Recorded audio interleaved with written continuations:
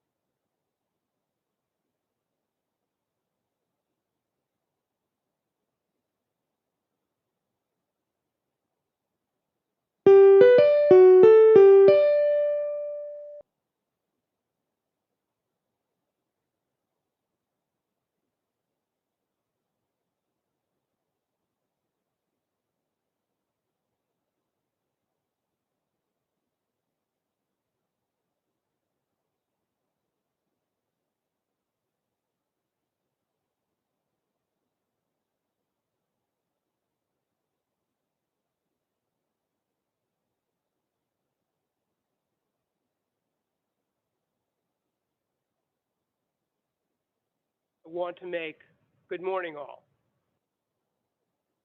I understand we're not quite ready, Peggy, and it's going to take me another moment. I want to make one quick announcement.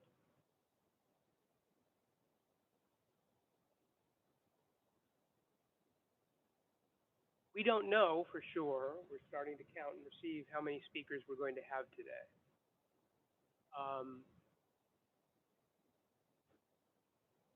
I'm going to ask, as you will hear in my remarks, that people try not to simply repeat.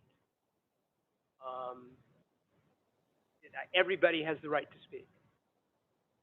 But if you simply want to register that you are here and either favor or are opposed to the staff recommendation and don't want to speak, you can indicate on your card, and we will announce the tally of those.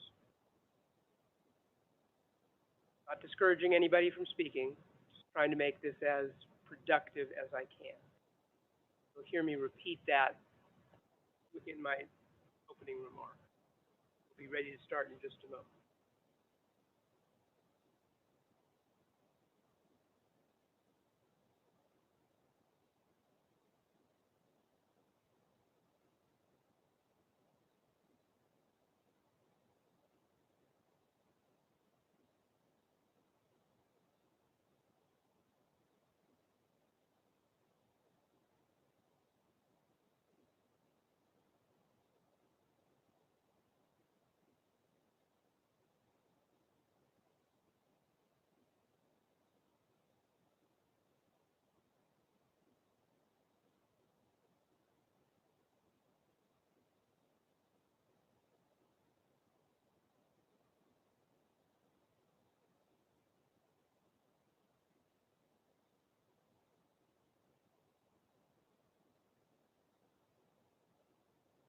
All right, Peggy, are we ready to start?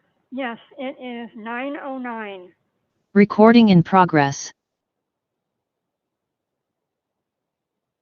Good morning all, and welcome to our once again hybrid BCDC Commission meeting. My name is Zach Wasserman, and I am the chair of BCDC. I and a good number of our commissioners are located physically here at Beale Street at the Metro Center. Other commissioners will participate from remote locations. Each of these locations has been identified on our meeting notice. For commissioners who are here at the Metro Center, I want to remind you to please do 5 things. Count them with me. First, make sure that you are always muted unless you're speaking. And that's muted on the microphone in front of you. Pressing the button. Second, to ensure that you are muted, also please click on the up arrow on your Zoom audio settings at the bottom of your screen and click on the Leave Computer Audio. So at the bottom, there's a little arrow that will get you to a menu, and the bottom, or the second to the bottom, is Leave Computer Audio. Third, please ensure that your computer speakers are off. Fourth, always speak directly into the microphone.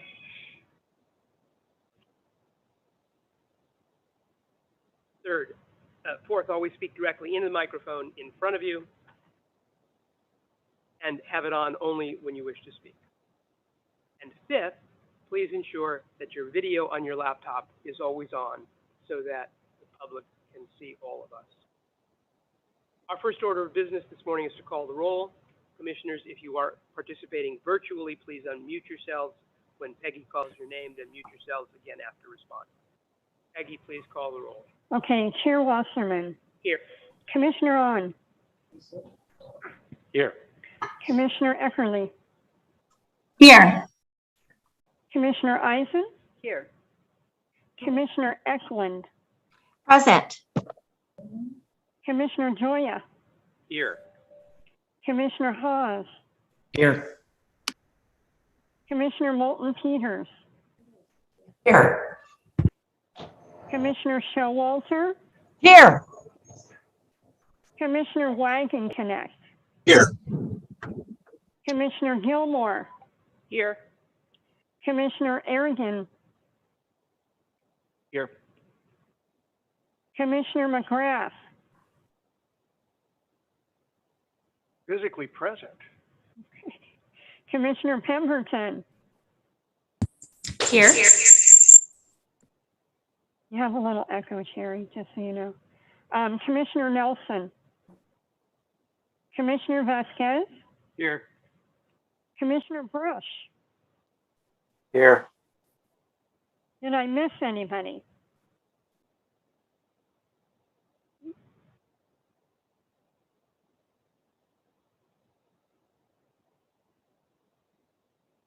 Chair, you have 17 commissioners present for a quorum.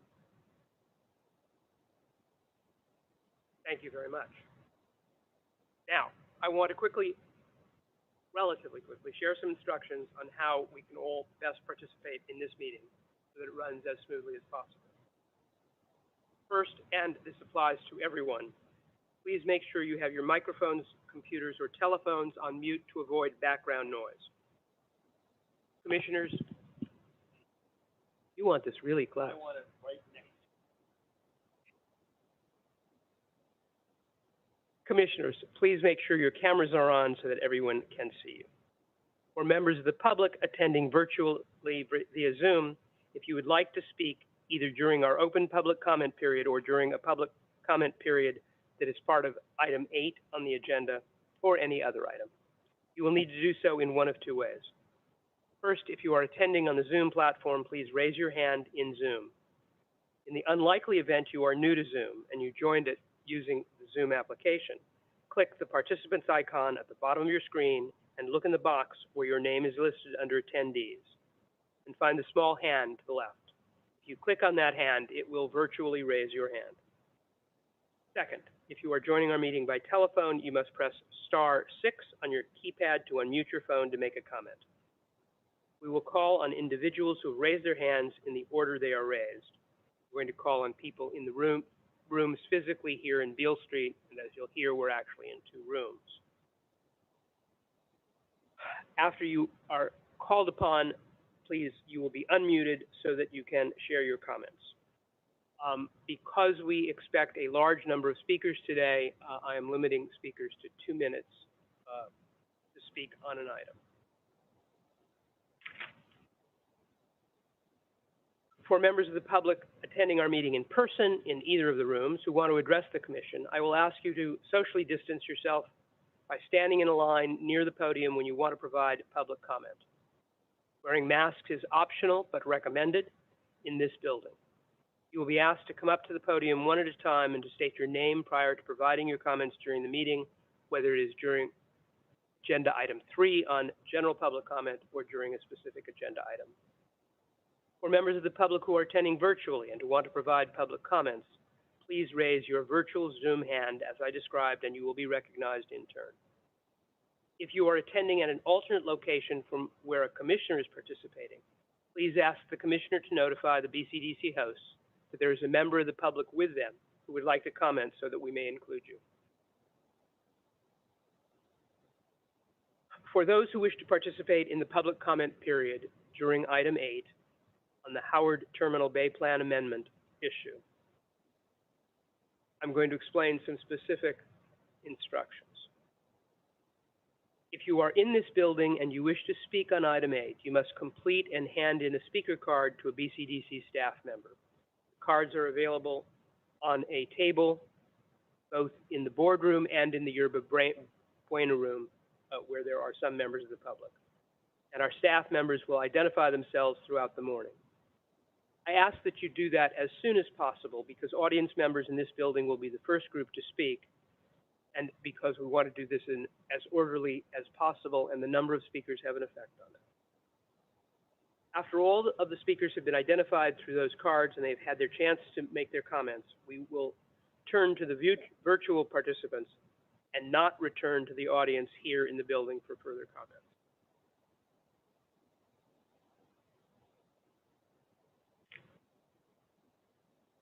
For those who are participating virtually, you must raise your virtual hand to speak no later than 3 p.m. to provide comments on item 8 regarding Howard Terminal. Let me repeat that. Different procedure, but again, we're trying to do this in an orderly fashion, given the number of speakers we expect.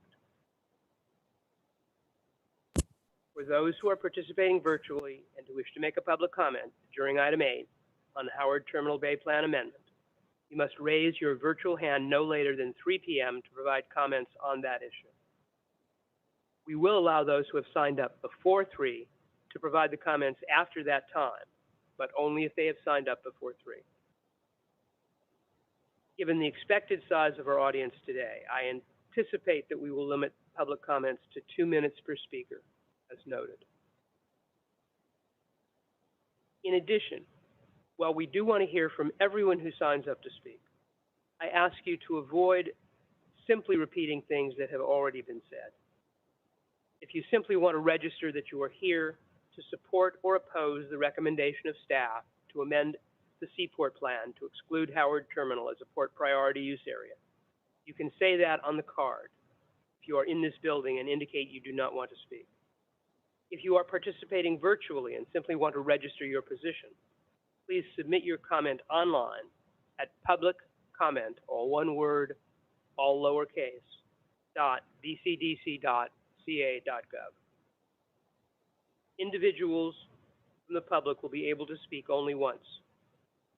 If you are part of a group that would like to combine your public comments into a longer comment, we will allow up to 5 individuals to combine their allotted time to form a 10-minute segment. Only one of those individuals may speak during that time, and the other 4 individuals will have ceded their chance to provide public comment orally. You can always submit comments online, as I have noted. Prior to the individual who's been chosen to speak, we must know the names of the 4 individuals who have ceded their time and therefore will not be providing oral public comment. One additional note, we will complete this public hearing today, no matter how long it takes. I will ask the Commission to extend the ability of the Commission to receive additional written comments to 5 p.m. tomorrow, although we will close the public hearing prior to the end of this Commission meeting.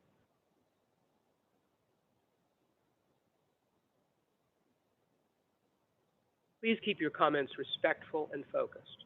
We are here to listen to everyone who wishes to address us, but everyone has the responsibility to act in a civil manner. We will not tolerate hate speech, threats made directly or indirectly, and/or abusive language. Every now and then you will hear me refer to the meeting host. Our BCDC staff are acting as hosts for the meeting behind the scenes to ensure that the technology moves the meeting forward as smoothly as possible. As noted, we have also established an email address to compile public comments for our meetings. It is public comment, all one word, all lower caps, at bcdc.ca.gov. I have received, Peggy, what's the number? What's the magic number? It's about, right, they keep coming in, right? I have like 50 of them in my email right now. So we are about 825 right now. 825 public comments. I think that's probably a record. Those that have come in prior to the meeting have been shared with the commissioners. Those that come in during the meeting will be shared with the commissioners. Is this still going to be 2 minutes for the 825? Yes.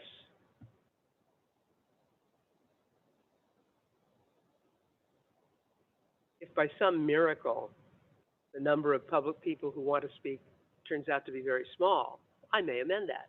I don't think that's going to happen, but we'll see. I got clarifications, 825 written comments. Yes, sorry, 825 Okay. written And comments. oh, I see. You're going to sleep here, John. and 50, even the Board of Supervisors hasn't had 800 people on an item, right? Berkeley City Council neither. So it's 50 currently. It'll go up. No, 50 no. Public comment. I think 50 emails within that 825. Okay. We don't yet know how many wish to Okay, speak. that's fine. We want to keep I know you have a bed in the back. a number of beds, actually. Bunk beds. Okay. That brings us to item 3, which is public comment on issues not relating to Howard Terminal. I want to repeat that. If you want to speak on Howard Terminal, we do it when we get to item 8. This item 3 is on any different topic on a public hearing that we haven't had or some other issue can address us. For those members of the commission, of the public rather, who wish to address us on any issue on which we have not held a public hearing, now is your opportunity. Okay, so I have 7 members of the public on Zoom, but I'm going to ask if there's anyone in the building. Anybody in the building, raise your hands. Do we have people in Yerba Buena? No. So it doesn't look like we have any public commenters for item number 3 in the building. So I have 6 people in Zoom, and the 6 people in Zoom with their hands raised, if you're not looking to comment on item number 3, please lower your hand. Or to put it in the reverse, if you really want to talk on item 8, please lower your hand. Yeah, there you go. If you want to talk about item 8, please lower your hand. And I believe, Mr. Van, I've already talked to you. You wanted to talk about item 8. I'm going to go to Brock with that. Go ahead, Brock. Unmute yourself.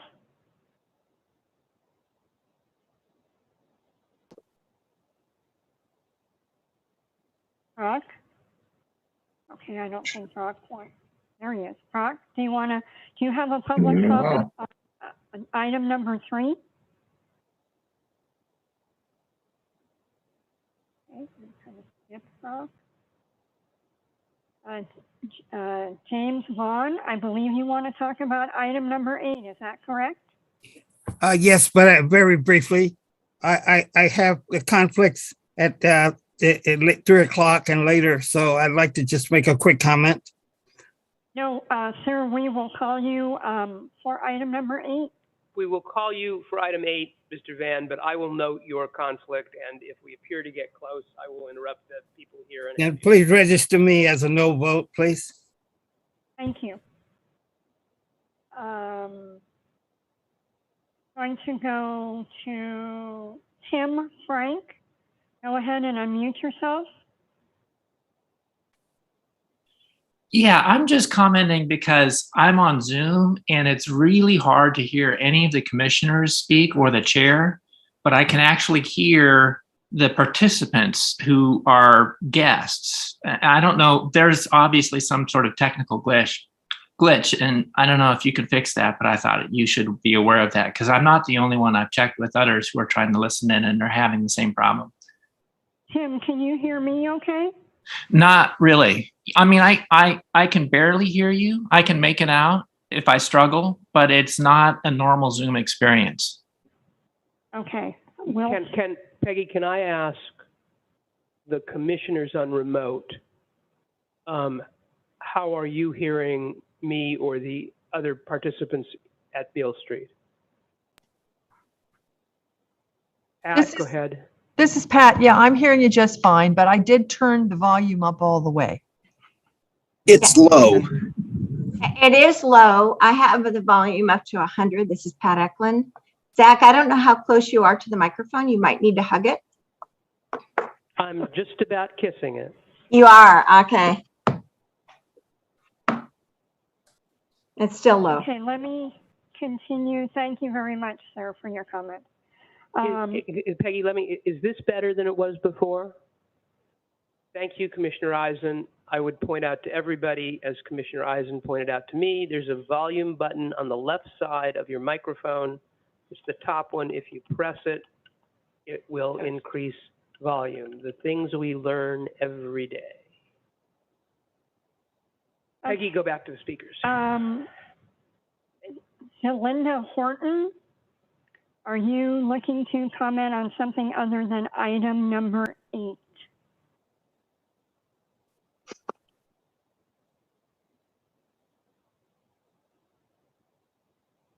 Go ahead and unmute yourself. Hi, good morning. No, I'm not. I thought I lowered my hand. I'm sorry. Commissioners, this is Brock Delapp. Was I called? I've just been able to unmute. Yes, go ahead. So my name is Brock Delapp. Until the end of March, when I retired, I had been the harbor master on the Oakland marinas and Alameda marinas for a 10-year period of time. I'm very concerned about what's happening to the Oakland estuary.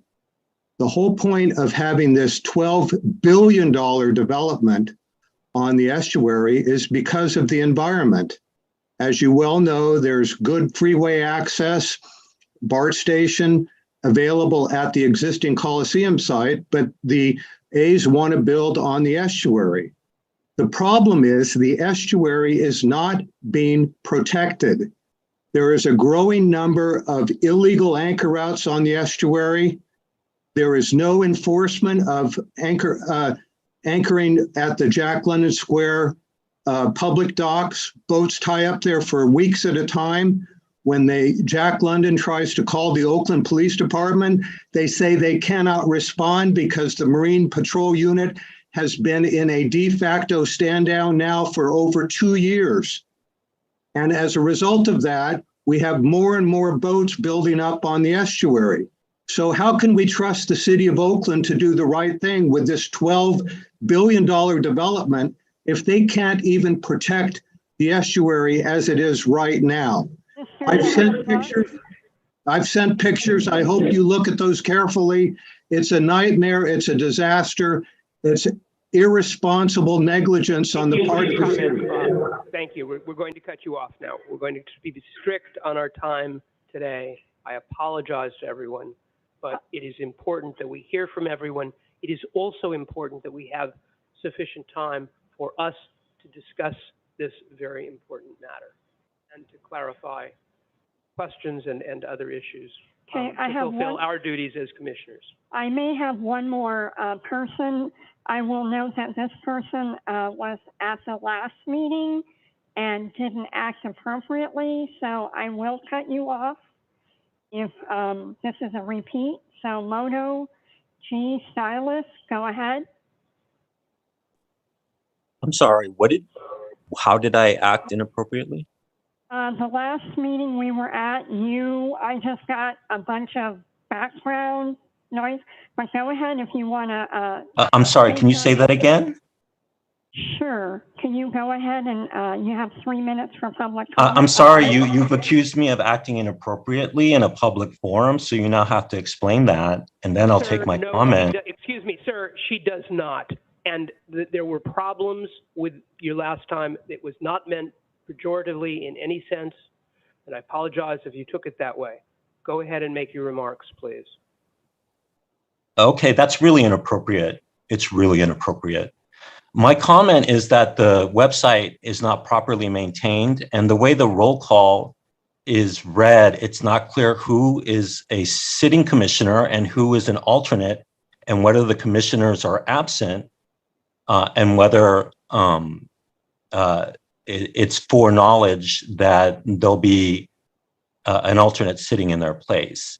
I think that's a real disservice to the public, in that there's like, I think 27 commissioners. So whenever these are meetings that the public is going to attend regularly, it's just a new slate every time. And the public is just wondering who is a commissioner, who is voting, why are commissioners always missing? Are they no longer commissioners? Do they have a long period of absence? In closing, I think it was really, really inappropriate to say that I was inappropriate last time. Is that what you said? I mean, it's problems. It's a very inappropriate way of introducing a speaker.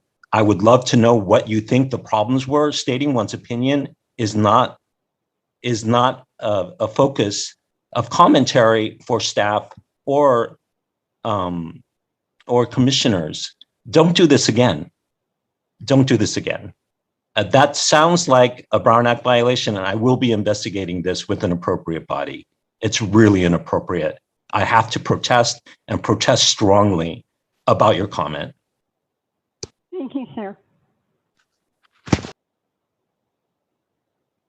Okay, we have no more public comment for item number 3. Thank you. One other general comment. We will take a short break mid-morning, probably in an hour or so, depending on where we stand in the presentations. And we will take a 45-minute lunch break somewhere around the noon hour. That brings us to item 4, approval of the minutes of our May 19th meeting. We've received those draft minutes. May I have a motion to approve? So moved. I'm sorry. Commissioner Joya. Thank you. And I'll Commissioner second the Joya, motion. I'll second the motion. Commissioner Eklund seconds. Are there any opposition to approving the minutes or any corrections? They stand approved. Thank you.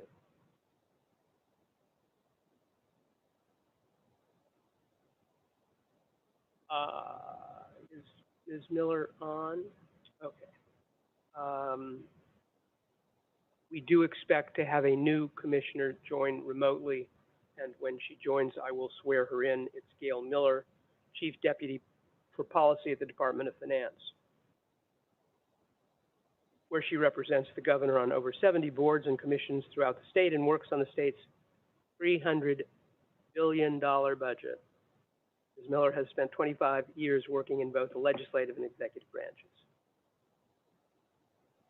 As I announced at the last meeting and as is posted, I am calling a special meeting of the Commission to be held on June 30th at 9 a.m., at which time the Howard Terminal Bay Plan Amendment issue, on which we are holding a public hearing today, will be heard and voted on. I will be sending, or staff will be sending to commissioners and alternates a specific formal announcement of the special commission meeting tomorrow, and it will be posted again on the website so that all of the public is notified about it. We are urging any members of the public who want to participate in the June 30th meeting to please consider attending remotely. As we all know, COVID is surging again. Unfortunately, I think each and every one of us knows people who have gotten it recently and a few who've gotten it for a second time recently.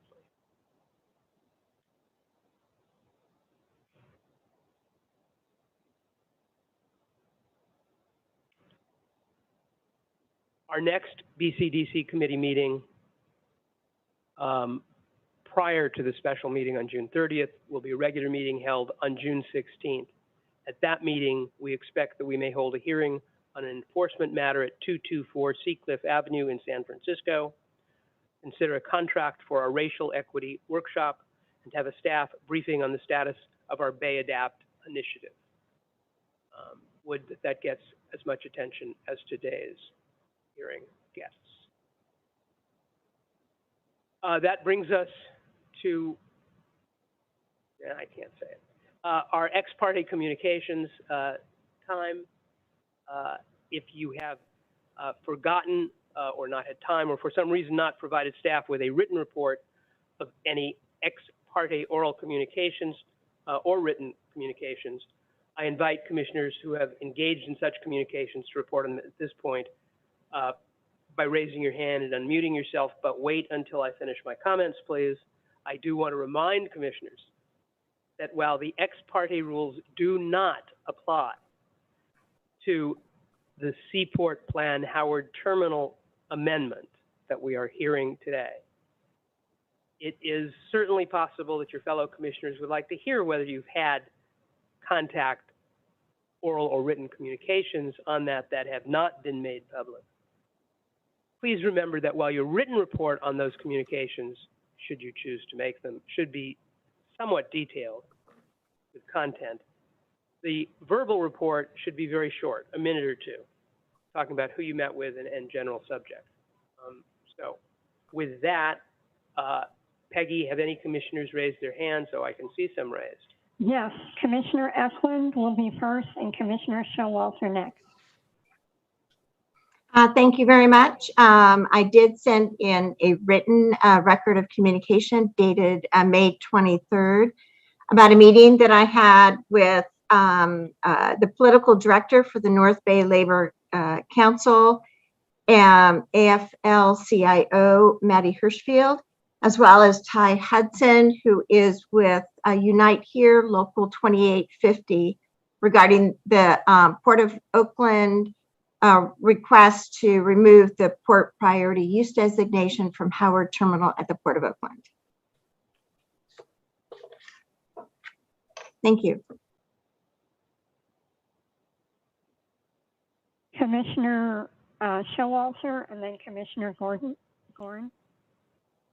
Hi, I have met over the telephone or by Zoom with Danny Wong of the Port of Oakland, Susan Fizel of the Port of Oakland, Ellen Jonk, and David Lewis. Thank you. Go ahead, Commissioner Gorin and then Commissioner Nelson. Good morning. I participated over a Zoom meeting with Oakland Mayor Libby Schaaf and the Port of Oakland authorities, Danny Wu, and a colleague. Go ahead, Perry. I've met by Zoom with half a dozen. I've met over Zoom with half a dozen members of the business and labor community who are concerned about the Howard Terminal designation, and I expect to meet with the port as well. Commissioner Lee and then Commissioner Joya. Good morning. Yes, I also have met with Denny Wan of the Port Authority and his staff on this issue. Thank you.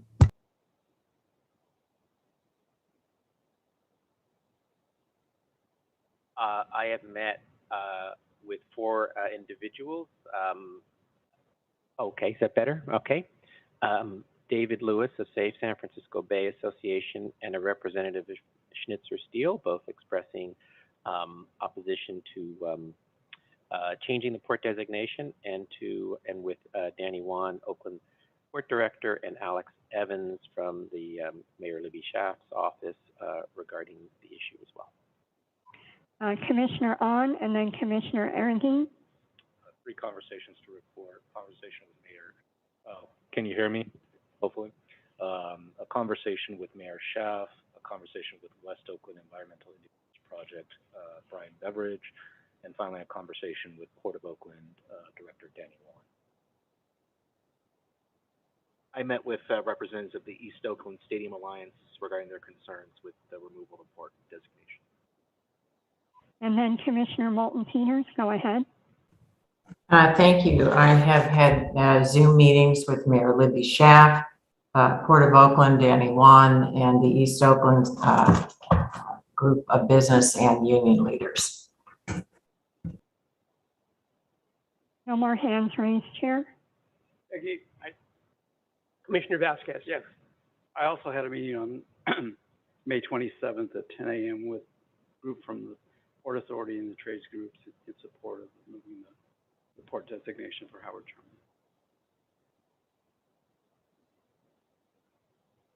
Terminal. In the spirit of disclosure, I have had a number of Zoom conversations and calls with Port senior staff, with representatives of the athletics and representative labor unions favoring the recommendation to remove Howard Terminal. I have had probably a dozen phone calls from people opposing removing it, and I have had dozens of emails that I think have gone to all the commissioners on each side. Chair, do you want to? Yes, okay. I do. I would like to recognize Commissioner Gail Miller, who has now joined us. I am glad you can be with us. I read your accomplishments to the Commission and the public. I'm sorry you did not get to hear them, but I suspect you know them much better than I do. I understand you have your oath in front of you. You can either say it or simply show it to us that it's signed, and we will swear you in as a commissioner. But you need to unmute yourself and either wave it and say you've signed it or recite it, your choice. Can you hear me? Yes. Am I still muted? We can hear you. Oh, great. Okay. Thank you so much. And my apologies for being late. It's a pleasure to be here and meet all of you. And I look forward to working together. And I think I'll go ahead and read the oath. Larry? Go ahead. Go ahead.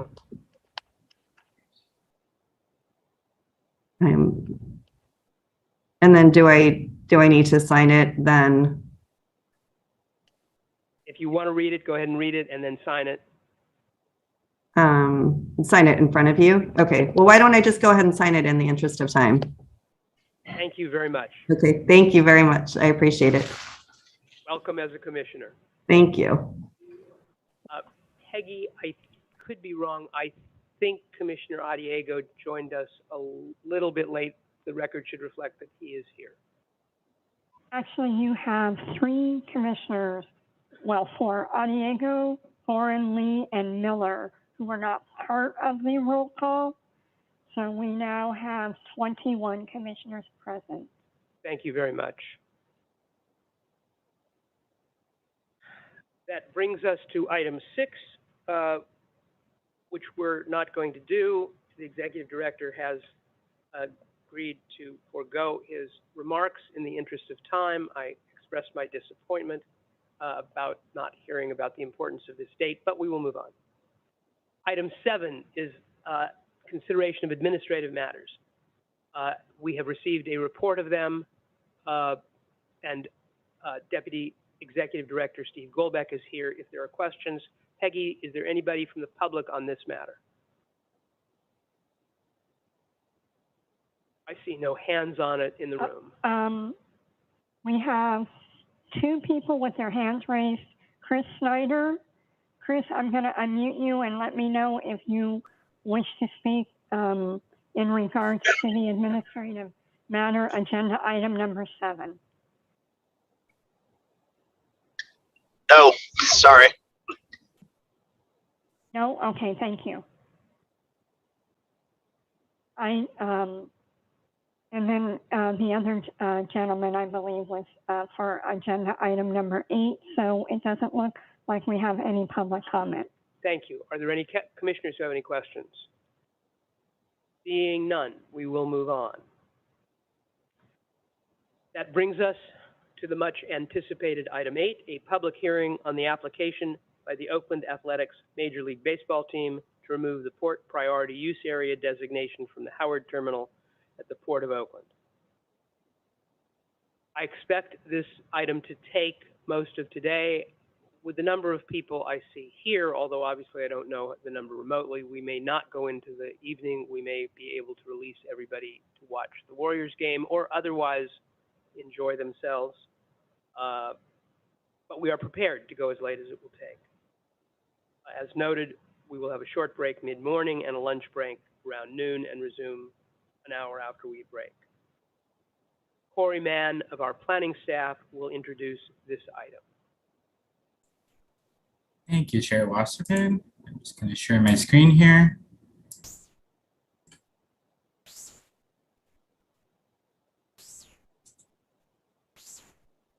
And hopefully everyone can see screen okay?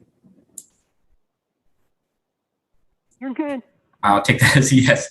Thanks, Peggy. And good morning, everyone, and thank you for joining. Today, we look forward to giving you a presentation regarding Bay Plan Amendment 219. The purpose of this presentation is to assist the Commission in its decision regarding the proposed amendment.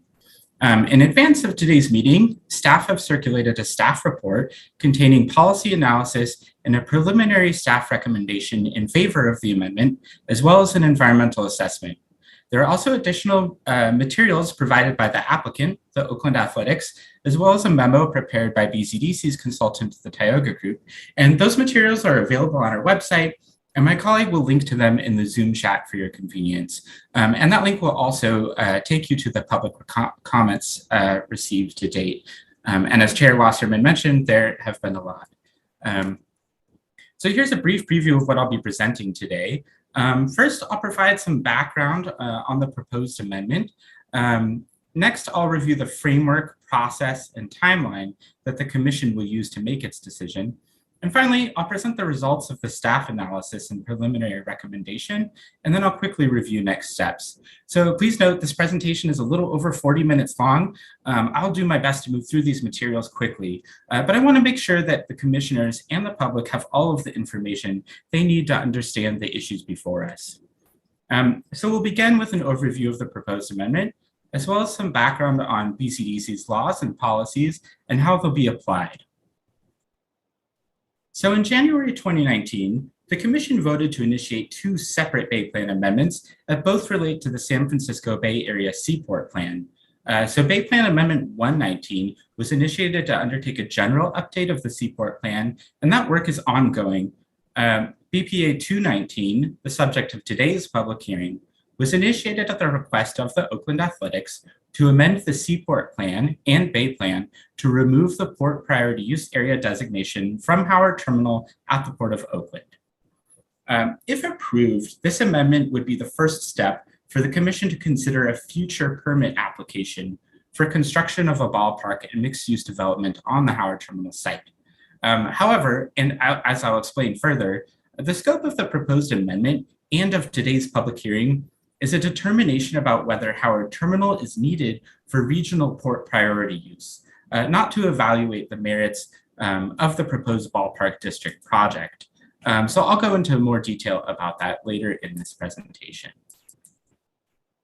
But first, I'd like to take a step back to provide a quick background about BCDC and the purpose of the Seaport Plan as it relates to the agency's mission and the Commission's considerations about Howard Terminal. So BCDC is a state agency that establishes land use policies for development in the Bay and along its shoreline through the San Francisco Bay Plan. And so the Bay Plan was prepared by BCDC and adopted by the state legislature in 1969. And the Seaport Plan, as you can see on this slide, it's a more specific application of the Bay Plan, and it's used by BCDC to help guide its regulatory decisions. So the Bay Plan includes a section with findings and policies that are specific to ports. And as is stated in these findings, there's not a single port agency or authority responsible for coordinating the planning and development of San Francisco Bay Port terminals, unlike, for example, an agency like the Port Authority of New York and New Jersey. So in the absence of a regional seaport plan, uncoordinated development of port facilities could lead to unnecessary bay fill. The Bay Plan therefore establishes this Seaport Plan to minimize those risks and to coordinate the planning and development of Bayport terminals and port priority use areas. So the Seaport Planning Advisory Committee, or SPAC, oversaw the development of the original Seaport plan and its subsequent updates. The SPAC is an advisory body to the Commission whose purpose is to provide expert advice on Seaport-related matters. The SPAC may vote to provide recommendations to the Commission, but the Commission is ultimately responsible for voting on Bay Plan amendments. The SPAC is currently composed of representatives from the 5 Bay Area ports, BCDC, MTC/ABAG, the San Francisco Marine Exchange, Caltrans, and Save the Bay. And as you can see in this map on the right, and sorry, it's kind of small, but the Seaport plan encompasses the 5 Bay Area seaports. And so those include the Port of Oakland, San Francisco, Redwood City, Richmond, and Benicia. These 5 ports serve as critical gateways between Northern California and the global supply chain. And so the existing Seaport plan has these 5 overarching goals. And to achieve these goals, the plan employs enforceable policies that BCDC uses in regulatory decisions and that local governments use in their land use and regulatory decisions. And so the goals on this slide highlight BCDC's unique role as a regional agency with a regional perspective and responsibility to ensure that there are sufficient shoreline areas to accommodate future growth in maritime cargo across the Bay Area. So one of the most important components of the Seaport plan are the port priority use designations. So areas that are determined to be necessary for existing or future port development are designated as port priority use areas and are reserved for port-related uses and other uses that would not impede development of the sites for port purposes. And so that designation includes marine terminals as well as directly related ancillary activities. And the findings and policies included in the Seaport plan are informed by a regional cargo forecast that guides decision-making to help realize the plan's goals for coordinated development and minimizing the need for bay fill. So the cargo forecast is thus a critical component of these port priority use areas and of the Seaport plan. So that brings us back to Howard Terminal. Howard Terminal, which you can see on the lower right-hand side of the map on this slide, is an approximately 50-acre site located in Oakland's inner harbor on the Alameda Estuary. The terminal is situated on the southeastern edge of the Port of Oakland. It's located east of Schnitzer Steel and just west of the Oakland Ferry Terminal and Jack London Square. So Howard Terminal is designated as a container terminal in the Seaport plan, and it's part of the broader Oakland Port Priority Use Area. And that's illustrated in purple on this slide, and that encompasses most of the Port of Oakland as well as Schnitzer Steel. The total area proposed to be removed by this amendment is approximately 56 acres, and that includes Howard Terminal as well as adjacent properties owned by Vista and PG&E. The Waterfront Ballpark District project that's being proposed by the Oakland Athletics would be on lands that are partially subject to BCDC's permit jurisdiction. The project proposes a range of non-port uses at Howard Terminal that would conflict with applicable BCDC policies for the existing port designation, and thus removing the port priority use area designation would be a prerequisite for the Commission to consider a future permit application for construction of that project. However, as I noted, BPA 219, this proposed amendment, is not an evaluation of the Ballpark District project itself. So I'm going to take a moment now to clarify the framework that the Commission will use to make a decision on the proposed amendment. So first, General Policy 4 of the Seaport Plan informs the grounds or basis upon which the Commission should base its decision regarding BPA 219. And it reads, deletions of the port priority use and marine terminal designations from this plan should not occur unless the person or organization requesting the deletion can demonstrate to the satisfaction of the Seaport Planning Advisory Committee that the deletion does not detract from the regional capability to meet the projected growth in cargo. Requests for deletions of port priority or marine terminal designations should include a justification for the proposed deletion and should demonstrate that the cargo forecast can be met with existing terminals. So let's clarify how Policy 4 works in regard to the Commission's decision-making. General Policy 4 requires the applicant to make certain demonstrations and justifications in its request to delete a port priority use area. The SPAC and staff have independently evaluated the information provided by the applicant in making respective recommendations to the Commission, but the Commission is the ultimate decision maker. So General Policy 4 implements the basic policy goal for port priority use areas per the McAteer-Petras Act, which provides that certain water-oriented uses, like ports, be reserved along the shoreline in order to minimize the necessity for future bay fill to create new sites for those uses. General Policy 4 is an integral part of the Commission's decision-making, but the Commission is not limited to considering information only contained within the cargo forecast. Rather, the Commission should consider all evidence before it relevant to a statutory, regulatory, or policy provision that's applicable to the proposed amendment. Sorry, that's a bit wordy. But additionally, the Commission should evaluate the consistency of the proposed amendment with the McAteer-Petras Act. However, BCDC would only perform an analysis of the proposed ballpark project's consistency with relevant San Francisco Bay Plan policies after a permit application is received. So as a result, the staff report that was circulated on May 2nd provides a high-level analysis of the proposed amendment in relation to these policies, including public access, climate change, and environmental justice and social equity. And those are all topics that would be analyzed in much greater depth during a project permitting process if that were to occur. There's also several specific requirements related to the proposed amendment that were included in Assembly Bill number 1191.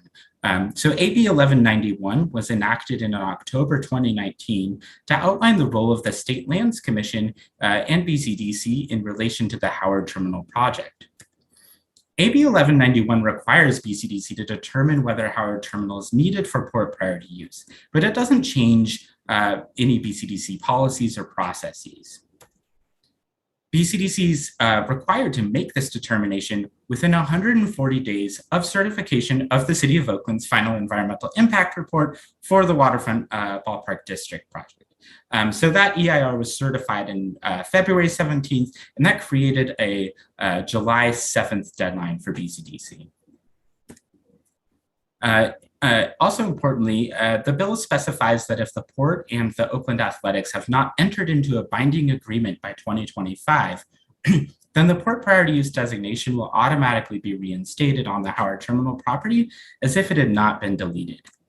And finally, if the proposed amendment is approved, then the Oakland Athletics continue to move forward with the project, then the project will be required to obtain a BCDC major permit. And AB 1191 also specifies a set of conditions under which BCDC could approve such a permit. So sorry, I know that's a lot of information, but in summary, the Commission is going to be asked to determine whether Howard Terminal is needed for regional port priority use as per the General Policy 4 in BCDC Seaport Plan, not to evaluate the merits of the proposed Ballpark District project. Critically, I also want to note that BPA 219 requires an affirmative vote of 2/3 of the Commission members, which is 18 commissioners. So before turning to the staff analysis, I want to provide a very brief overview of the process and timeline. So as I mentioned, BPA 219 was initiated in January of 2019, and this also kickstarted the process of developing a new cargo forecast that was published in May of 2020. And I'm going to talk about the cargo forecast in just a few minutes. But beginning in early September of 2021, BCDC staff engaged in ongoing discussions with the A's as applicant, the Port of Oakland, and the City of Oakland to obtain additional justification for the proposed removal of Howard Terminal. Staff met individually with the A's, the Port, and the City numerous times prior to the SPAC's meeting to evaluate BPA 219 this March. Staff raised several questions relating to the potential need of Howard Terminal for port priority use and asked the A's to work with the Port and City to respond. However, staff received only limited information in support of the amendment prior to the SPAC's meeting to evaluate BPA 219 in March. So on March 16th, the SPAC held a public meeting to evaluate BPA 219. In advance of the meeting, staff circulated a report with preliminary analysis and a record of staff communications with the applicant for the SPAC's consideration. The staff report did not include any recommendation regarding the amendment. But during the meeting, staff made a presentation, followed by the Oakland A's and the Port of Oakland. The SPAC received written public comments ahead of the meeting and heard from public speakers. And after deliberation, the SPAC rejected the first motion to approve the amendment by a vote of 3 to 6 to 1. Then the SPAC voted 5 to 4 to 1 in favor of the following motion on this slide, which opposes BPA 219 based on the standards set by Seaport Plan Policy 4.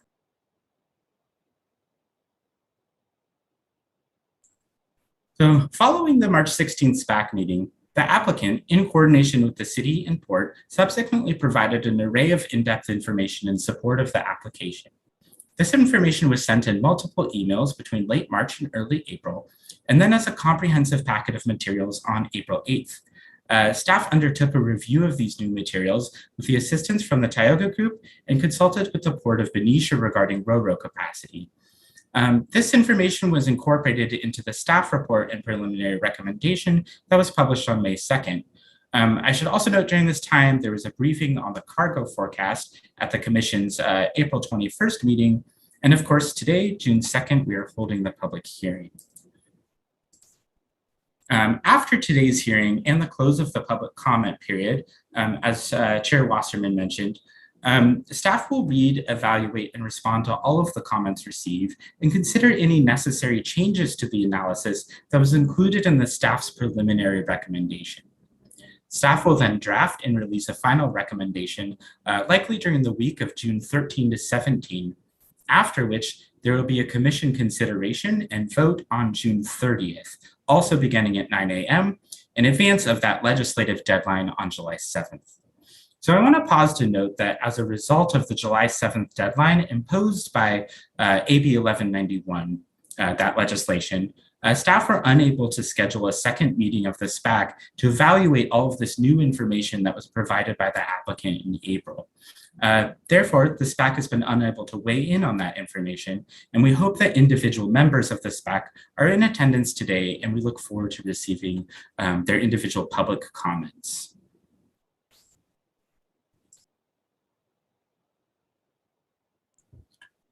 So finally, we can turn to the staff analysis itself. After providing you with a brief overview of the site, I'll summarize the analysis relating to Seaport Plan Policy 4 and then turn to relevant Bay Plan findings and policies. There's a much greater depth of analysis in the staff report than I could possibly get to today. So please do refer to the staff report for more details. As I mentioned earlier, Howard Terminal is about 50 acres. It has an approximately 2,000 foot long berth and 42 feet of depth in the adjacent navigation channel. And the site has 4 cranes. However, the port has stated that the cranes are not usable.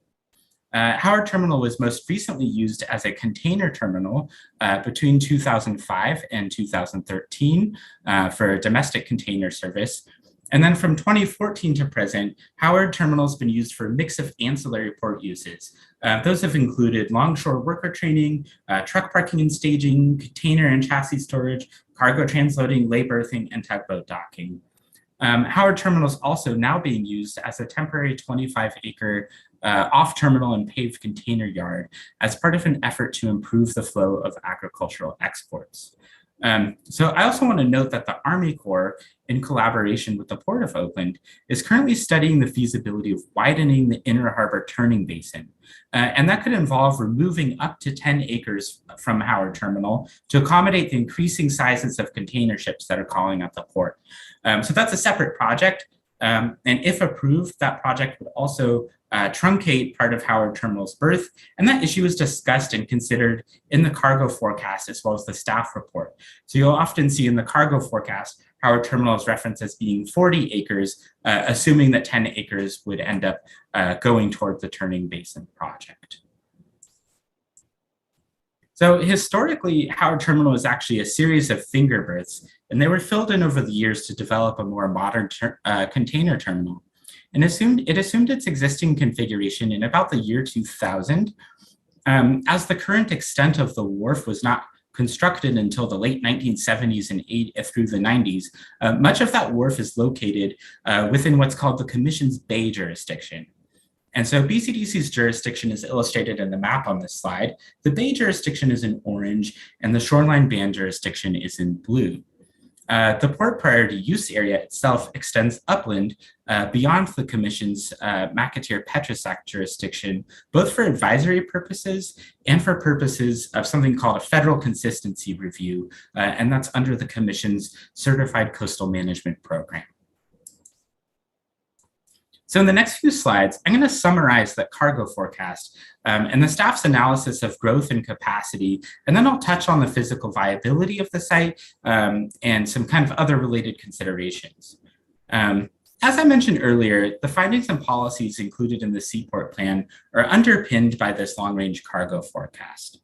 And in 2019, staff began to work with the Tioga Group and Hackett Associates to develop a new cargo forecast in anticipation of the previous forecast's expiration in 2020. That work was done under the guidance of the SPAC over the course of 3 public meetings with individual ports providing direct feedback about their operations and their data to ensure the accuracy of the findings. After the release of the first draft of the forecast in June of 2019, the Oakland Athletics commissioned a separate consultant, Mercator International, to conduct a review of the forecast as it pertained to Howard Terminal. And that used a different methodology and set of assumptions than the Tioga forecast with differing results. And so Mercator's report accepted the cargo forecast's demand projections, like the forecast itself, but argued that future demand could be met at new and existing terminals without the use of Howard Terminal. So consequently, the SPAC directed staff to further review the Tioga forecast as well as Mercator's report. Staff sent both of these reports out for independent peer review, conducted interviews with terminal operators at the Port of Oakland, and conducted additional staff analysis as part of an extensive review process. The SPAC voted 9-0 to 1 to approve the cargo forecast developed by the Tioga Group in May 2020. And the Port of Oakland's representative voted in favor of approval. Cargo forecast provides projections out to 2050 for 3 major cargo types that are handled in the Bay Area, or the 3 major types of cargo handled in the Bay Area. So I'm going to talk about each of these in the presentation, but they're container cargo. So for example, if you're on BART and you look out the window and you see all the containers stacking up, that's what we're referring to, container cargo. The second one is roll-on, roll-off cargo, or ro-ro cargo, and that refers to cars being imported and exported. And then the third one is dry bulk cargo, and most of that's like construction-related material in the Bay Area, like gravel, or it could be grain, something like that. And the forecast also includes an inventory of the remaining capacity, like the sites that are left that are within BCDC's jurisdiction. So we'll talk about that too. And I should mention that I believe Dan Smith from the Tioga Group has joined us today and should be available to take any clarifying questions about the forecast. So the cargo forecast was produced using a cargo-specific methodology. And so what that allows you to do is to account for issues that are very specific to the Bay Area and those 3 types of cargo that I just mentioned, in addition to kind of broader economic and trade factors. So within the forecast, growth refers to projections about the volume of cargo, like how is cargo going to grow? And a moderate or base forecast was first developed, and then various factors were tweaked to illustrate slow or strong growth scenarios too. And then productivity refers to the efficiency that ports can move that cargo. And the forecast also accounts for increases to productivity in the future. And it has 3 different productivity scenarios. So similarly, a base productivity scenario was developed, and those are also specific to each type of cargo. And then factors were tweaked to create low and high productivity scenarios. So there's a lot going on here, but basically the forecast combines these growth and productivity scenarios, and that kind of accounts for a matrix of future possibilities for cargo capacity in the Bay Area. As you might imagine, it's likely that the three major types of cargo aren't going to experience the exact same, demand for growth or the same kinds of improvements to productivity, but all of them are going to be affected by the same underlying regional economic trends. So that's a bit about the forecast methodology. So now we'll get into each of the three types of cargo. And for containerized cargo, the forecast found that under a moderate growth scenario, that baseline growth scenario, the Port of Oakland would be somewhere between 98 to 100% capacity by 2050. And that assumes a 67% basically average productivity increase by that date. So that productivity increase is based on something called industry benchmarking, but it should be noted that this increase is not guaranteed, and it would require significant levels of investment to achieve. And then the table on this slide illustrates some of these different growth scenarios and basically where the port's capacity would be at in these scenarios. You'll see that the reason that there's a table here that includes berth 20s to 21, and that's because there's an active proposal to develop a dry bulk project known as Eagle Rock aggregates at those berths. So if those berths were unavailable for container handling, it would somewhat increase that pressure for container cargo. However, the Port of Oakland has noted that the Eagle Rock project is going to have lease terms that include off-ramps. So if that area is ever needed for container use in the future, they could switch. Either way, the bigger picture here is about the same. By 2050, the Port of Oakland, under a moderate growth scenario, would have little or no room for growth go beyond that date. Of course, there's inherent uncertainty to this process, and growth could occur faster or slower than projected. And similarly, assumptions about future improvements to productivity could fail to materialize. So in their materials submitted in April, the port states that the slow growth scenario, which is about a 1.3% compound annual growth rate, is reasonable for long-term container growth, and that the moderate growth scenario, which is 2.2%, is on the high end of reasonable grade. And more specifically, they note that in undertaking a review of the port's container volumes, the most substantial growth occurred from 1998 to 2005, when the port expanded and added 600 new acres from the decommissioned Fleet Industrial Supply Center at Oakland, or FISCO. In response, in reviewing these materials, the memo prepared by the Tioga Group notes that the 20-year growth rate at Port of Oakland was basically the same as the moderate growth forecast. And the memo notes that the forecast was not based on Oakland's cargo history, but on indications of long-term demand and economic growth. So in other words, cargo growth is generated by demand, not by capacity. Staff looked into previous communications with the port and note that as of April, the port is providing different responses and feedback to BCDC and the Tioga Group as compared to when the forecast was being developed. For example, the port previously recommended a 3% moderate growth rate in 2019. So based on reviewing all of this information, the staff preliminarily conclude that moderate or base rate forecast of 2.2% that was approved by the SPAC remains appropriate and reasonable, and staff recommends its use for evaluating the proposed amendment. Under this scenario, staff preliminarily conclude that the applicant has demonstrated that removing Howard Terminal for the purposes of container handling would not detract from the regional capability to handle cargo growth within the forecasted planning horizon. However, staff note that the port would be at 98 to 100% capacity for containerized cargo without Howard Terminal, with little room for growth beyond 2050. And that does depend on the port achieving that kind of substantial increase in productivity. And so those are some of the key points for the commission to consider. Before moving on to the next type of cargo, I want to highlight another issue that emerged in just the days leading up to the release of the staff report and preliminary recommendation, and it relates to the Port of Oakland's marine terminals and acreages. So this is new information, and it was discussed in the Tioga memo, but not in the May 2nd staff report. And this basically relates to how much container terminal space exists and is needed by 2050. So on the map on this slide, and I hope you can see it okay, you can see the Oakland International Container Terminal, or OICT.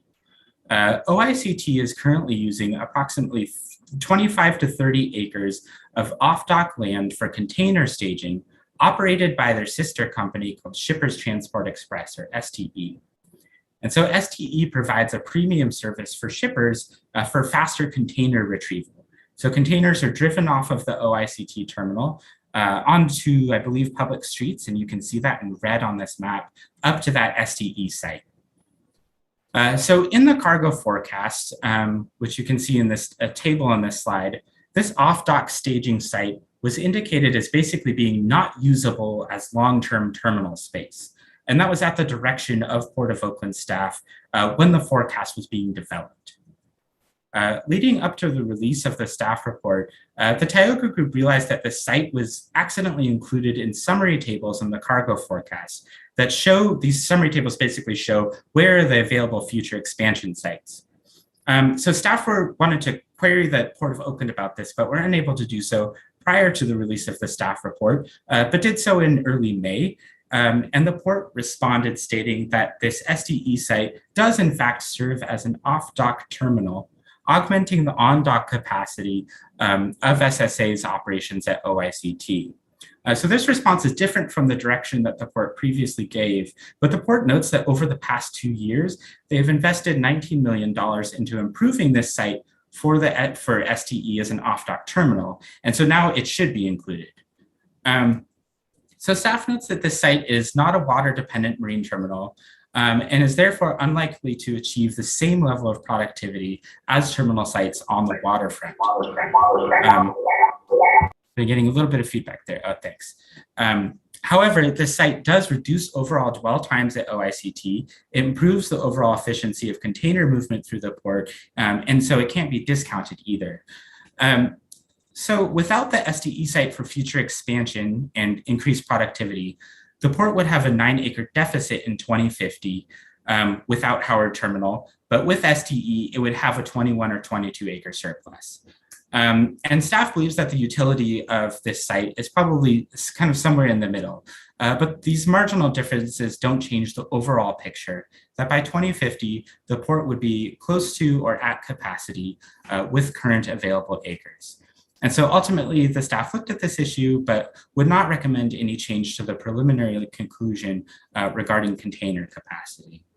And sorry, I know that's a bit in the weeds, but I am happy to take questions about that when the time comes. Okay, moving on to ro-ro cargo. As I mentioned, that refers to cars, trucks, and other wheeled cargo that's driven on and off specialized ships. So ro-ro vessels are typically much smaller than container vessels. And the ports of Benicia and Richmond primarily import vehicles, and the Port of San Francisco handles export vehicles. So for ro-ro cargo, under similar growth and productivity assumptions, the forecast concluded that the Bay Area will need about 160 additional acres of ro-ro terminal space. Howard Terminal was identified as one of 3 possible expansion sites that in total would be 127 acres, leading to a possible shortfall by 2050. However, in materials submitted by the applicant this April, the applicant identified additional existing capacity, basically acres that were already in use at the Port of Benicia that would reduce the number of acres needed by 2050. So that's explained in detail in the staff report, but in short, it reduces the kind of future need for this roll-on, roll-off space from 160 acres to something more like 114 additional acres. So that additional capacity is not as much as the amount stated by the applicant in their materials, but it is significant, and staff incorporated this change into its analysis. Regardless of additional existing capacity, Amports, the Port of Benicia, has been operating basically at 100% capacity in Benicia with no room for additional growth there, and it's thus expanding operations further upriver in Antioch. So just a quick few quick notes about Ro-Ro Cargo. So first, the applicant highlights that Amports is moving to expand operations in Antioch outside of BCDC's jurisdiction. So staff hasn't identified a policy basis to consider areas outside of the port priority use areas and outside of BCDC's jurisdiction. The commission can't guarantee that those areas would be reserved for port use, and it's unclear how staff would decide what areas outside of BCDC's jurisdiction should or should not be included in its analysis. So staff therefore suggests that the commission consider how growth can be achieved with and without Howard Terminal within existing port priority use areas. Second, and this came up during the forecast briefing, the applicant notes that Ro-Ro exports have dropped and that the slow growth scenario may be most appropriate. The Tioga memo in response notes that Ro-Ro volumes have indeed declined, and there's a well-documented worldwide shortage of new cars due to the COVID-related production losses and supply chain disruptions. The staff acknowledged that there have been shifts in export in Tesla production, but the long-term impact is unclear. Nevertheless, after the forecast briefing in April, staff asked the Tioga Group to analyze what would occur basically if Ro-Ro exports were to experience that slow growth. And the results basically came back that slow growth would indeed reduce Ro-Ro needs substantially from about 114 additional acres to about 36 additional acres. So a fairly substantial difference, if that were to occur. And then third, the applicant states that Ro-Ro facilities could use parking structures, so basically parking garages, to increase Ro-Ro capacity in existing spaces. But the cargo forecast already uses industry standards to account for future productivity improvements. So parking structures are not industry standard and are generally prohibitively expensive. And staff confirmed that again with the Port of Benicia. And staff therefore believes it would be overly speculative to incorporate consideration of parking structures for BCDC's planning purposes. So in summary, while staff don't agree with all of the points raised by the applicant about growth and capacity for Ro-Ro Cargo, with these revised estimates at Benicia, staff preliminarily finds that the applicant has demonstrated that removing Howard Terminal wouldn't detract from regional capability to meet projected growth in Ro-Ro Cargo. Okay, and then last cargo type, dry bulk cargo. As I mentioned, that refers to commodities that are carried in bulk, like grain or gravel. And dry bulk imports handled through the Bay Area ports have long been dominated by construction industry needs. Dry bulk represents a relatively small portion of cargo handling in the Bay Area. And under the moderate growth scenario, an additional 12 acres would be needed for dry bulk by 2050. That was previously revised down from an anticipated 30 acres due to a correction relating to the volume of scrap metal. So similar to other cargo types, the forecast also accounts for increased productivity based on a range of Bay Area industry benchmarks. And then moving on to applicant materials and analysis again.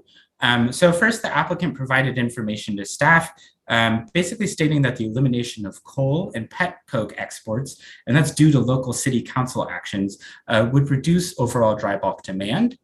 The Tioga memo in response notes that the forecast already anticipated a decline in the export coal tonnage and no growth in pet coke exports, and that both commodities account for a small portion of overall dry bulk throughput.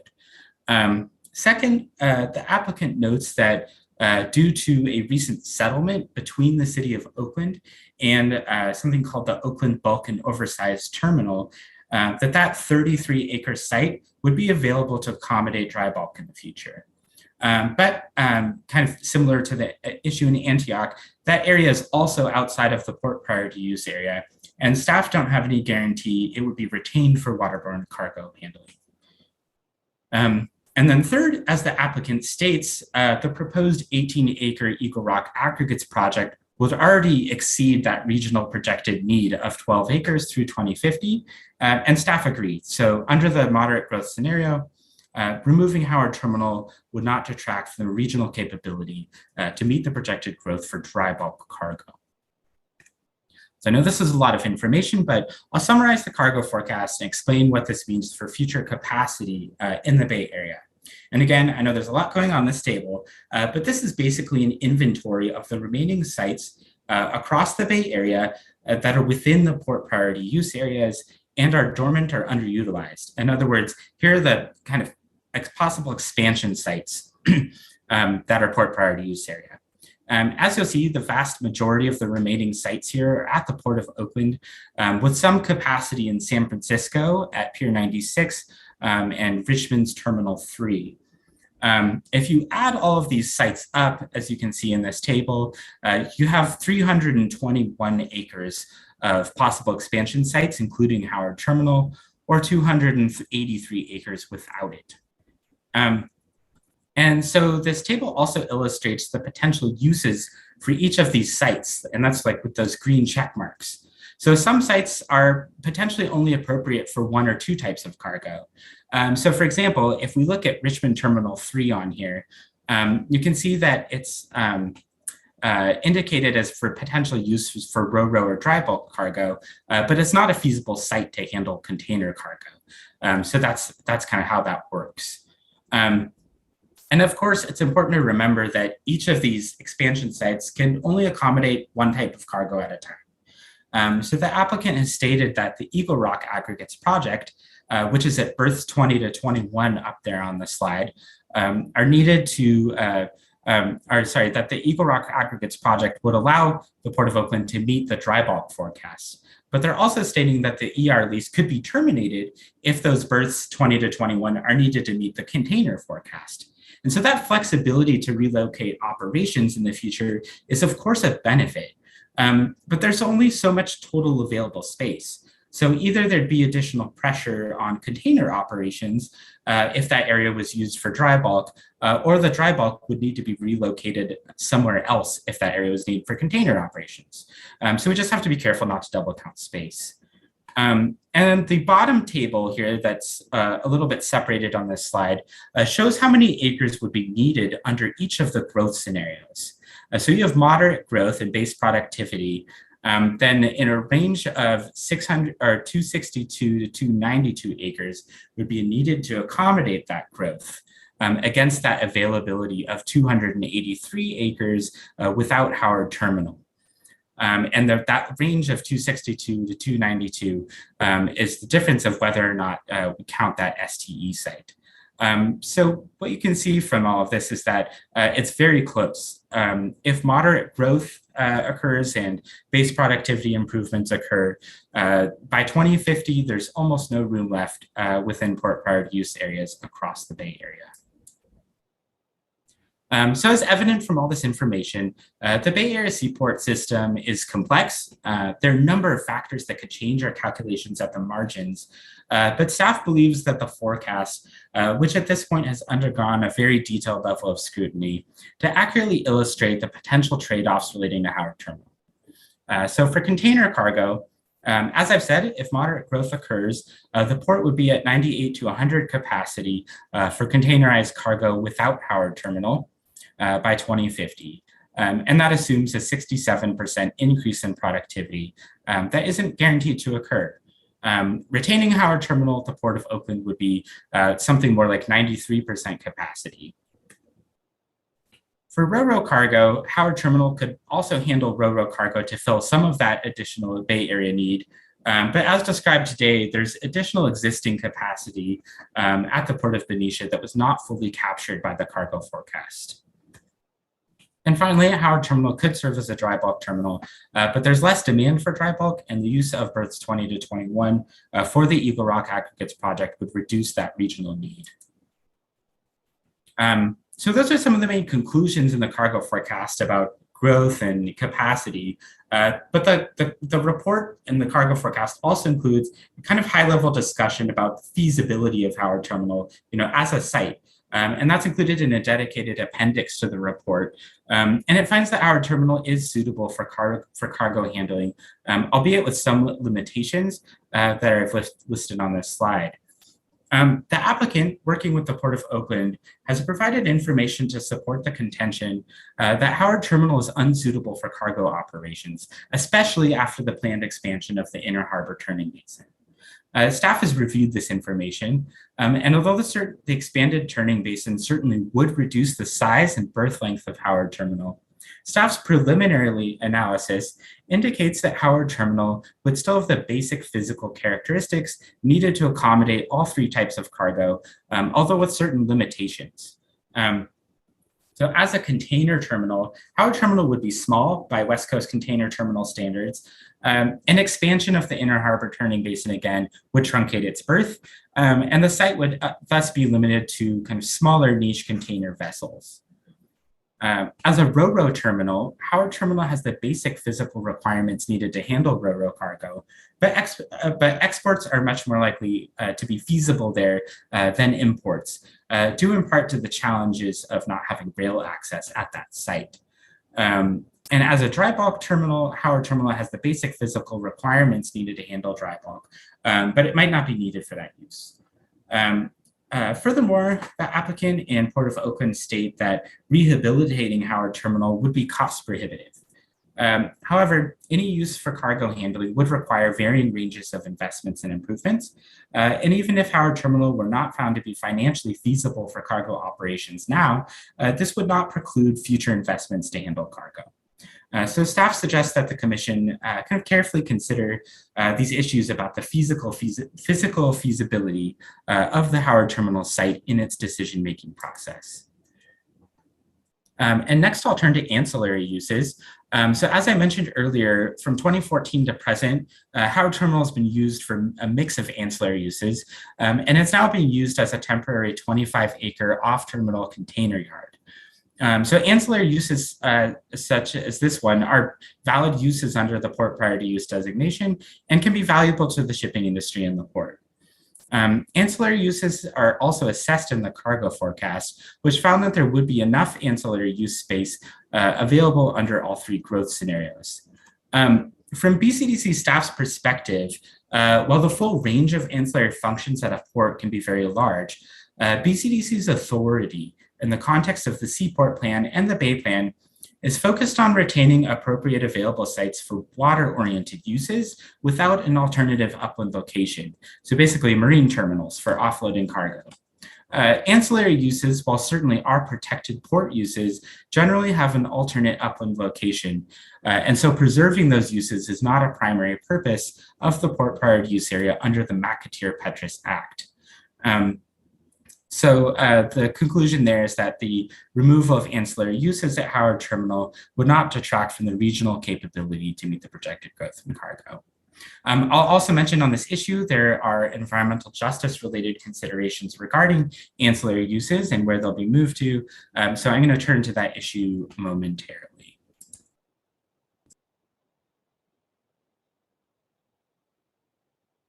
Excuse me. Okay, and this is the last section. So finally, I'm going to turn to a discussion of the proposed amendment as it relates to Bay Plan policies.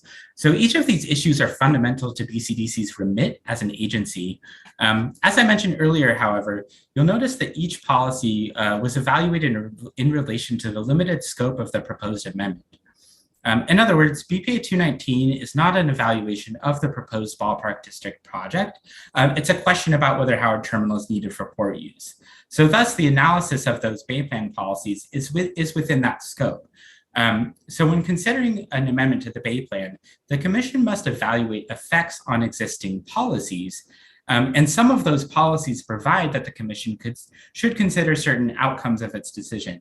But if a permit application were submitted to BCDC at a later date for a specific development proposal, only then would staff perform that detailed analysis of that project consistency with Bay Plan policies.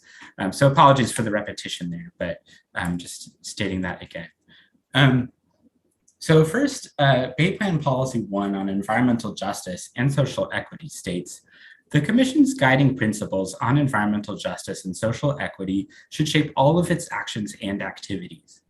Consistent with these guidelines, staff has provided a summary in the staff report of the public engagement process associated with the Ballpark project and potential impacts in general terms of the removal or retention of the priority use area. So social vulnerability mapping undertaken by staff shows numerous block groups categorized as highest or high social vulnerability within 1 mile of the Oakland Port priority use area. Those block groups are clustered in the West Oakland, Old Oakland, and Chinatown neighborhoods. In West Oakland, the closest neighborhood to the Oakland Port priority use area, a primary environmental health concern is air pollution.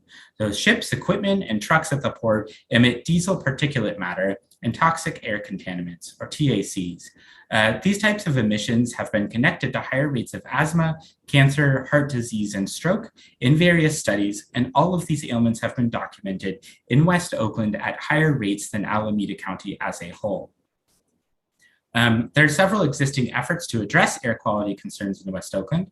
The West Oakland community, led by a partnership between the West Oakland Environmental Indicators Project and the Bay Area Air Quality Management District, developed an AB 617 Community Emissions Reduction Program, and that's known as the West Oakland Community Action Plan, and that was completed in 2019 and includes some port-related strategies to reduce emissions.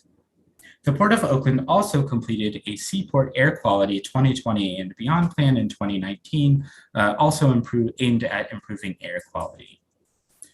So that's some important contextual information. The staff report also describes some of the potential outcomes from either retaining or removing the port use designation from Howard Terminal. So retaining the port use designation would enable the continued use of Howard Terminal for a variety of port purposes.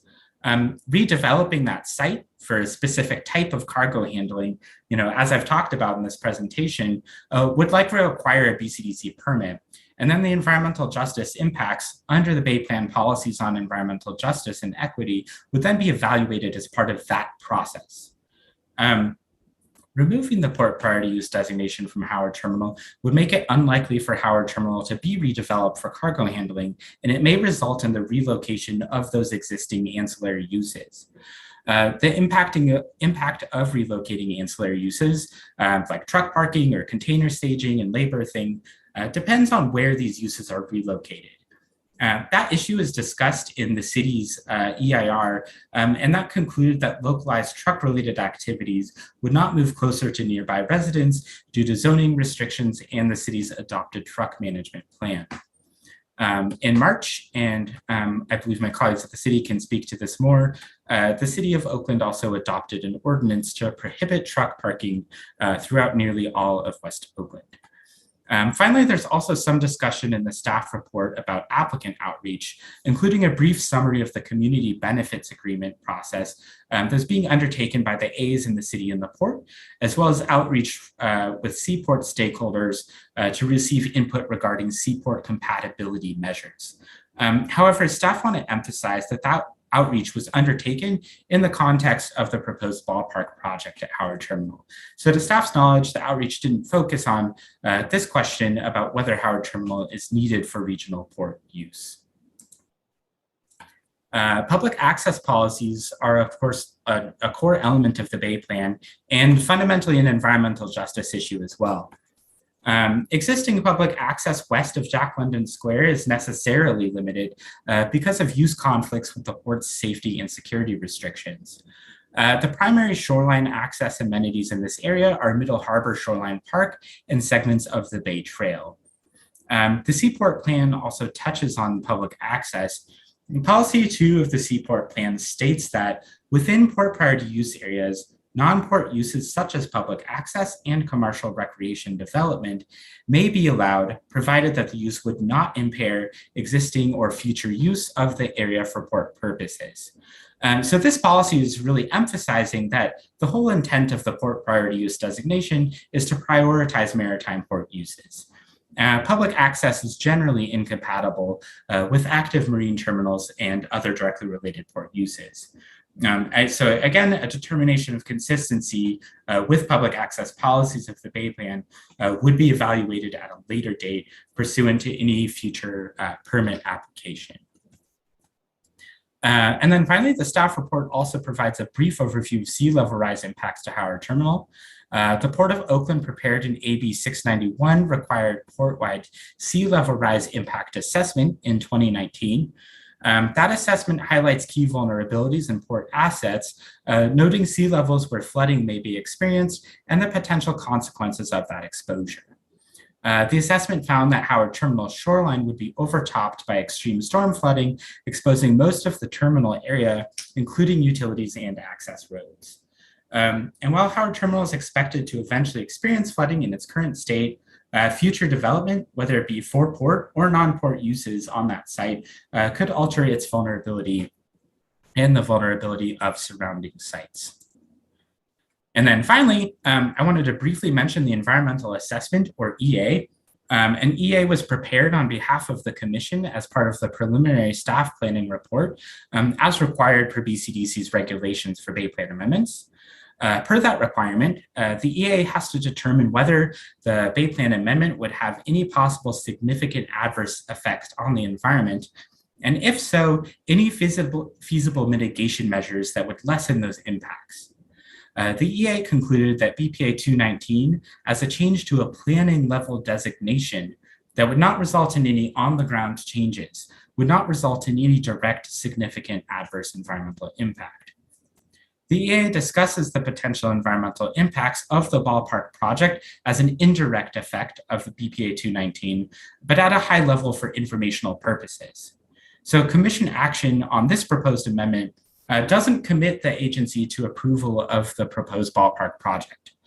Rather, the proposed Ballpark project would be subject to its own discretionary approval process by the Commission if a permit were to be submitted by an applicant, and then any potential impacts of that proposed project would be evaluated at that time.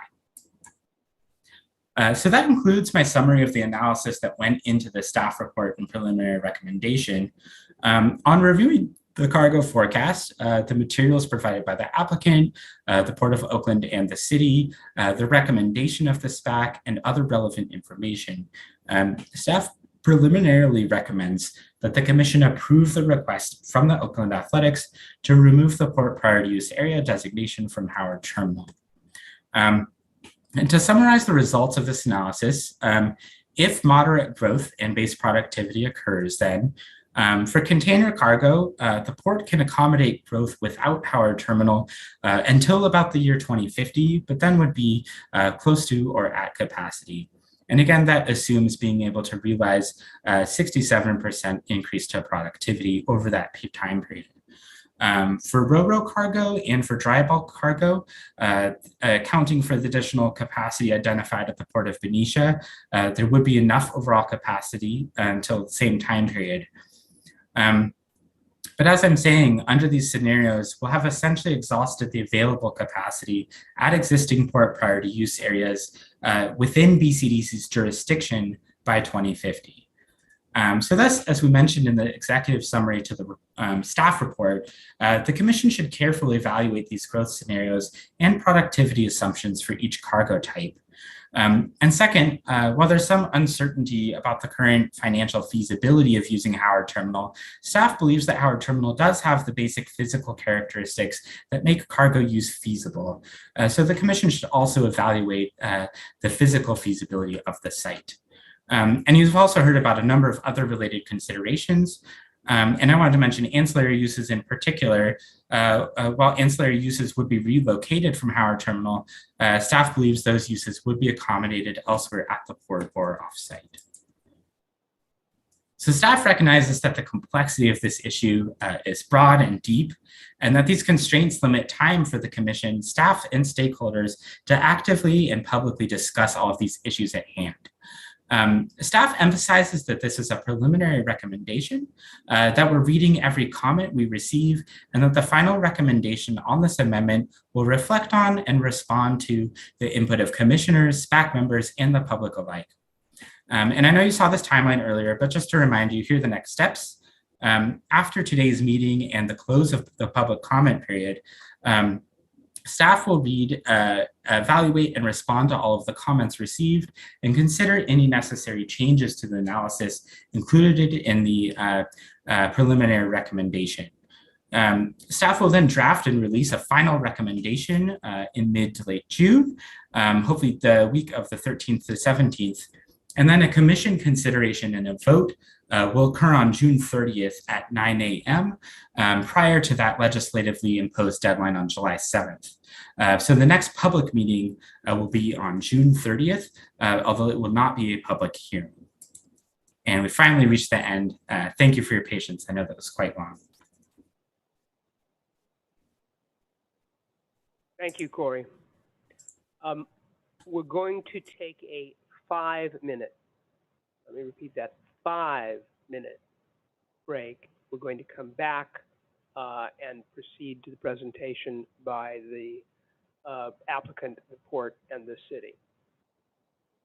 Thank you.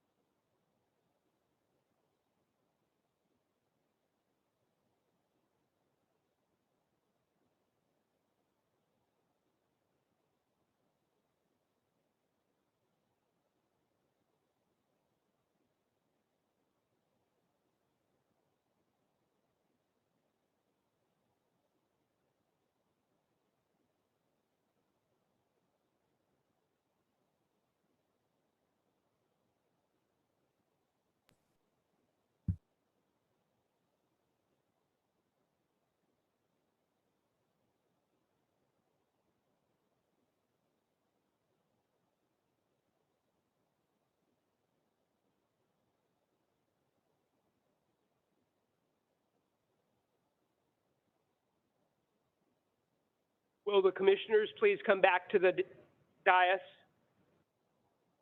You can say that word.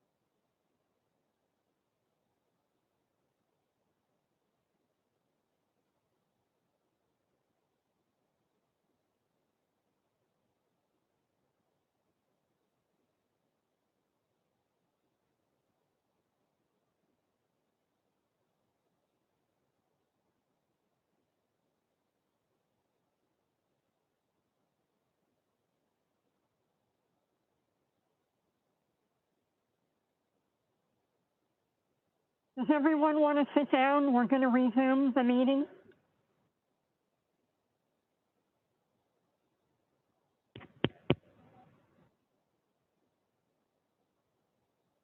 All right, we are going to reconvene. You only pushed me a little bit over my 5 minutes.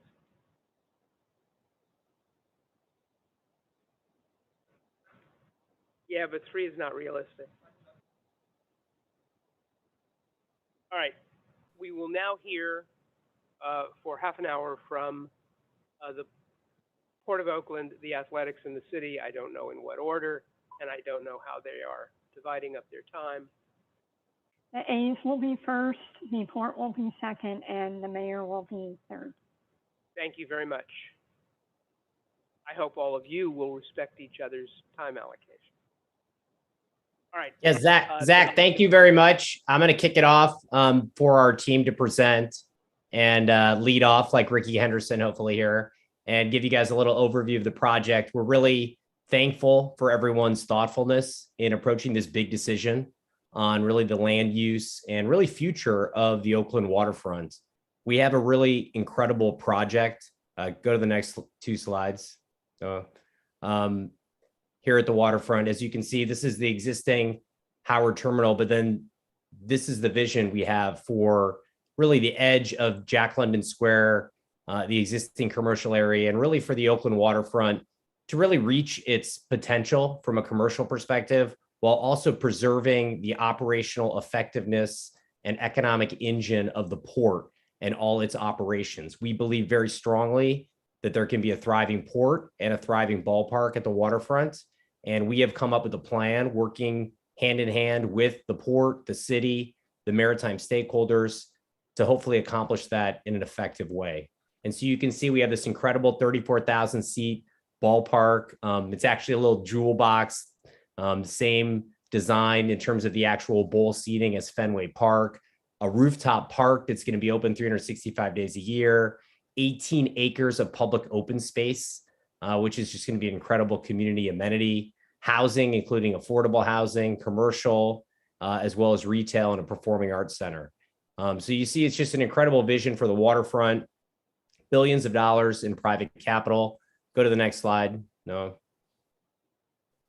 Another incredible, view from the water, looking right in, actually even seeing the playing surface, just an amazing project and one that we feel can be done really in a very responsible fashion. If you go to the next slide, you can see that from the beginning, we have designed this with the maritime stakeholders in mind. We've worked very closely with the port. One of the key considerations was the expansion of the turning basin and creating a maritime reservation scenario. This was a big concession initially on our part about 4 years ago when we negotiated with the Port Commission. And as you can see, we have a design for an expanded turning basin and one if it's not actually expanded. And either way, our agreements with the port can accommodate that. And we have actually a land plan, if you go to the next slide, that actually demonstrates that. So you see we have kind of a smaller footprint. There's more actually water open space for the larger ships to turn. And that's an important consideration to ensure that this use is compatible to the existing maritime, which is an economic engine for the entire Bay Area. So if you go to the next slide, as you can see, some of the key attributes of the project, we have the toxic soil remediation, which obviously wouldn't happen any other way if not the project wasn't moving forward. We have the race and equity-based community benefits process, which has been very important in terms of crafting things like the affordable housing, environmental justice, jobs and workforce benefits for the entire community. We have the sea level rise adaptations that come with the project, GHG neutrality, LEED gold buildings, like I said, the 18 acres of public open space, and even 1.5 miles of the Bay Trail. So there's just so many different green aspects with AB 734. This is one of the greenest projects in the history of the state, and the local offsets of the greenhouse gas emissions will be local. So that'll have a very positive impact on the local West Oakland community. Go to the last slide. As you can see, like I said before, the 35,000 capacity ballpark, the retail space, 270,000 square feet, 3,000 residential units, including affordable housing, over $7 billion in economic impact, union project, union built, hundreds of millions of dollars in community benefits, and something that we think can be very beneficial to the A's, to the city, to the port, to the entire Bay Area community, and to ensure that the A's retain their role as really a great driver of the community in Oakland. And we're here for many generations to come. So I want to turn it over to Danny Wong with the port, who's going to take up the next leg of the presentation. Once again, I want to really thank everyone for their thoughtfulness in approaching this big decision. And obviously, I'm here to answer any questions at any time. But Danny, take it away. All right. Thank you, Dave. Good morning, commissioners. I'm Danny Wong, the Executive Director of the Port of Oakland. And we also have our port team here who are also all here to answer questions that you may have. On behalf of the Board of Port Commissioners, we at the Port of Oakland fully supports the BCDC preliminary staff recommendation to remove the Port Priority Use Designation, or PPU, from the Howard Terminal. The last terminal operator at the Howard Terminal terminated its lease early in 2013. The Port Commissioner spent the next 5 years attempting to identify a long-term maritime tenant without success. Since the lease termination, the 50 acres of urban waterfront has been used mainly for container parking, leased month-to-month basis interim use. Today, I'll highlight why the removal of the Howard property from the PPU will allow the port to maximize the public value of its waterfront, including improved transportation infrastructure for expanding seaport capacity and public access to the waterfront. Since its creation in 1927, the port has been committed to serving the commerce and transportation needs of the region and the state, and indeed the world. The port devotes most of its almost 20 miles of waterfront, nearly 4,000 acres, or 6.25 square miles, to operating the Seaport in the Oakland Airport. Facilities are essential to the moving of goods and people for the region. Particularly for the Seaport, the acreage of Oakland's waterfront devoted to maritime cargo has evolved both by shifting its terminal from the Oakland inner harbor to the outer harbor, and by expanding its footprint from 750 acres in 1998 to almost doubling its size for maritime to 1,300 acres today. You can see the photo from historical port to today's port. As the Seaport expanded and evolved, the Howard Terminal property, located closest to the inner harbor and adjacent to Jacqueline Square, has become too small and isolated to use as a modern container cargo terminal. As you can see on the slide, Howard Terminal is separated from the rest of the Seaport by Schnitzer Steel, a private property, and is distant from the center of the maritime operations in the middle and outer harbors. In addition to its size, location, and isolation from the main Seaport facilities, the potential for return on investment in Howard for maritime use is also constrained by shallow water depth, aging equipment, and environmental challenges. In January 2018, 5 years after the container terminal operations ended at Howard, the Oakland A's approached the port with its Ballpark development proposal that envisions a long-term reuse of the property. The proposal triggered a due diligence process at the port. A paramount issue for our Port Commission was whether the Oakland A's proposal would be appropriate given the port's commitment to growing its seaport business. The Port Commission's role is to balance industry-specific needs with its equally weighty obligation to maximize the value of its property to create jobs, to provide our residents and visitors with access to the waterfront, and to protect our environment. In that weighing of values, the Port Commission very much understands and generally agrees with the port that the port should prioritize maritime use for waterfront land in the seaport footprint, as the maritime stakeholders and industry have urged the port to do. In May 2019, after receiving hours of public testimony, the Port Commission decided unanimously to negotiate with the Oakland A's by approving an exclusive negotiating term sheet agreement. The Port Commission incorporated maritime industry input by including two important conditions to any final agreement to assure that the Oakland A's project would be compatible with the seaport operations. First, the port contractually reserved up to 10 acres of the Howard Terminal for expansion of the inner harbor terminal basin to accommodate the growing ship sizes that are now calling the port.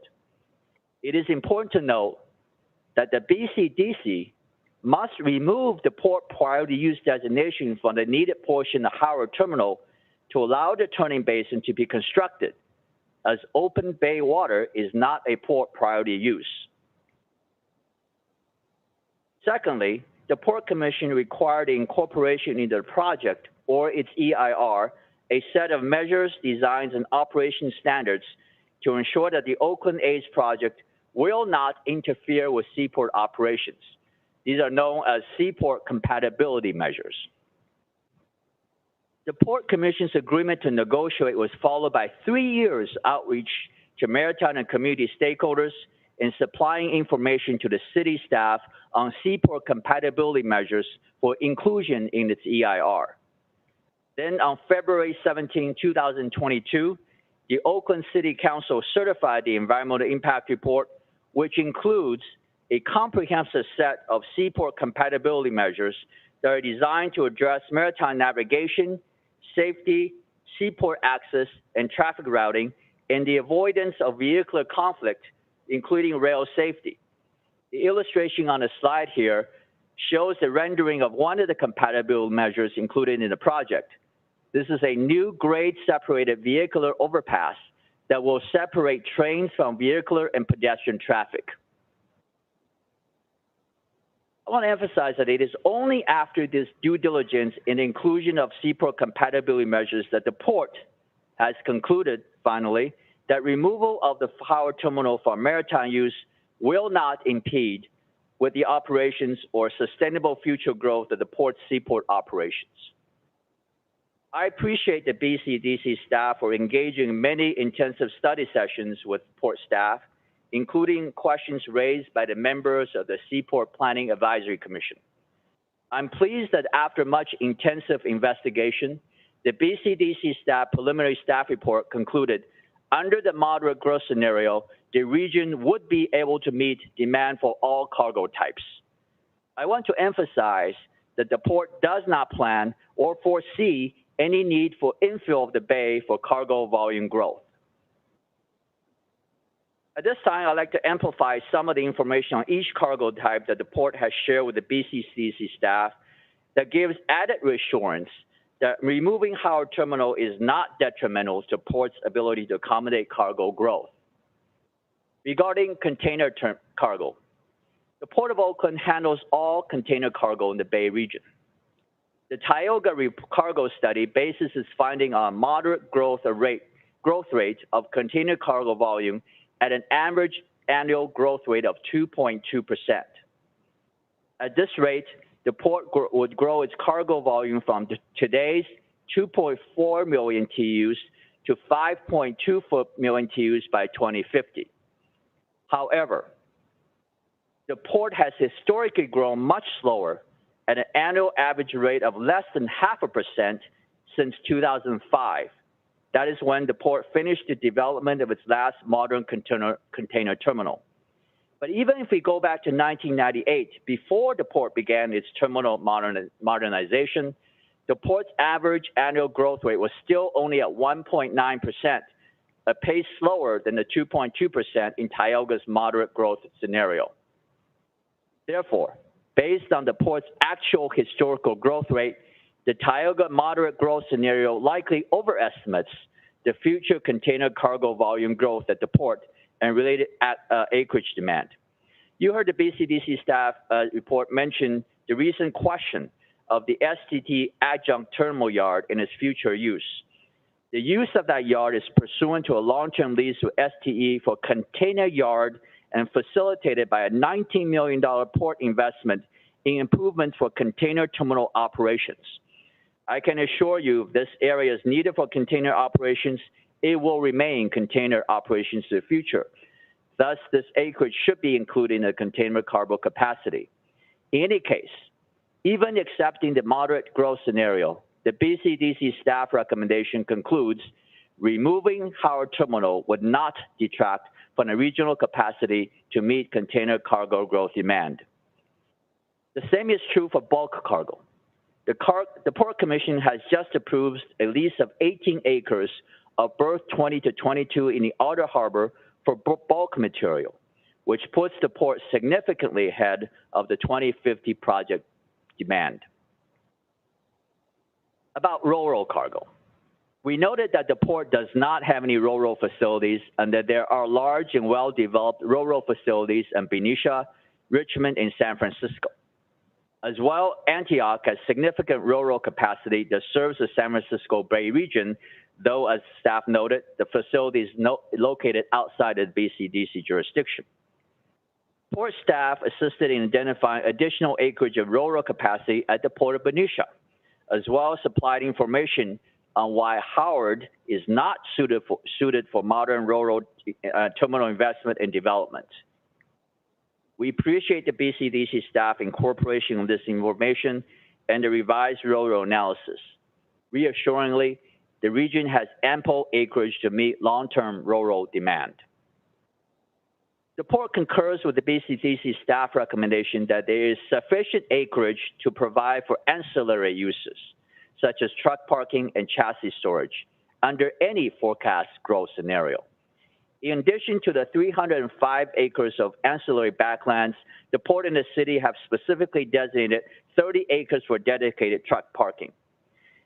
I want to conclude my presentation by noting two important policy considerations that, as the BCDC staff report notes, are not factored into the Tioga forecast, but are nonetheless important for this commission to consider as part of the port's priority use discussion. These considerations are environmental sustainability and financial feasibility. I want to give a couple examples where factors of financial feasibility and environmental sustainability, including environmental justice concerns, may significantly impact the analysis of acreage availability for seaport use and cargo volume forecasting. First is the need to invest in sea level rise resilience. The Howard Terminal will be one of the first maritime locations of the port where rising sea levels from climate change will flood, beginning in 2030. Any long-term development of Howard will need to provide significant financial returns to justify investing in raising the level of the site, as well as the remediation of toxics that have been capped at the site. This slide from BCDC's Adapting to Rising Tides shows Howard Terminal's vulnerability by 2050. Only a highly capitalized and high-density development project such as the Oakland A's proposed development can provide this kind of investment. Therefore, when it is argued that Howard Terminal should be available for long-term cargo use, the feasibility of financing such a use on a relatively small and constrained site will not yield the return necessary. A second factor is environmental justice and sustainability. The Port of Oakland is situated in a highly urbanized area neighboring to historically disadvantaged communities that have been impacted by port operations, especially by air emissions of ships, trucks, and trains. In this context, any cargo volume growth projection should be balanced and weighed with the impact on the environment. The Tioga report, for example, projects a strong growth scenario under which the port would triple its cargo volume by 2050. Triple. In fact, the moderate growth scenario, even the moderate growth scenario is ambitious given such constraints on the environment. With these factors in mind, the Oakland Port Commission prioritizes planning for sustainable growth with a process that factors in financial feasibility, environmental stewardship, and principles of sustainability. The Port Commission adopted the 2020 and Beyond plan that envisions a pathway to growing the Seaport with feasible zero emissions technology, including the electrification of port-related equipment and vehicles. With sustainability as a foundational principle, the port is planning not only to grow its seaport, but also to increase public access to the waterfront and add to the economic vitality for the region, all the while fulfilling our social responsibility to the community.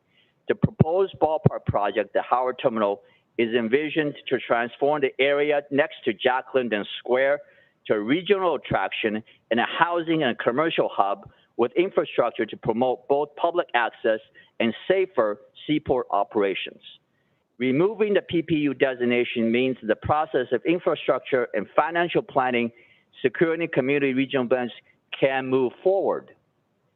The Port of Oakland respectfully requests that the BCDC remove the port priority use designation for Howard Terminal and allow Oakland and the Bay region to fully realize its public value and to facilitate the expansion of the turning basin.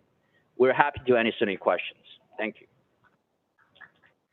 I think that the mayor is going to be doing the next. Thank you, Director Wong. My name's Libby Schaff. Good morning, commissioners, and thank you so much for your service and your diligence in this matter. Ensuring the successful movements of goods through the Port of Oakland and meeting the needs of our region are very important to me, not just now as the mayor of Oakland, but throughout my more than 2 decades of service to the city. I recognize and always have that the Port of Oakland is our region's economic engine. I've spent my career protecting and enhancing it. Nearly 20 years ago, when I served as an alternate on the Oakland Base Reuse Authority and advocated for turning over former Army-based lands for port uses and not for a casino or a movie studio or a shopping mall. And of course, I proudly served as the Director of Public Affairs for the Port of Oakland, where I gained a deep understanding and knowledge of maritime operations and needs. And it is with that deep knowledge that I can say confidently that development can happen at Howard Terminal without interfering with port operations. BCDC and Port of Oakland staff have both concluded that Howard Terminal is not needed and will not be needed for cargo handling. Howard Terminal is needed and poised for public access development that will meet this region's most pressing needs. And I want to thank the commissioners who took the time to visit the actual site. And if you haven't yet, I urge you to between now and June 30th, so that you can see for yourself how Howard Terminal is disconnected from the rest of the port. It's adjacent to Jack London Square and served by a ferry landing and an Amtrak station and walking distance from 3 BART stations. You can see how, just as the port explained, that Howard Terminal doesn't have the water or depth or land space to accommodate modern seaport operations. And of course, you've heard from your own staff that there is sufficient capacity without Howard Terminal to meet our region's projected cargo needs. You've also heard that the environmental impact report contains all necessary Seaport compatibility measures, and that this EIR was unanimously recommended for certification by Oakland's Professional Planning Commission and certified by the Oakland City Council.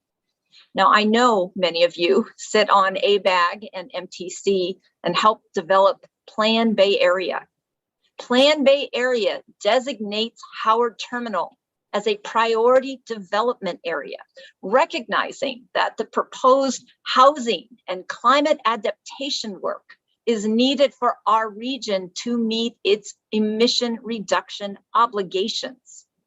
We cannot let this asset sit idle when there is such a tremendous need for climate adaptation, housing, and public access to the waterfront in the Bay Area. Now, I applaud BCDC's commitment to equity, and I believe equity demands that we enhance public access to Oakland's waterfront and meet the Bay Area's pressing needs. I think you all know I'm born and raised in Oakland. I have lived here my whole life, and I love this city. I believe in Oakland's equitable and vibrant future.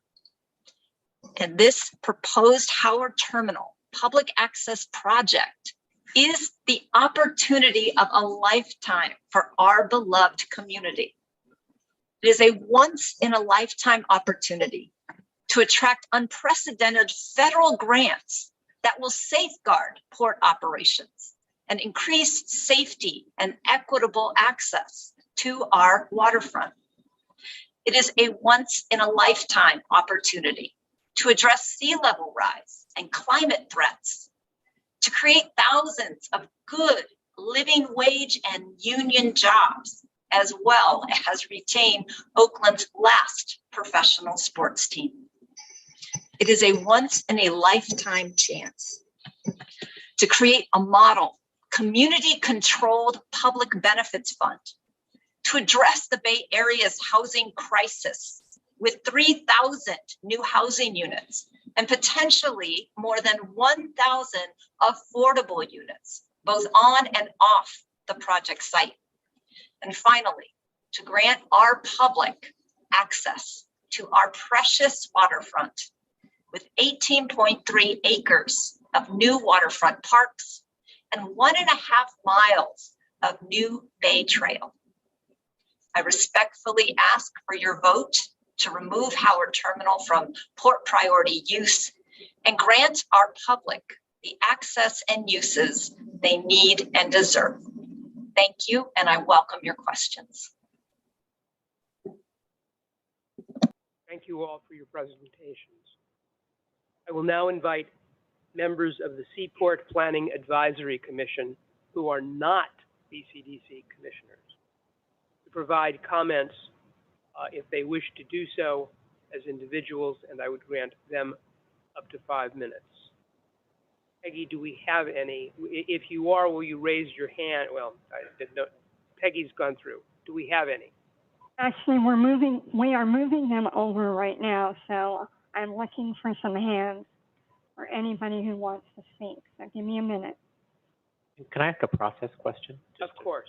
So just so I understand, there's been reference made to the Seaport Advisory Commission. As I Okay, so as I understand it, the vote was 5-4 with 1 abstention, correct? So it was a pretty correct. Wasn't what I would call strong consensus either way. It was 5-5, sort of said. And this was with the no, it was 5-4. 5-4-1, right? And this is with the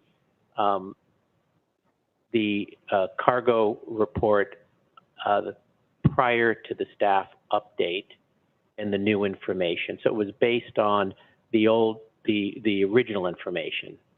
I just want to be clear on the record here. That is correct. Okay, thanks. Thank you. We're hearing maybe from individuals, not. That's correct. We're hearing from these as individuals, but out of respect for their participation on the SPAC. So SPAC members, I know there's 2 of you present. raise your hand, virtual hand, and I can call on you.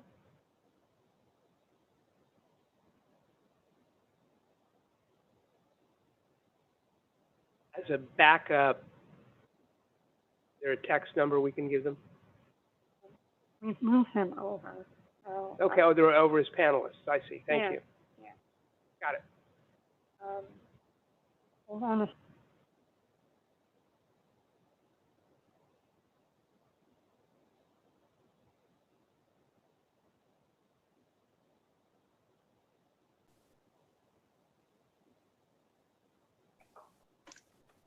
Brian Brandis from Port of Oakland, go ahead. Yeah, thank you. Good morning, everybody. Brian Brandis, Director of Maritime for the Port of Oakland. I want to echo the statements. I think Corey did a great job going over that presentation, and I think Danny did a good job going over the ports case. I understand there was some questions still around the inclusion, not inclusion of shippers transport, and that's that was really designed to facilitate additional throughput through OICT. So it is definitely inclusive of and really there to facilitate the added volume through OICT. And then for ancillary uses, waterfront land should not be used for single stack truck parking. I've said that before during the last meeting, and we have a solid plan to relocate them if this project goes through. There's really primarily 3 uses now: the PMA training, which will go to berth 10, and then truck parking and our pop-up yard. The truck parking and the pop-up yard will go to the outer harbor, which we're planning for redevelopment and paving. So there is a plan for those uses. But I just wanted to state I couldn't be there today, but I'm available for any questions. Thank you, sir. And David Lewis, are you here? We've tried to move you over to a panelist. If you're listening to me, are you here? David Lewis? David, if you're having technical troubles, we will come back to you. And we've tried to move one other SPAC member over, and they're not accepting. So I would move forward at this point. Okay, and if we call your name as a SPAC member in the course because you've not been moved over successfully as a panelist, let us know that, please.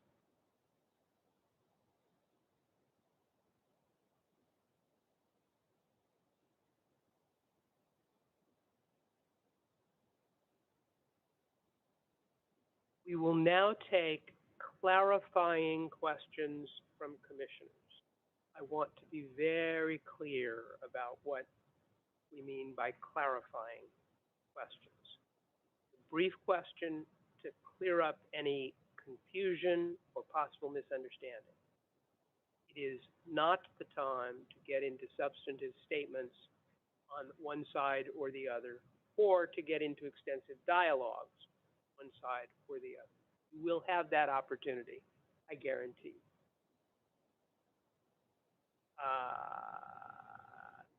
Go ahead, Commissioner McGrath. I have only one quick question. Danny showed a map of a grade separation item that I haven't seen before or in the staff recommendation, and I couldn't tell from that graphic exactly where it is or the commitment to funding. So I'd like those 2 questions answered by most.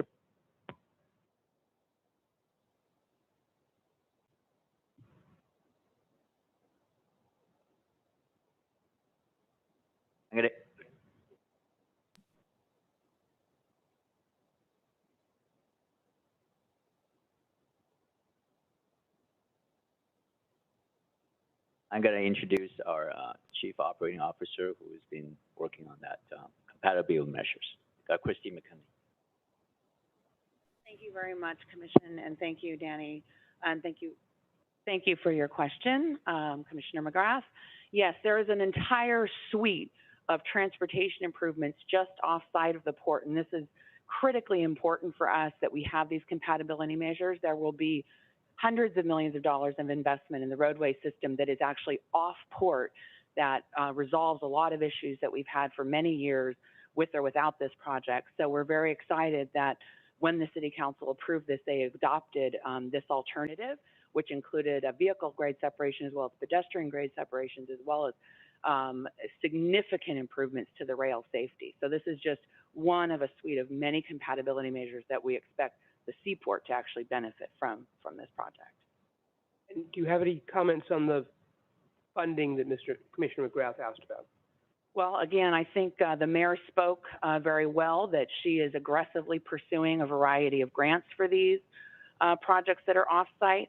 The on-site projects are funded in a different manner. I'll let the city speak to that. But all parties are all hands on deck, and we were getting a lot of attention and a lot of interest because this is so transformational for the region, including the Seaport operations. Thank you. Okay, you have several commissioners. We'll start with Commissioner Joya and then Commissioner Showalter. Thanks. My one just clarifying question is, in the staff presentation, I just want to make sure I understand this. The consideration of available expanded port land only considered land that is within BCDC's jurisdiction, correct? And because there was some reference about some additional available port land, I think it was Benicia or Antioch or one or both, that was outside of our jurisdiction, and therefore that was not considered, but only, so what is considered is only land that's within our jurisdiction. Thank you for your question, Commissioner Joya. That is correct. The summary table that you saw in the forecast itself focuses on what's in BCDC's jurisdiction and specifically existing port priority use areas. And there were two things, two different sites you saw in that presentation because these were sites that were raised by the applicant in their materials. The first was Antioch, where the Port of Benicia is expanding to build new ro-ro facilities because they're out of room at the Port of Benicia. And the second is the oversized bulk, and I'm forgetting the acronym right now for the OBOT terminal. It's a dry bulk terminal in Oakland, and so that's within BCDC's jurisdiction, but outside of the existing port priority use area. And I think the city and port can speak to that a bit more. Right, and so even if the city, and I don't know what the land use designation is, even if the city in which this port land is located were to designate in its general plan and zoning port use, we don't consider it because it's not under our ability to remove or stay into port use, right? Because it would be then at the decision of that city.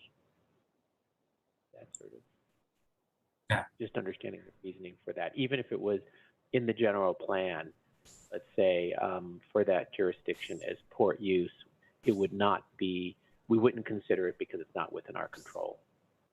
Incorrect. Yeah, we have not received a request to add that area as port priority use area. If they were, can I just add, in response, that we are in the process of adopting an industrial sanctuary policy that will give future strong protections to the existing lands where port jobs currently exist. And so just know that that is in the works.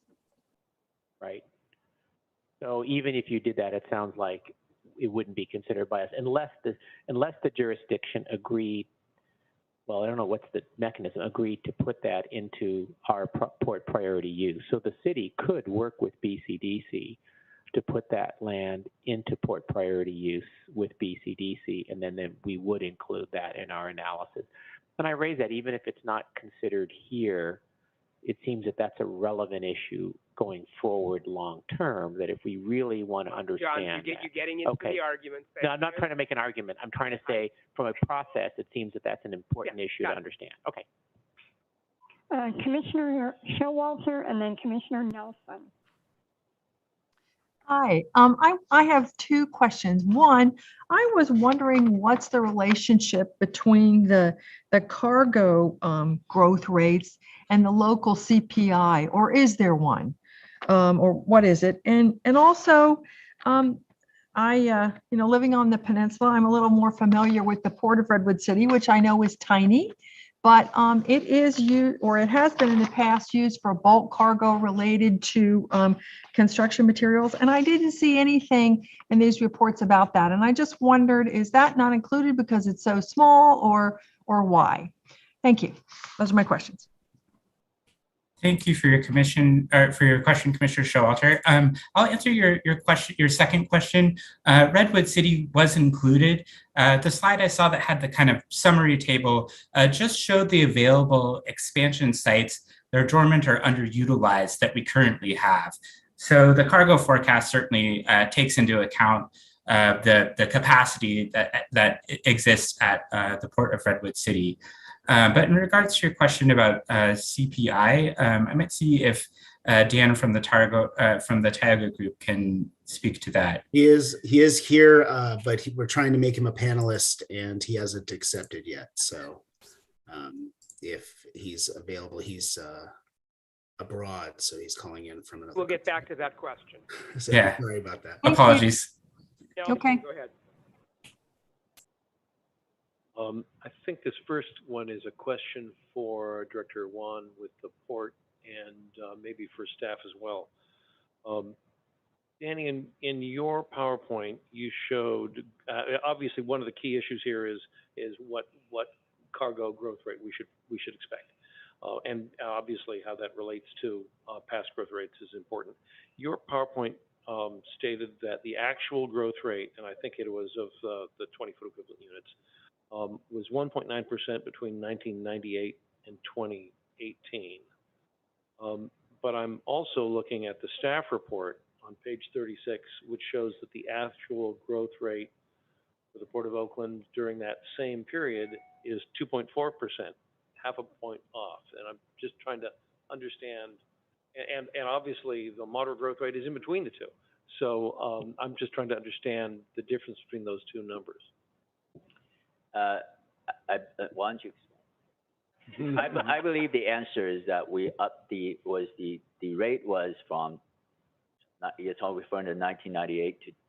The 2018 is the right. Staff report, and we updated that to 2021, and the growth rate therefore becomes so that includes because our volume the last 2 years actually dropped. Okay, that's helpful. That answers that question.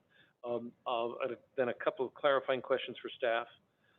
First, I just want to follow up on Commissioner Joya's question to confirm that I understand that the port, that the land in Antioch is not in our jurisdiction. I want to make sure that the RoRo, all of the RoRo facilities in the Port of Benicia that's in Benicia is in our jurisdiction, is in the existing Seaport plan. Cody. Yes, so in terms of Antioch, that's correct. So Antioch is outside of BCDC's jurisdiction, and it's not accounted for in the cargo forecast and the capacity estimates. The Port of Benicia issue explained that in the staff report, but there's kind of two different sections, and happy to explain this further. But the 75 acres that was originally identified at the Port of Benicia is basically the main marine terminal where the vessels actually, arrive and unload vehicles. And so that's the 75 acres that's south of the Benicia Martinez Bridge that was identified in the original forecast. And so one of the points that the applicant made in their materials is that there's this additional existing RoRo capacity that's basically north of the bridge. And I can pull up the slide again if it's helpful, but there's various areas up there that include a mix of basically RoRo capacity and domestic vehicles, because the vehicles that arrive by vessel are driven up to that area. So it's not a super clear explanation, but yes, we basically added a bunch of additional capacity to Benicia when we realized that area was contributing to the RoRo volumes. If I could add, Eric, Corey, jump in. If I could add, Corey, that area is all port priority use area and in the commission's jurisdiction. Yeah, apologies. There are parts of the Port of Benicia that are outside of the commissioner's jurisdiction, but they weren't included in the cargo forecast. Those are more upland areas. Okay, just want to make sure that all of that RoRo land is in our port priority use designation currently. That's correct. Yes. And then I'm hoping, Corey, that you can explain how our EJ policies apply. Again, I heard you. I just want to understand it better. How our EJ policies apply to consideration of the Seaport plan. There are certainly EJ issues here, and I'm concerned that I thought what you said was we have to address those issues later. Concern is if we delete the Seaport plan designation, then we're making some of those changes somewhat inevitable, and I don't want to get down the road and find that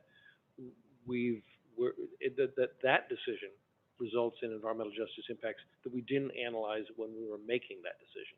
So can you help me understand how we make sure that we understand the environmental justice implications of the change in the port priority use designation? Yeah, I can address that. So, since we adopted the environmental justice and equity policies, it's been a process for BCDC staff to apply those policies in different contexts. And so for a number of the policies that you've, I think, been used to reviewing in the permitting context, the commission's been looking at engagement and impacts to the development projects. In a planning context, the policy that applies is policy number 1, which talks about that the commission must use its guiding principles for environmental justice and equity in all its activities, including amendments to the Bay Plan or the Seaport Plan. And so, for example, one of those guiding principles is, I'm going to read it, continually building accountability, transparency, and accessibility into its programs and processes. And so for the staff report and preliminary recommendation, we wanted to provide information about outreach and potential impacts that might, both the outreach that the city and the port have done, and we wanted to inform, to be transparent, the commission about potential outcomes of a decision. So if you remove the port priority use area at Howard Terminal, the development may occur and what impacts could flow from that. It isn't the same though as the policies dealing with appropriate engagement, which will be analyzed and evaluated at the permitting context. I hope that's clarifying. Hold off on comments on that because you're not making a point. One more clarifying question about just the methodology used to forecast cargo. We've seen in the last couple of years pretty substantial swings in cargo throughput at the Port of Oakland, not surprisingly, for a variety of reasons. So I'm interested not just in understanding the long-term average cargo, but the peaks and valleys, the variations, particularly in 2050. As we approach 2050 without Howard Terminal, we're on the razor's edge of having adequate acreage, adequate capacity for ports. So how does the forecast address the peaks and valleys of variations in cargo use, the sort of variations we've seen recently? We want to make sure we don't get to the end, get to 2050 and find out that on average we have enough land, but average isn't good enough if you have substantial month-to-month variations. Thanks for your question. Can we turn that over to you, Dan, to talk about peaks and valleys in the forecast and how the forecast operates that way? Sure, I'll do my best. There may be a time lag here. I'm 8 hours ahead of you, I believe.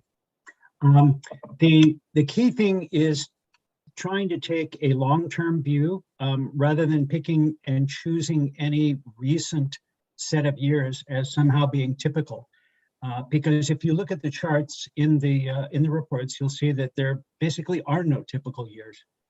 The port business does go up and down. So we took the longest period we could see where the data were relatively consistent, which were the 20 years between 1998 and 2018. We didn't have 2019 data yet. The 2019 data turned out to be almost right on the forecast.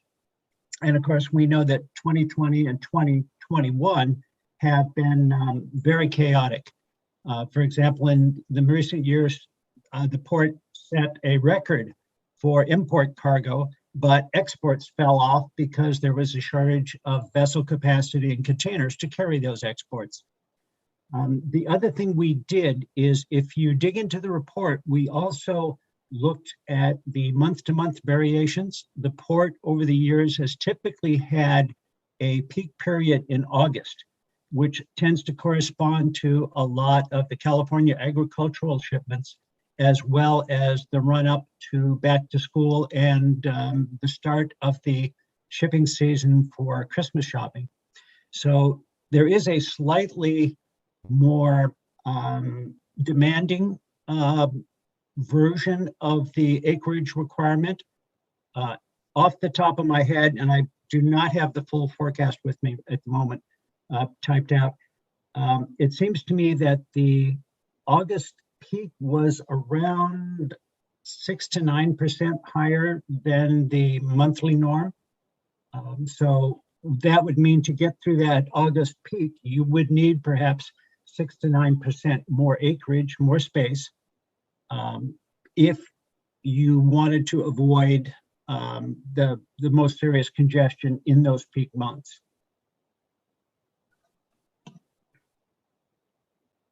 Thank you. Commissioner Moulton Peters and then Commissioner On.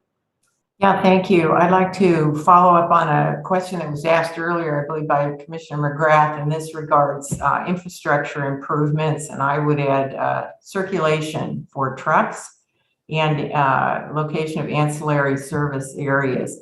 I would appreciate knowing where I can find the Oakland planned infrastructure improvements, and also just perhaps some further discussion today or next time of circulation within the port, which seems to be an issue for the port. So that's my question.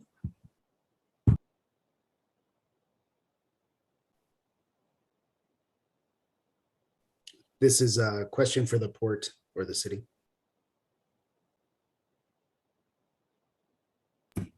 Could be either. Thank you. I'll take I'll take a first crack at that. Gail.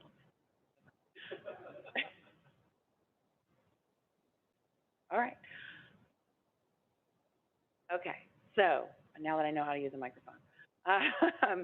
So yeah, absolutely. Circulation is critical, and this is one of the weakest points about Howard Terminal. Howard Terminal is in an urban developed area with lots of condos, shopping, Jack London Square, and it's basically city streets with stop signs everywhere.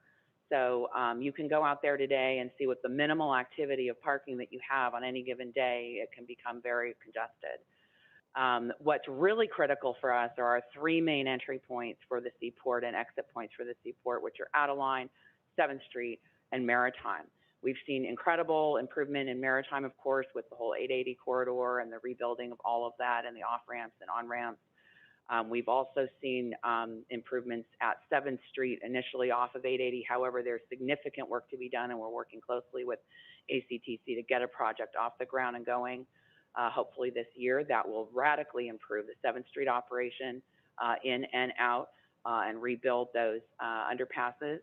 And then lastly is Adeline, and this project carries with it mitigation requirements that will be completed that will radically improve the Adeline entrance as well. And we're working closely with the city to also figure out how we can rebuild the Adeline Bridge to make that improvement. So again, those things are either underway or are supported by this project.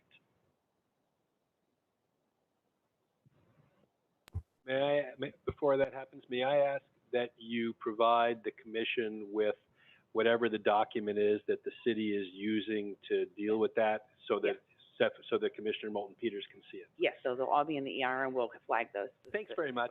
Great, thank you. Commissioner On and then Commissioner Eisen. This is probably a simple question for BCDC staff. So I, of course, read the staff report and reviewed again our environmental justice, social equity amendment. I want to ask about particularly finding J, which is cited in the report, and of course that it enumerates essentially all the different priorities or different things to discuss under environmental justice. Just to confirm with staff, there's no ranking of those priorities, right? Environmental justice can mean a lot of different things, so I just want to make sure, you know, our whole process for discussing that plan amendment was a 2-year process, so I want to figure out the intent. That's right, Commissioner. There's no ranking to those guiding principles. That's helpful. And then a really basic question for, this is perhaps for the city of Oakland or Port Oakland. In the BCDC staff report, there's mention of an 18-month public engagement effort. We don't need to stand up at the mic and talk about every group that's been engaged with, but I think it'd be helpful in the future to just know like a slide of, or maybe it's a sheet of who's been engaged with, whether it's groups or individuals. Is the city of Oakland or Port of Oakland able to provide something along those lines?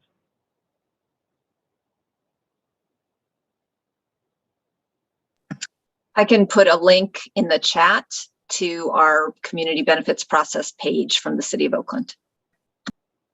And also environmental justice outreach has been ongoing process with the port on this issue and others, so we'll provide that list as well. Thank you. Commissioner Eisen and then Commissioner Gilmore.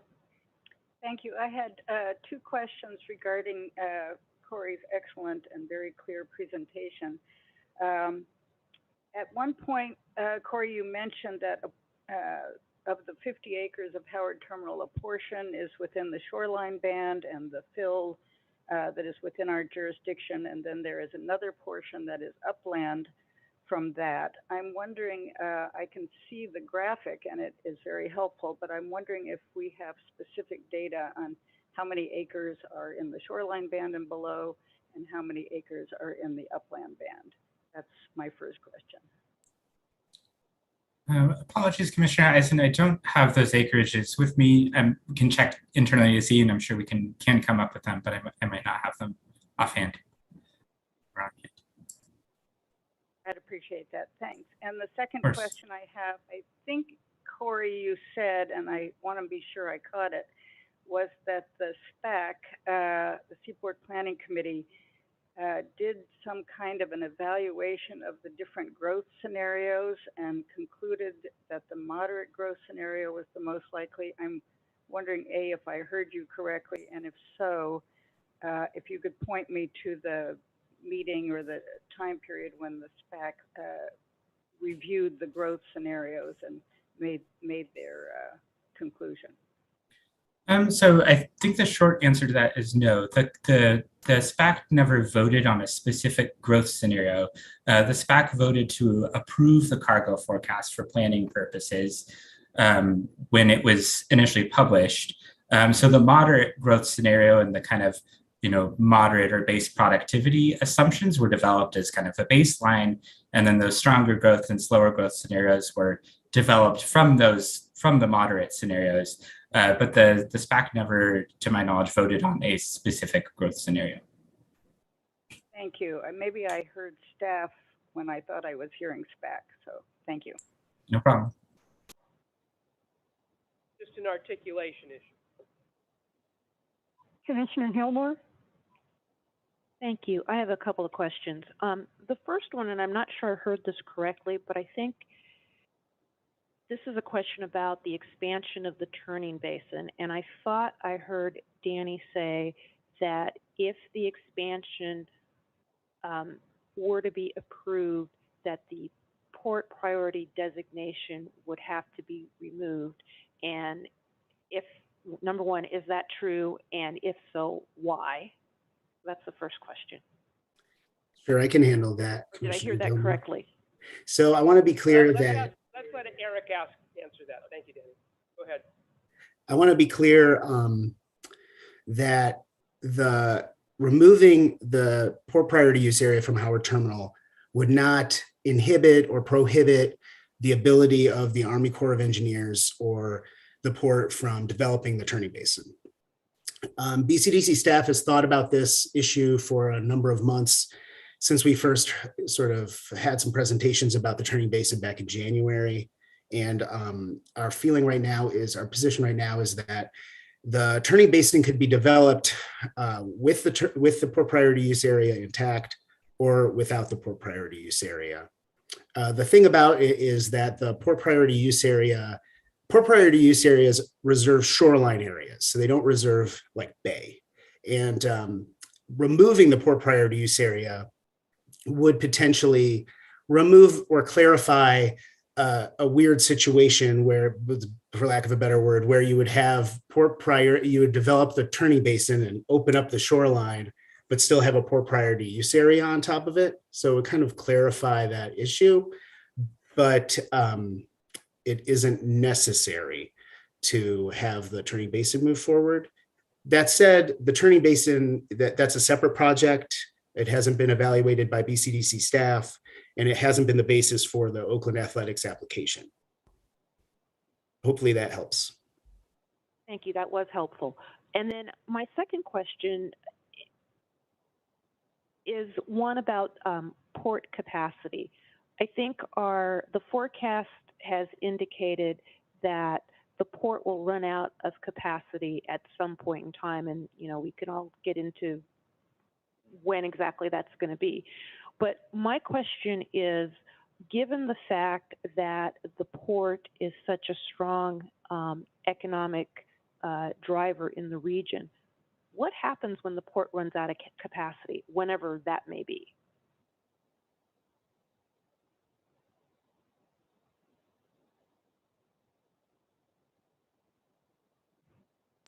There are much thinking on that subject in the whole industry right now.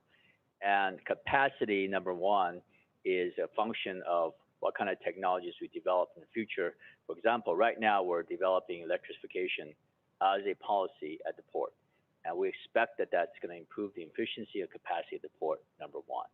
Number two, as I pointed out in my presentation, also the extent you can grow port capacity or volume is also constrained by the neighborhood that you're in. We're in a neighborhood in an urban area.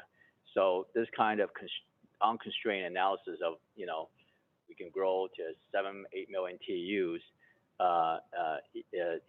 is something that is beyond our current foreseeability. So I guess your question is, we are now looking at we are in the study doing 2050, and the staff report is showing you by 2050 we will have enough capacity. Beyond that, I think we need another study, and to really look at a lot more factors than what we looked at this time, which will need to include, again, financial sustainability and regional and environmental sustainability, whether we can accommodate that kind of growth and capacity at the port. But right now we have land to accommodate all that capacity up to 2050. In my presentation, I did not point out that not only the port is the Howard terminal currently dormant in a sense it's not used as a terminal, but we have 120 acres out in the outer harbor, which is another terminal, 120 acres, which with 50 feet deep water, which is not currently used as a terminal. Why? Because the last terminal operator also terminated lease due to lack of business and lack of investment. So we are trying to right now gather that investment to actually activate that as an extra capacity, and that is certainly part of the calculation as to why we have enough capacity until 2050.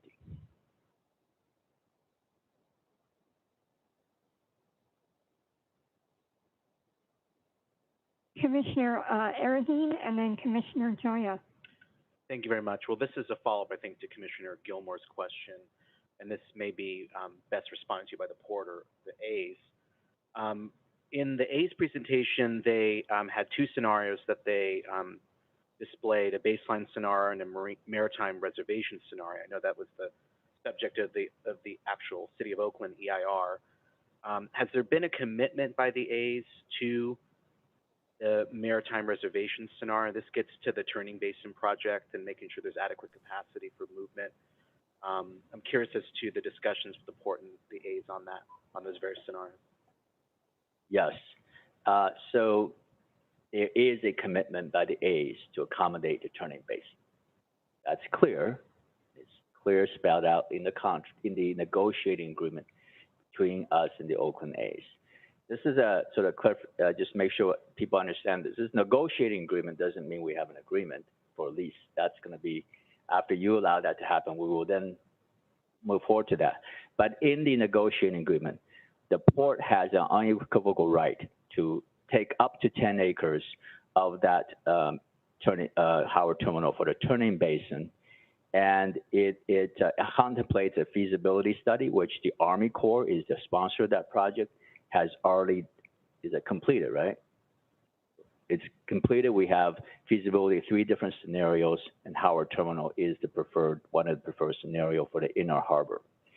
And then after that, we just have to cost it out and show that we have a financial plan for that, not get the money in hand, but just a plan for financing that, and then we can exercise that and be done with it. And the reason it's not, I mean, I know there's arguments that, well, why didn't you just take it out from the beginning, was because you understand that the phenomenon of the bigger ships coming into the port that actually is now crowding out the turning basin is a fairly recent one, and the one that we started looking at when the Oakland A's, this is how long ago this was, back in the 2017s, and that's when this phenomenon started happening. So at that time, when the negotiating agreement is being negotiated, it was important to figure out whether it's even feasible to do expanding a turning basin. That's why we didn't say, just cut it out right now. We needed to caveat it on feasibility study, which is being done, and now it is shown that the feasibility is there. I have a... Yeah, and I can reiterate from the A's perspective, you know, we're fully committed to the turning basin, and that's why we've planned a site plan with or without it. And it's just kind of the ball is in the port and the Army Corps of Engineers court to determine if it happens or not, and we'll design the project accordingly. Okay. Has there been any discussion of any sort of financial commitment by the A's as part of the cost of completing the project as a mitigation? The turning basin is strictly one that's in the Army Corps' jurisdiction, and in terms of doing the project. So it's going through the typical Army Corps feasibility, ranking, scoring, and then appropriation by Congress to get kind of that process. The Port of Oakland itself, because the turning basin would have been needed regardless whether the Howard Terminal Oakland A's project was even on the books. We would be discussing that turning basin today, even if there was no Howard Terminal. I mean, no Oakland A's proposal. So it is independently funded, separate and apart from the Oakland A's project. One last question, if I may, which is staff in the presentation talked about sort of the environmental justice implications, and I think Commissioner Ahn had asked this question, and Nelson as well, that those may be studied at a future point, but did note that the impact of relocating certain ancillary uses could have a potential impact on environmental justice in the West Oakland area. Could you maybe talk about the planning that the port's engaged in and the community engagement to look at how to mitigate the impact of those environmental justice impacts on the West Oakland community, particularly on air quality? The issue of truck parking in the neighborhoods has been an issue that has been with us since, 2012, 2013, when we did the environmental impact report for when we took the Army base from the military and gave us more land to the port. In that study, that issue of truck parking and making sure that we do not impact the neighborhood has already been addressed ever since then and to today. And I think the mayor mentioned, well, actually, this BCD staff mentioned that as a culmination of that process, the city has now passed the ordinance, adopted a plan called the Truck Management Plan, and the port have been negotiating that, and with the community, we adopted a truck management plan that is now being implemented, beginning with the ordinance that prohibits any kind of trucking in a neighborhood, and has funding for enforcement and also funding for signage, and also to make sure that we do the enforcement necessary. Also, as part of that EIR in the Oakland Army base, The city and the port each agreed to set aside 15 acres, both on the city side and the port side, each 15 acres each, specifically dedicated to truck parking at the port. And so, and then number two, as the BCD staff report mentioned, is towards our capacity, the ancillary use capacity. There is sufficient capacity in the Bay Area to accommodate that. So I think this issue of environmental justice in diluted truck parking has been addressed for over a decade, and we are continuing to have discussion, and we're finding our methodologies, and hopefully we will get to a place where truck parking is not going to be, well, it's already prohibited, and that in fact we have enforcement and money to back that up. Commissioner Joya. Thanks.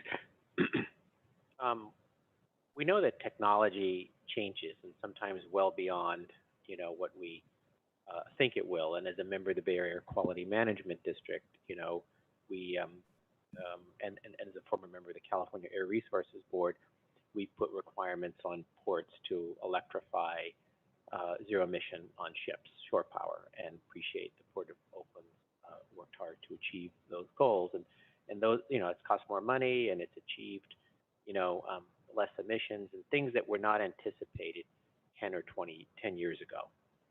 So it makes me think about sort of the discussion in the staff presentation that said that,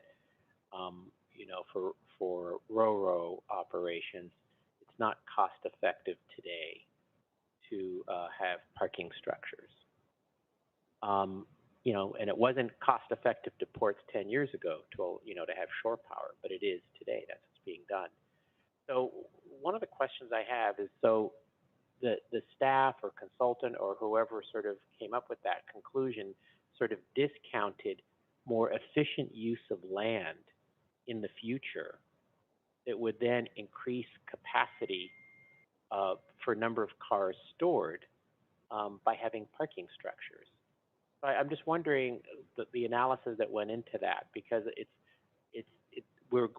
seems that we're operating on making future predictions based on today's assumptions, which may not be the assumptions that we would rely on in 20 years from now.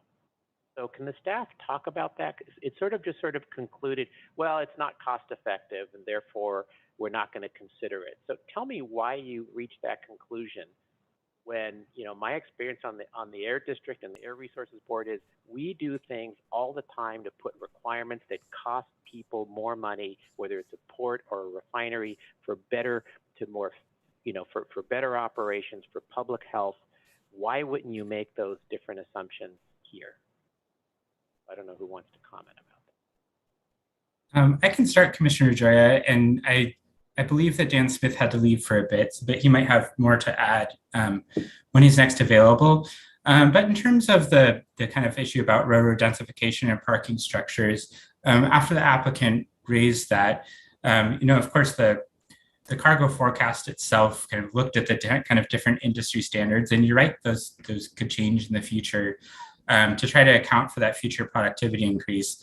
But we reached out to the Port of Benicia to ask about parking structures specifically, because it wasn't something that we were familiar with. And the response we got from the Port of Benicia, from Amports, is that, basically they, would not be pursuing use of parking structures in any of their operations. They're a global company, and they have had to use parking structures in a couple of different places in the world. If I'm recalling correctly, and I might have spoke to this in the staff report, but I think one in Mexico and one in the UK. But basically, they had presented a number of difficulties, the great expense, and also higher rates of damaged vehicles, which makes sense because it's a parking garage. So vehicles get damaged more that way. I think you're asking a really interesting question about what could happen in the future, and I'm not sure I can speak to all of that, but that was the follow-up that staff did in relation to that, and that's why staff recommended that, at least in a reasonably foreseeable future, in the kind of the way that the cargo forecast was approached, it didn't seem realistic to account for it now. Yeah, I hear you. I guess I disagree with that assumption. Just like years ago, the Air Resources Board reached out to ports about shore power, and the ports said exactly the same thing. Oh, it's too expensive. Oh, we can't do it. Oh, we're international. And guess what? It's a requirement. They've complied. They've done it, and the air's cleaner. So I guess, as the Bay Area changes and port shore land becomes even more valuable, I suspect the economics of this are going to change, and it's going to become more cost effective to make more efficient use of limited port land. So I just wanted to make that comment because I appreciate you expounded. You basically listened to what I would call the regulated community, the ports. John? All right, okay. I guess I'm getting clarification on why they reached that conclusion. I got the clarification. Okay. Thank you. All right. You may return to the subject, but all right. I see no other hands for clarifying questions. We're going to take a 50-minute break till 1 o'clock. We do have a number of speakers, both here and online. I want to remind people, I'll do again when we return, you need to sign up to speak by 3 o'clock. We will continue to have speakers after that, but if you've not signed up by then, you'll have to submit your comments in writing. And with that, we are taking a short adjournment. Right. And I'll remind the audience, if you have not completed a speaker card, please do so. Recording stopped.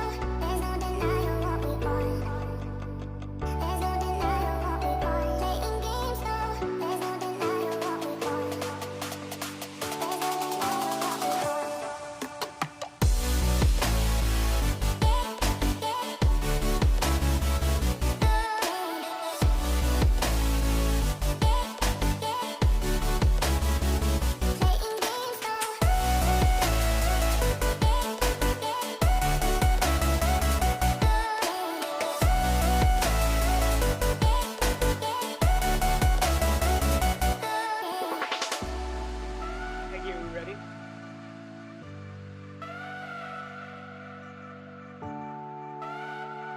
Yes, people should come back. We should go back online. There's no denying what we want. There's no denying what we want. Playing games, no. There's no denying.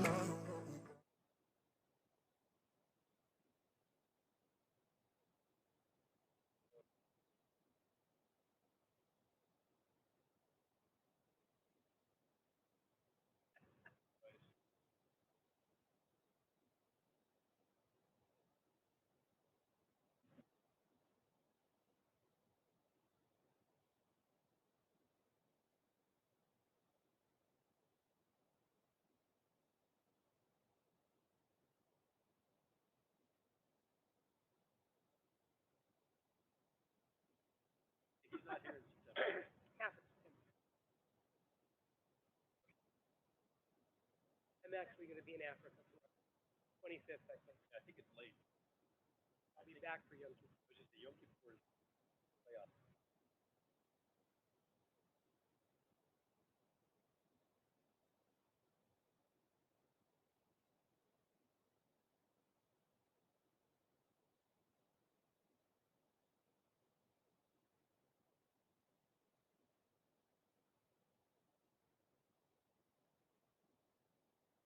You'll give me the high sign?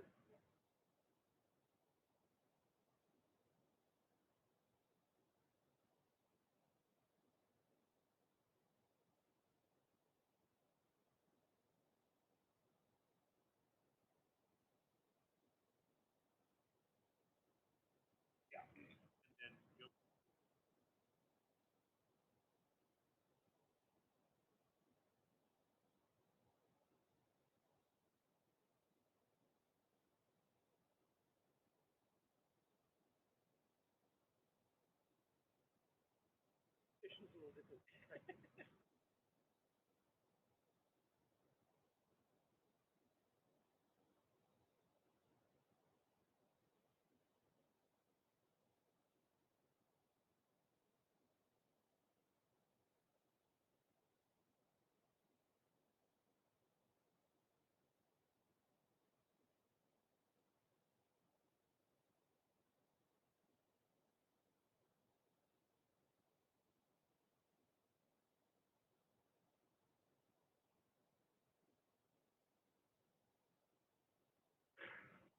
Recording in progress. Good afternoon, all. We are going back into session. Before we commence with hearing from speakers from the public, I want to, thank you, John, make and repeat a few announcements. One, if we get late in the afternoon and we are close to losing a quorum, I'm going to ask for a motion to adjourn into committee so that we can continue this hearing. Hopefully we will not have to do that, but we are going to finish hearing testimony and it will of course all be recorded. Two, I'm going to say once again for any latecomers, if you have not yet signed up to speak publicly, if you're in this room, there are cards on the table. If you are participating remotely, raise your hand. You need to do that before 3 o'clock. We will continue taking testimony after 3, but we will not recognize new speakers after that time. Again, you have 2 minutes, and you are entitled to say whatever you want to say. I would simply encourage, within civil boundaries, you've all heard me make those remarks. I would ask if you are, that you not simply repeat what others have said, unless you're simply seeking to register your position one way or the other. Welcome any comments and any new information. All right. We will first recognize speakers here in this room, and then we will recognize those participating virtually. Larry will call the speaker's card. I'm sorry. No, I'll do it. Keeps me alert and, you know. I should say that we haven't done this now for over 2 years. This is the first time we've had speaker cards, et cetera, so We're a little out of practice. we're out of practice. Forgive us small errors. All right. I apologize if I mispronounce anybody's name. Feel free to correct me. When you do come up, please state your name when you speak, and speak close to the microphone. The first speaker is Susan Ransom. The next speaker is Lori Baca, unless it's Barca.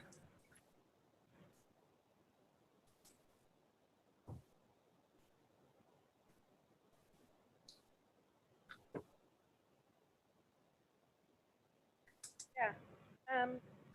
So before I start, hello. Good afternoon. I'm taller. Should I take my heels off? Before I start, I've been given some time from a couple of people. How do I do that? State their names, please. Ray Bronthal, Demon Gabrielian, Efrain Tezama, and Jose Nunez. So that puts me at about 10 minutes. Correct. Thank you. So my name is Susan Ransom. I'm sorry I have to take a breath. My head is spinning after watching the presentations previously. I am with SSA Terminal. Yeah, as you know, we are the largest terminal in the Port of Oakland. We are the largest stevedoring. Can you hear me? We can hear you fine. Pretty loud. I don't. Oh, Zoom people, can you hear me? Okay, so we are the largest stevedoring company in the world, and we are certainly the largest stevedoring company in the Port of Oakland, with 70% of the business. I would like to say that the comment that the Howard Terminal was dormant, you all have a picture sitting in front of you that I took literally 2 days ago. It is at 100% capacity and has been like that ever since it opened up as an ancillary yard. If you can take a moment, I would also like to read you something that is a memo dated February 6, 2019. I would like you to note the date. This is on public record. It is from John Driscoll, ex-Maritime Director, Port of Oakland, to Chris Lytle, ex-Executive Director of the Port of Oakland. Given recent events and Board of Directors to staff, I am compelled to memorialize my very serious concerns about the future of the Port of Oakland Seaport, given the seemingly impeding removal of Howard Terminal from the Seaport's land holding for maritime purposes. For about 1 year, you have been saying, and I have been hoping you were right, that the development of Howard Terminal for non-maritime use was more specifically for a ballpark and mixed development led by the Oakland Athletics would never happen. That's important to remember. Because the hurdles were too great and because of the port's need of the land for maritime uses would trump any other potential development. In addition, you and I both agree on non-maritime development would not make sense for a variety of reasons, including incompatibility of land uses. The future of the seaport is long-term. This waterfront industrial land is intended to serve trust purposes for many future generations long after we are gone. But the current conversation about the future of Howard Terminal continues to ignore this core purpose of the seaport, instead focusing on short-term, politically motivated objectives. The discussion is no longer fact-based, common sense-based, or strategic. I am almost done. I feel it is my job to continue to put the focus on the seaport, even if it's inconvenient to do so. The seaport may not be shiny and flashy, but it is a critical component of our economy or city and our state. It contributes half of the port's overall revenue, which is probably more now. Our job is to be stewards of the seaport for its intended purpose, again, for generations to come. We must think and act well beyond our lifetimes. And then the last paragraph says, we are a landlord port.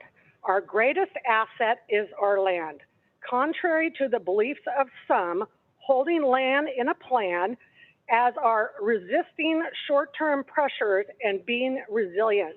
These fundamental concepts seem to have been lost, and the difficult decisions that come with protecting them seem to be avoided at all costs by the port. It is my strong belief we cannot allow this. We must be vigilant throughout the time we are entrusted to manage the port and its resources. And where is the Port of Oakland, by the way? They all left?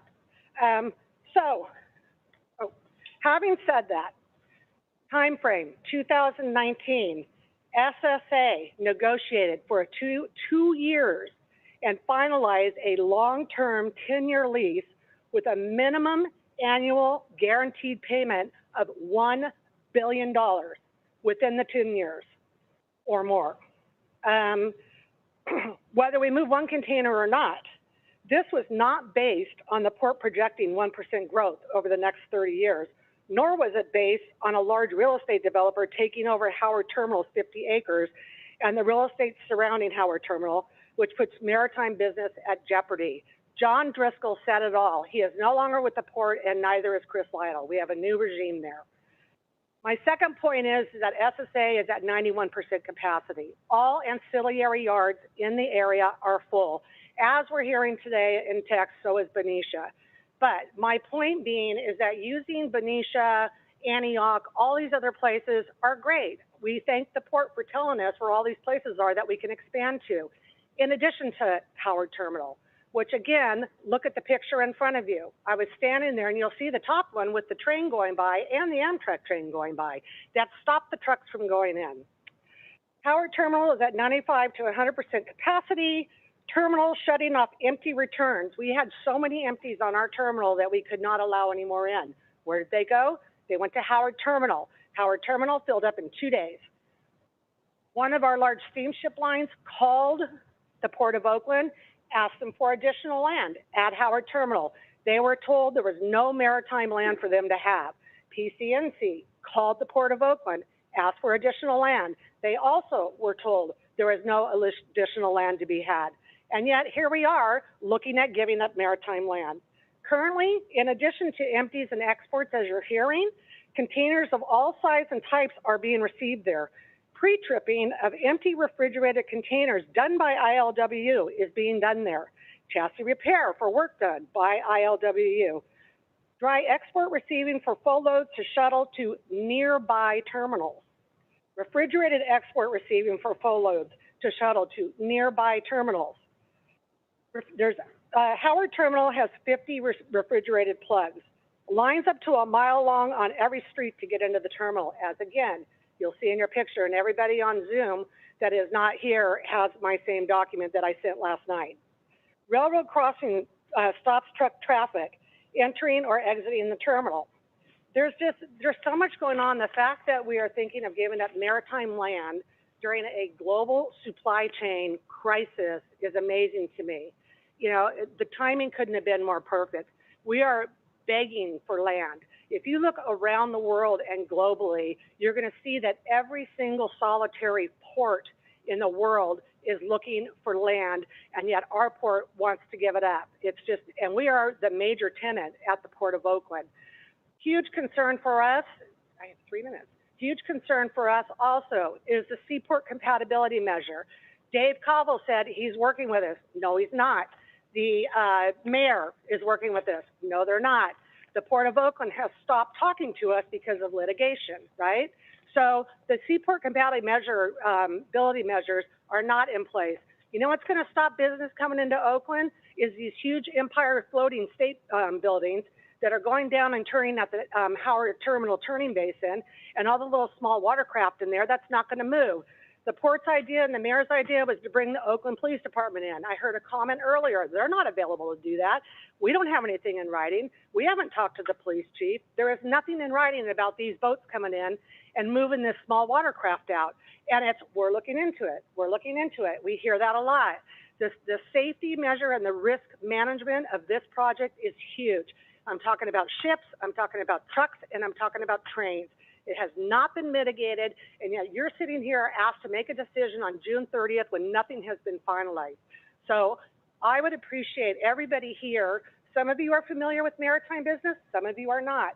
I would appreciate every single person here and on this board to come to SSA, come to Howard Terminal, talk to me, talk to our president, go to Howard Terminal, see the traffic there before you make any decisions. We are the boots on the ground. We know what's going on. We're talking to the customers. We're talking to the truckers who are talking to their customers.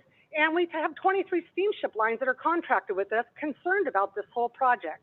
So I appreciate your time. Have any questions? My information is on what's in front of you on my document, my phone number, my email.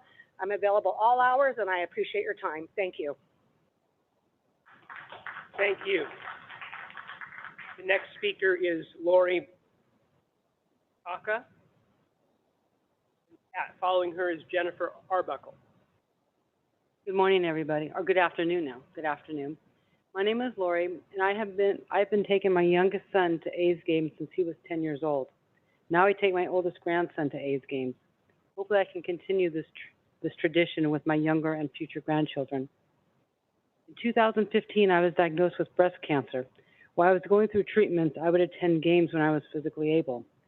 I received phone calls and letters from the AIDS organization. Whenever I went to games, there was always a seat for me so I would have a place to stand, so I wouldn't have to stand in line. Every game I attended, somebody from the AIDS would come up to me while I was in my seat and ask me if I was doing okay, if I needed anything, if I needed water. It truly amazes me the concern the Oakland AIDS organization had for me while I was fighting my battle with cancer. In 2016, I was named the Oakland Athletics Honorary Bat Girl and threw out the first pitch at an A's game. A few months later, the A's came to my home and interviewed me and my son and put together my A's story on Facebook. Their concern will always have a special place in my heart when I was going through one of the most difficult battles of my life. The A's are always finding ways to give back to the Oakland community. Current A's players, coaches, and even Stomper are out at the local schools with kids. The A's also have a community fund where they donate funds to the Oakland community. But you know what, you guys? This is bigger than baseball. Okay? It is bigger than baseball. As much as I love my A's and I'm passionate about my A's, I'm also passionate about what else is going on here. Currently, as Howard Terminal sits, it generates $70,000 in property taxes per year. Once Howard Terminal is complete, it'll generate $10 million in property taxes per year. Let me repeat that, $10 million per year. That's $833,333 per month, every single month after month for generations to come. That's 10 times more than Howard Terminal is producing annually at $70,000. These taxes will generate new properties, and sorry, I went over. Please take a moment to imagine the possible impact that these additional taxes will have on the city of Oakland and Alameda counties, and the kind of additional tax revenue that can be used for police, fire services, violence prevention, public safety, health care, homelessness, senior services, education, after-school programs, and maintenance, just to name a few. This is a lot bigger than baseball, guys. Please consider that when you vote. Jennifer Arbuckle, followed by Sean Cochran.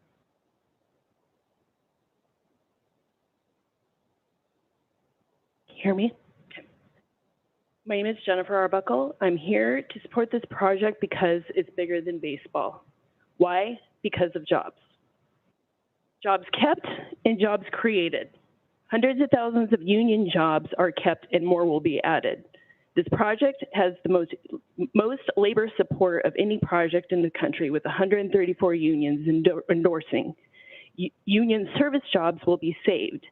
These are people who work and live in the community. Did you know that over 2,000 jobs were lost when the Raiders and the Warriors left? When our teams leave, so do the jobs. It's elitist to think that these jobs do not matter as much as other higher paying union jobs around the Bay Area. If we're going to support our union brothers and sisters, we need to support all of our union brothers and sisters. This project is expected to support more than 6,000 permanent jobs, as well as several thousand more good paying union construction jobs. This project is required and will include a jobs policy that is based on the existing 2017 jobs policy used on the Oakland Army Base redevelopment and the Maritime Aviation Project labor agreement, which includes hiring local within the East Bay and hiring the most disenfranchised, such as formerly incarcerated and formerly homeless for construction jobs on the port, and a trust fund for training, preparation, and placement. These policies have become a national model and are aspects that we, the community, were very adamant about in our recommendation in the community benefits agreement process.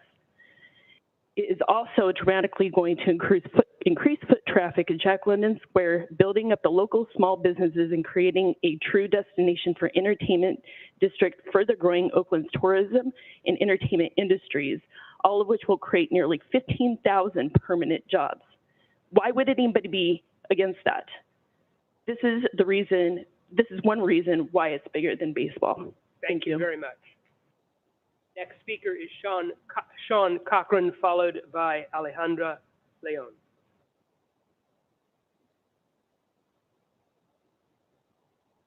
Hello, and thank you. Hello, and thank you, commissioners. My name is Sean Cochran, and I'm here today to speak in favor of the Howard Terminal project, in particular, waterfront access.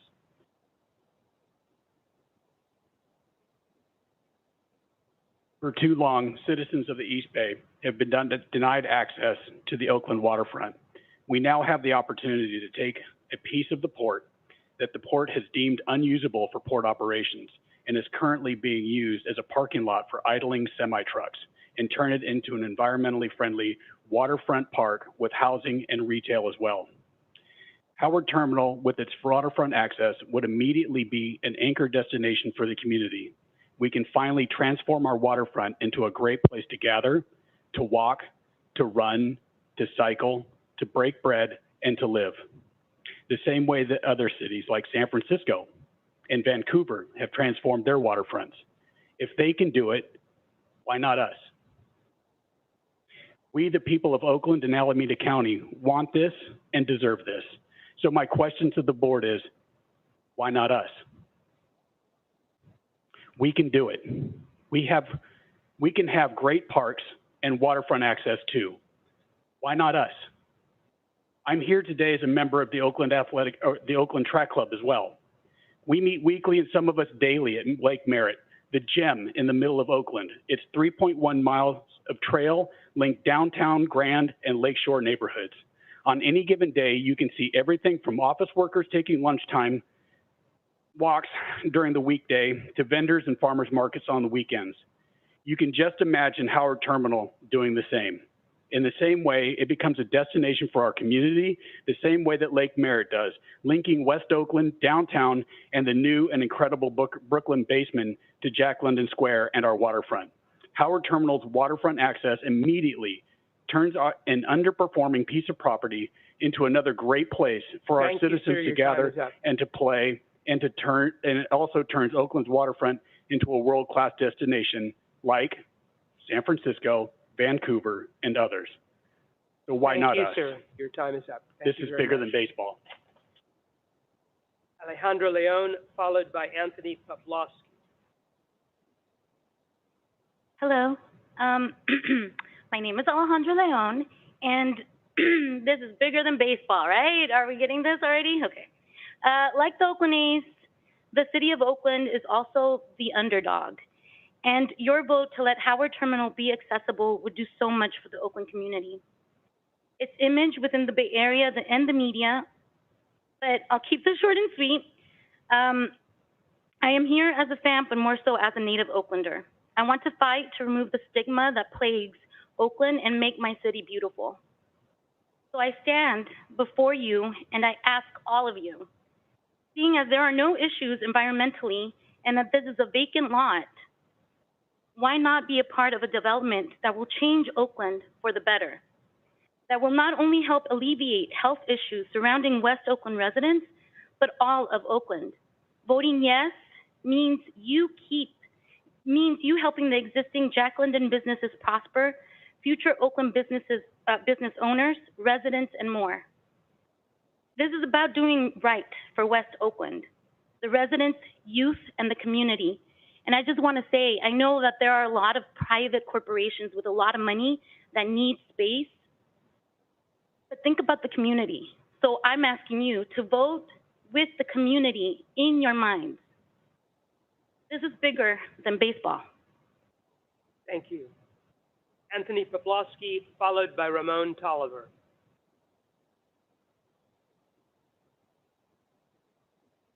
My name is Anthony Poplawski. I'm the president of the Pacific Coast Marine Firemen's Union, representing several hundred merchant mariners and dock workers on the coast. Our organization opposes the removal of port priority use designation at Howard Terminal. Maritime use waterfront property is a scarce resource up and down the coast, from San Diego to Bellingham. And as cargo opportunities grow, and they will grow, as populations grow, the cargo opportunities will grow in both the Trans-Pacific and the domestic short sea shipping trade routes.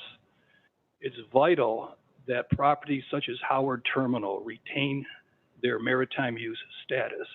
Thank you. Thank you, sir. Ramon Tolliver, followed by Mark Kenyon, I'm not sure. I apologize for that one. Ramon Tolliver. Kennedy. Now I see it. Mark Kennedy, Mr. Tolliver does not appear to be here. Followed by Ken Dow.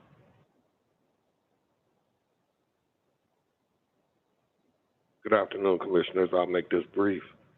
It's obvious that not only to the local and regional areas of our economy, the shipping business, import, export, is part of our economy as a whole.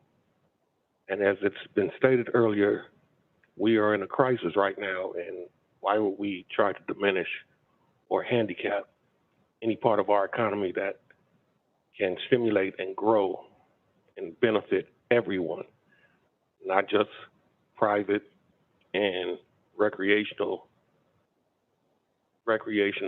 purposes, but be a benefit to the nation and the world as a whole. In this building and in every walk of life that we experience, we have materials that come in on ships.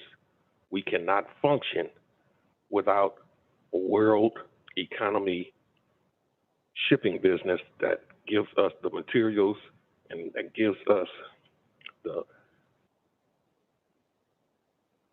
tools to actually grow for everyone in the community, everyone on any scale of life you can imagine. We at the port, we are 24-hour business. We never shut down. It never sleeps. It is always here working for everyone. This is not recreational. This is survival. I just wish you would consider what is at stake here when you vote. Don't vote for private and greed and rich money people. Vote for everyone. Thank you, sir. Ken Dow, followed by William Dow.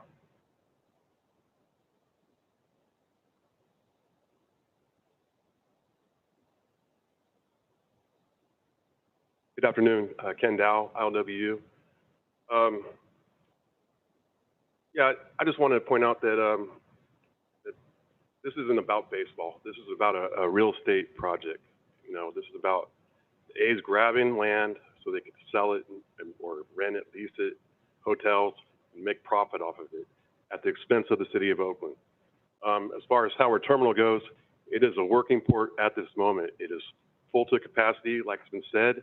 Containers are moving in all day long, lined up down Martin Luther King, down 3rd Street. It is a working, thriving port at this moment. Thank you for your time. Thank you, sir. William Dow, followed by Jabril Atkili. Good afternoon. My name is William F. Dow, ILW Warehouse Union Local 6 retired, and a delegate to the ILW District, Northern California District Council. We of the maritime unions, employers, shippers, railroads, truckers, and warehouses have expressed our opposition to the Oakland A's moving into Howard Terminal. We addressed our concerns to the Oakland City Council in the Port of Oakland and also the BCDC several times. And it seems to fall on deaf ears, except for the BCDC, I hope. The real estate project seems to override all the interest concerning a working port. Maritime is a proven industry in the city of Oakland and the region. Therefore, the BCDC should support the maritime interest over the real estate development. I urge you commissioners to show the courage to ignore the politicians and the A's real estate development and protect the workers at the Port of Oakland and a valued maritime industry. You know, we've, like I said, we've addressed everything. We've been coming to these meetings since, what was it, 2019 in May or something like that, whenever it started. And we've addressed everything that is around because we're the working people. We don't have the support of a billionaire to finance a big artist rendering of something that is, to me, looks ridiculous. Thank you. Thank you, sir.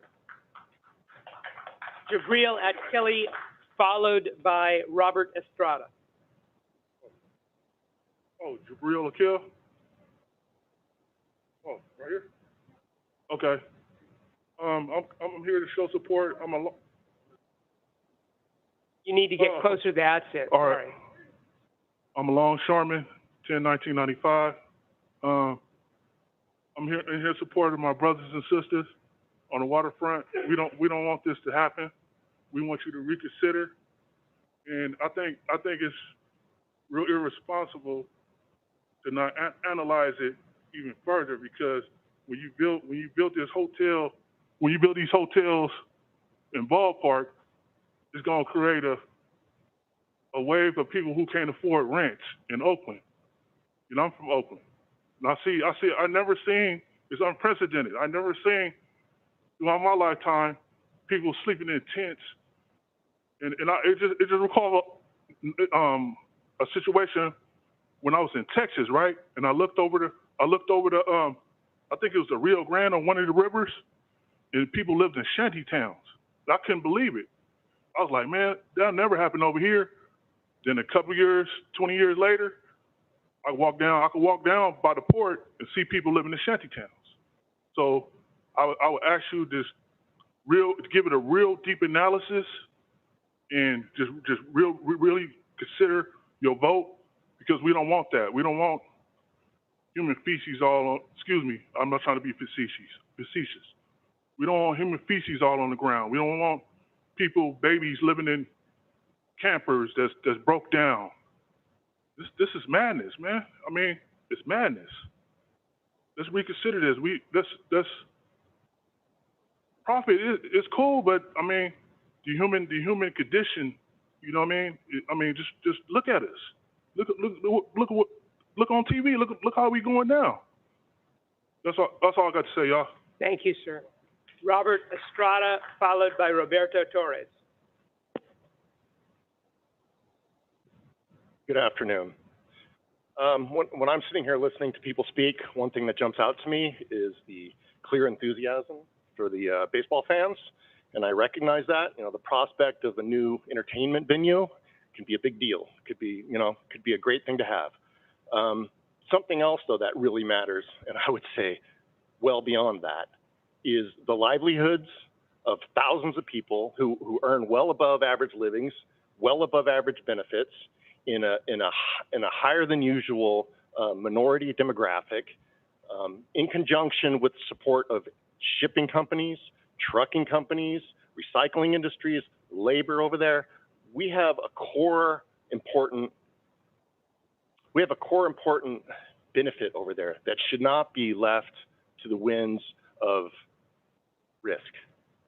Now, one thing that I know is that when you have a multi-billionaire real estate investor, he's going to pull a lot of weight. And I recognize that sometimes it's hard for us to get the same voice out in the air. But here, I also know that BCDC has one mandate. Your charge is not to be the Chamber of Commerce. Your charge is not to facilitate the whims of a real estate investment tycoon. Your charge is simple, and it's narrow, and it's to protect the land entrusted to you. That's what we're looking at. I don't think you have to weigh anything other than, does this take away that land? And when you look at where the real estate tycoon can play his game, there's 3,000 miles eastward. We have 1 millimeter where the land meets the water. That's all we've got. And this is an ecosystem. And just like I wouldn't want a homeless shelter or a soup kitchen, as much as I would support those elsewhere, as much as I wouldn't want them to land on the Galapagos Islands or the Farallones, so too, we have to protect this ecosystem, and you're that backstop. You're our safety net to do that.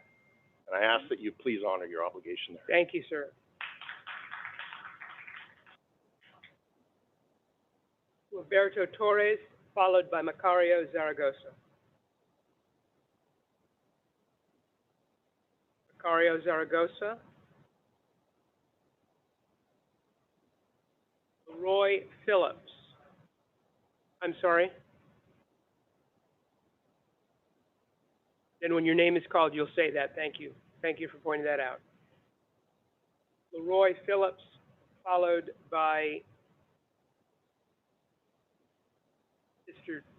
Tony.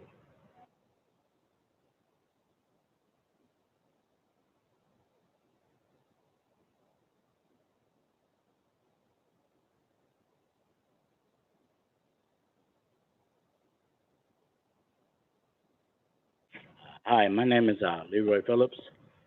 I represent the ILW, member for 30 plus years, and I'm speaking in opposition of the PPIU proposition for the distinction of shoring the Howard Terminal. I'm a little nervous, but I get over it. You're doing fine. So I'm saying that I disagree with it because got to look at the big picture.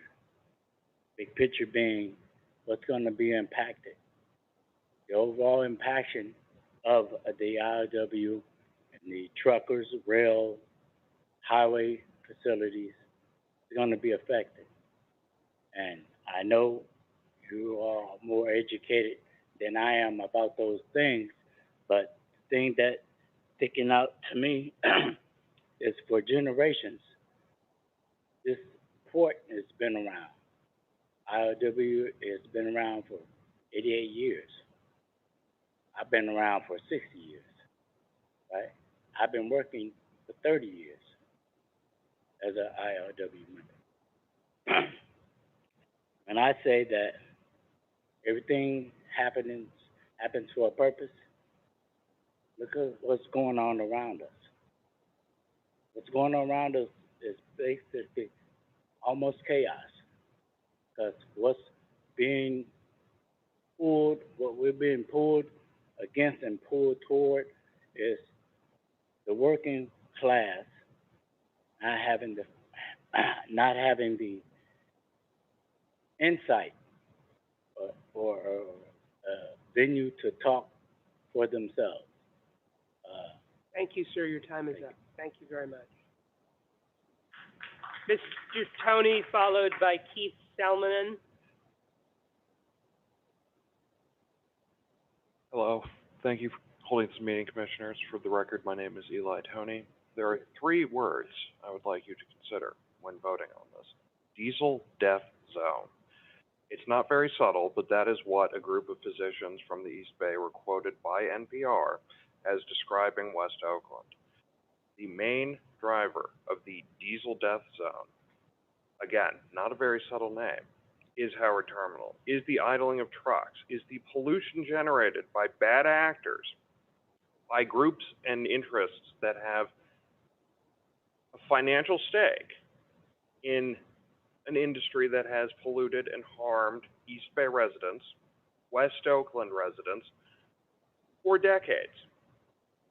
Having a diesel death zone so close to significant and, in many cases, negatively impacted populations is harmful. It's hurtful. I don't know how much clearer to be about the environmental impact of this. Yes, like my colleagues, I will say, this is bigger than baseball, and I will be clear. Allowing the idling of trucks in an empty lot so near a population center to create a diesel death zone, it's indefensible. It's disgusting, it's horrible, and it shows a complete contempt for the lives of East Bay and of West Oakland residents. It's that simple. Environmental justice is within grasp. This project provides an opportunity to remedy harms done for decades by negligent polluting industries. This goes well beyond concerns about baseball or real estate or anything else. This is a chance to make right decades of environmental neglect and harm which have caused thousands of deaths. Thank you. Thank you, sir. Keith Salmonen, followed by Todd Schwenk. Good afternoon, Commissioners. I am Keith Salmonen, third-generation Oaklander, producer and co-host of A's Fan Radio, and I'm here to speak that you all, later this month, vote in favor of allowing the Howard Terminal project to go forward. This is a project that has an opportunity to transform not just Oakland, but the East Bay as well. It has an opportunity to create jobs, not just construction jobs during phase 1 of the construction of the ballpark, not just during phase 2 of the full build out of the final overall project, but permanent jobs as well at the ballpark and the surrounding development. I want to leave you all with 2 parting shots. One, you all have already approved a project similar to Howard Terminal. It's right down the street. If you don't know what I'm talking about, I'm referring to obviously the Mission Rock project. Second, you obviously have heard that there's issues about port, railroad tracks, stuff like that. Look to the Pacific Northwest. They set up in Seattle that stuff couldn't be done there. They didn't build just one ballpark in that area, they built 2. Do the right thing, help make Oakland and the East Bay take off. As many of us have said and will continue to say, this is bigger than baseball. Approve the Howard Terminal project and help it move forward at the end of the month. Thank you, sir. Todd Schwenk, followed by Lee Sandahl. Good afternoon, Commission. My name's Todd Schwenk. I'm a part-time resident at Jack London Square in Oakland. I own one of the larger alarm companies in the Bay Area, and the reason I mention that, I've been placed in a position of trust for almost 4 decades with not only several millions of dollars of property, but the future of businesses in the Bay Area, and a large cluster of my commercial accounts are the East Bay shipping and trucking industry, and I've been speaking to them in confidence for years now. 2 of the biggest things they're worried about is the surface street traffic. We've addressed that earlier today, and the turning basin. I'm really excited that the Port of Oakland is competing with Long Beach. To my longshoreman buddies, I'm waving that flag for you guys. More jobs in Oakland is a better thing. I'm here mainly to talk about our town. Despite Oakland being the 30th largest city in America, we call it a town because we're connected by neighbors. And today I'm talking about neighborhood economics, or what I like to call neighboromics. Because yes, I'm working people. They call me the mayor dressed like this at the games, but I'll wear a hard hat tomorrow, and I'm looking out for the trade jobs that are going to build that stadium. I'm looking for the service jobs that are going to maintain that stadium. I'm looking to prevent the economic leakage to Nevada. If we lose this team, we lose millions of dollars per year. We lose thousands of jobs for a lifetime. We have one chance to do something big. Our life is short. We can't do things alone. Let's dream big. We're asking you to be heroes of the big dream. Help the A's, help Oakland, help the California economy. This is no-brainer. 2 things can be true at the same time. We can have a vibrant working port, and we can have a wonderful ballpark, and it all starts with positive help from you guys. Thank you, sir. Lee Sandahl, followed by Aaron Wright.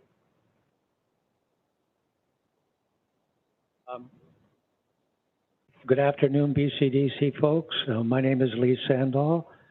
and I'm with the International Longshore and Warehouse Unions, Northern California District Council. Oakland's Port Commission is acting in support of the Oakland A's Howard Terminal real estate development in Ballpark.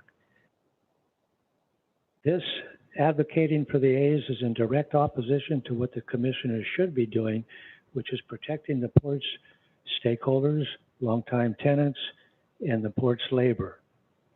The Port Commission is continuing to share only information that aligns it with the A's. The Tioga Group consultants responsible for cargo forecast refutes claims made by the A's and their consulate, the McCutter Group. The Tioga Group says, after reviewing the port and the McCutter memos, that they found in most cases that the memos are factually incorrect based on outdated information and a short-term view of pandemic-induced work shifts. Information coming from the port is in direct conflict to what is really happening at Howard Terminal. The BCDC must stand firm and vote to protect the port's capacity and support the analysis put forth by the Tioga Group, which disavows claims made by the A's as being factual and incorrect. This also includes mischaracterization of Seaport forecasts. Thank you. Thank you, sir. Next is Aaron Wright, and Mr. Wright, I believe you have some seated time. List the names in one moment, please. The next speaker is, I apologize if I botched the first name. I'm not even going to do it. Mr. Pickett. Could be Ms. Pickett. I don't know. Go ahead, Mr. Wright. Tom Koo, Robert Torres, and Macario Zaragoza. Thank you. Okay. 8 minutes. Good afternoon. My name is Aaron Wright. I've been working on the waterfront since 1987. 35-year longshoreman. I have 4 generations of ILWU members in my family. The last time I was here was in 2019, and at that meeting, the A's presented a report which argued that you could afford to give up space at Howard Terminal by automating the Port of Oakland. That was a shock to me after hearing them say over and over they wanted a project compatible with the port and jobs. Now here it is 2 years later, and we are further away from their stated promises than ever. The current EIR has insufficient overpasses for the port trains that run adjacent to the fence of Howard Terminal. There's no guaranteed widening of the turning circle for the ships that turn adjacent to the dock there. And there's no traffic plan to keep things flowing without mixing game day cars, bikes, and pedestrians with semis and their giant loads. You couldn't put this ginormous city project in a worse place with a worse plan. And let me just state, I'm gonna go off script a little here, that Howard Terminal has been a key component of this port for a long time. And since the days of Chris Lytle, which with Susan just read you his letter, they used Howard Terminal to get the port trucks off the street and end the diesel death zone. They used the Port Efficiency Task Force to modernize, plug in the ships, and modernize the equipment, make hybrids and whatnot, so that there's less diesel. But the other thing it does, Howard Terminal, there's hundreds of thousands of trucks that go through there every year. And they come off hours, and they're able to stage loads so that they're not coming in and out of the Bay Area during rush hour. Okay, that significantly reduces your carbon footprint.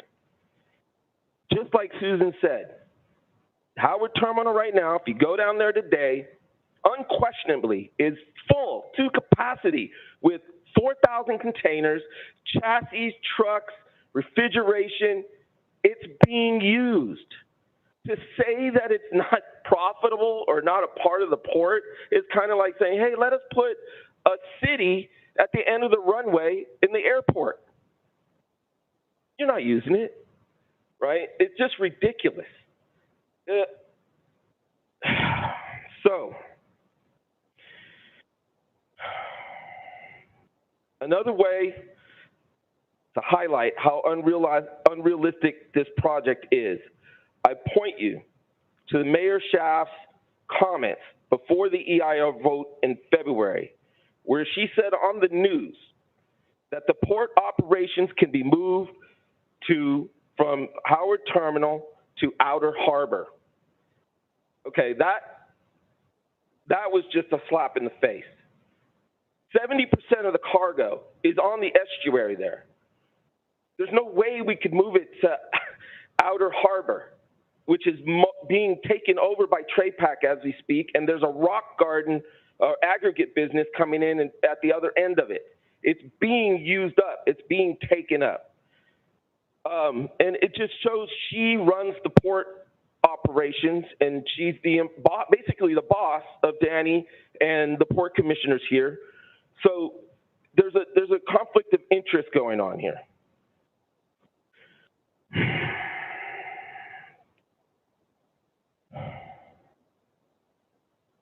I would like to say Howard Terminal is needed for maritime use. As supply chains continue to get impacted by the pandemic crunch, as I said, we have been busier than we've ever been starting in the beginning of 2021. I've never seen it more busy. I've never seen more ships parked in the bay coming from all over. We have first port of call here. We now have China locking down the equivalent of 50 San Franciscos. Out of the port of Shanghai, the ships are stacking up. We're going to see another bullwhip effect like the pandemic. You had the pandemic hit, everything dropped, and then when it came back online like gangbusters. And you're going to see that again shortly with the amount of containers that'll be coming back across the ocean from Shanghai once they open up. Also, there is a threat of war, and that makes this port crucial to our survival. The A's demand $1.5 billion of taxpayer money to stay in Oakland, and the politicians are tripping up over themselves to give it to them. Mind you, the project in San Francisco cost $357 million. The initial loan for the Howard Terminal project would be $850 million. On top of that, we still owe $100 million for the Raiders. And then Libby in February pulled $500 million. There's some state money coming in on it. There's a lot of interest to make this happen. It's a total injustice to the city of Oakland and its residents to put so much money into one small spot and not to improve the overall infrastructure of the city, to improve the housing of the city, keep the 12 slated public schools from being closed. They want to close 12 public schools and sell them off to the same interests that are going to take over Howard Terminal. On top of that, if the port goes by the wayside, you've all seen it, we all heard about it, inflation. It's not going to get any cheaper to get your goods, okay, because it'll have to be shipped up from LA. Oakland is a port town. This is the third largest port on the West Coast, a key component of the economy for all of us in Northern California, from retail to manufacturing to agribusiness. You were put here to protect it, our maritime tradition, and defend against the inevitable pressure of private interests to buy this priceless resource. What they are trying to do at Howard Terminal will cascade into the destruction of our port and maritime businesses and turn it into a yuppie playground for their own personal gain. Do not let that happen. Follow the advisory committee recommendation and keep Howard Terminal a seaport use. Thank you. Thank you, sir. Mr. Pickett, followed by Keith Matting.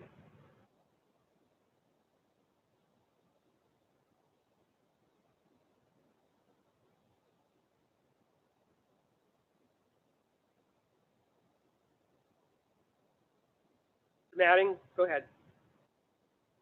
And the next one will be Trent Willis. Good afternoon, Keith Matting, Inland Boatmen's Union. Thank you for letting me participate this afternoon. I urge the BCDC to maintain the Howard Terminal's port status. In my experience, when a real estate grab like this comes into the neighborhood and tries and promises are made of low-income housing, it doesn't work. I live a couple blocks away from the Fillmore in San Francisco, and those people never got a chance to come back. It's really disheartening to see how the politicians glom onto this, and it really never materializes. The marginalized people are still reeling from those redevelopment projects, and this is no different. The A's have a perfect site over in in East Oakland there, with transportation, freeways right there, BART goes right there, and to put pressure on the port where you have the responsibility to maintain the port is unconscionable. Schnitzer's going to be forced out in a moment. They're right there next to the project. One of the commissioners mentioned talking to those guys. They know they're in their sights. So what's going to happen next? I mean, it's unconscionable. You guys, please do not vote against industry and the port. Thank you. Thank you, sir. Trent Willis, followed by Melvin McKay. Thank you. Trent Willis, immediate past president of the ILWU Local 10. I wanted to state first that Mr. Pickett has yielded his time to me. All right, so I'm going to be brief. I don't want to repeat everything that the past speakers have already said. The one point that I did want to make is that this committee should understand and learn, just like everybody else has, from the pandemic. The pandemic taught us a lot. The pandemic also showed us how important the port land is to the community. The port congestion has stifled the community, and it was a lot worse before the Howard Terminal was used to relieve that congestion. Before the Howard Terminal was used to relieve that congestion, we had ships out in the water, in the estuary, waiting to be serviced by my union brothers and sisters. They couldn't even bring the ships in to be serviced. That's how important the land is at Howard Terminal. Right now, there are 4,000 containers sitting on 25 acres of land at Howard Terminal.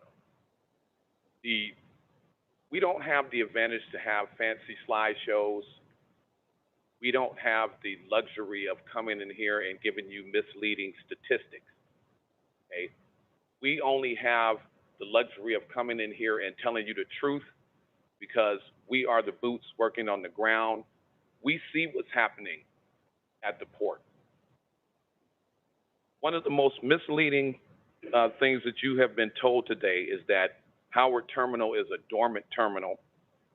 that that the land is not being used, that it's full of dilapidated equipment.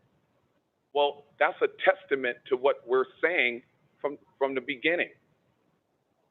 Okay? The reason Howard Terminal is like that is because of a lack of investment from the port.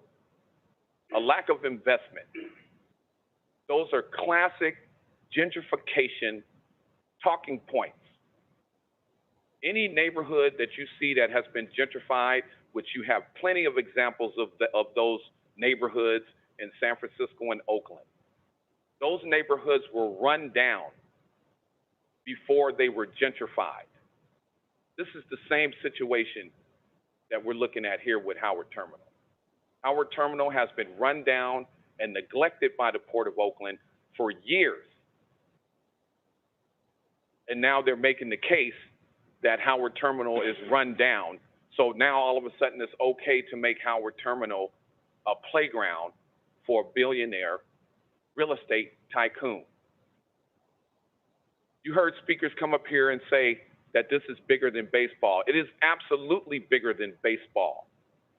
Baseball has nothing to do with it, and neither does the Oakland A's. All of the speakers who are coming up here in opposition to Howard Terminal being used for a baseball stadium are not against the Oakland A's. We are Oakland A's fans. We just want the Oakland A's to stay where they are currently playing.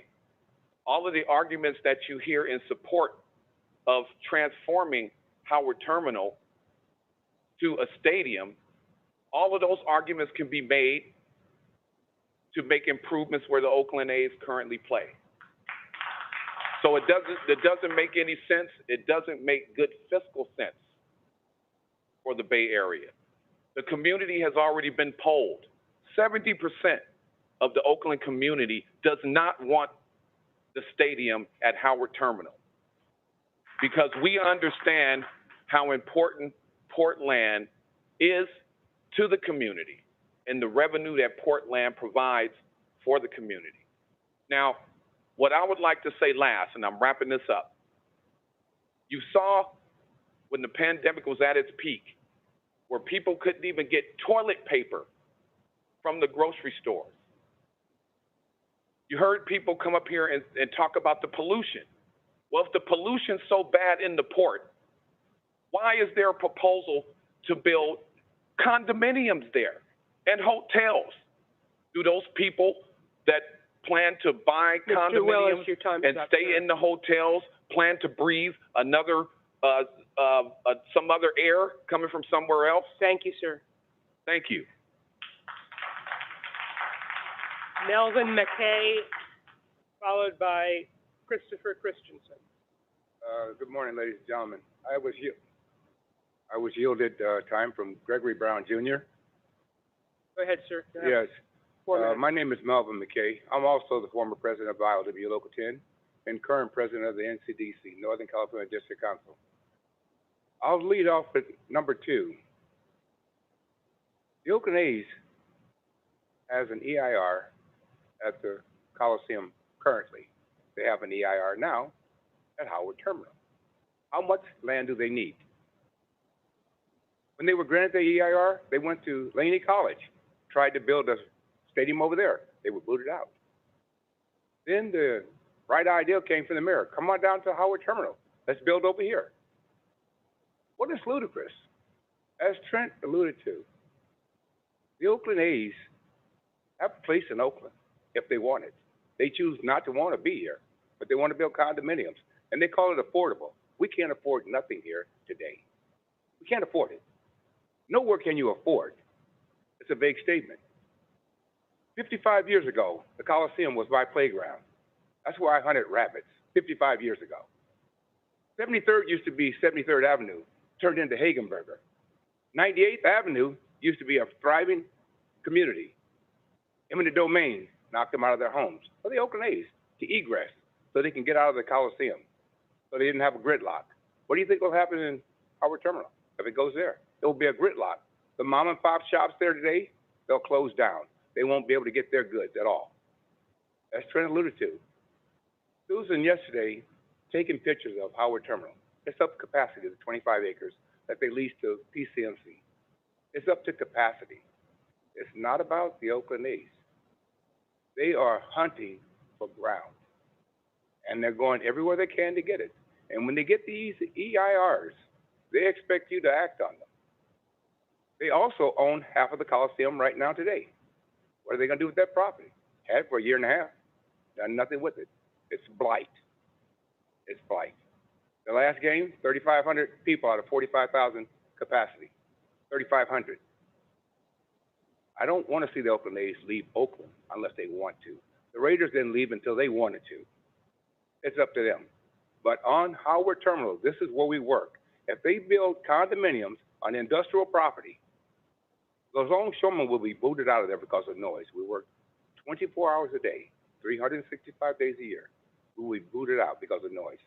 They're not going to pay an excessive amount for their condominiums and say the noise is okay with them. They will be working people as well. They need to have rest. They did the churches in Oakland. They can't play their tambourines on Sunday after 6 o'clock because of noise ordinance. This is going too far with the Oakland A's, the mayor, the port director. Omar Benjamin, 6 years ago, was port director. Chris Lytle came in, port director. All of them improved cargo movement in the city of Oakland. Danny Wong comes in. We're going to stay stagnant. We're not going to grow 1%. He was appointed by the mayor. This is injustice to the man who wants to run the port of Oakland and say that we're not going to grow. When I started on the waterfront, we had 7,000 TEUs. Today we have 18,000 TEUs. Yes, the ships are bigger. And that turning basin is a need. But one of the things you got to look at, is it truly about the Oakland A's? I don't believe so. I believe it's about the real estate.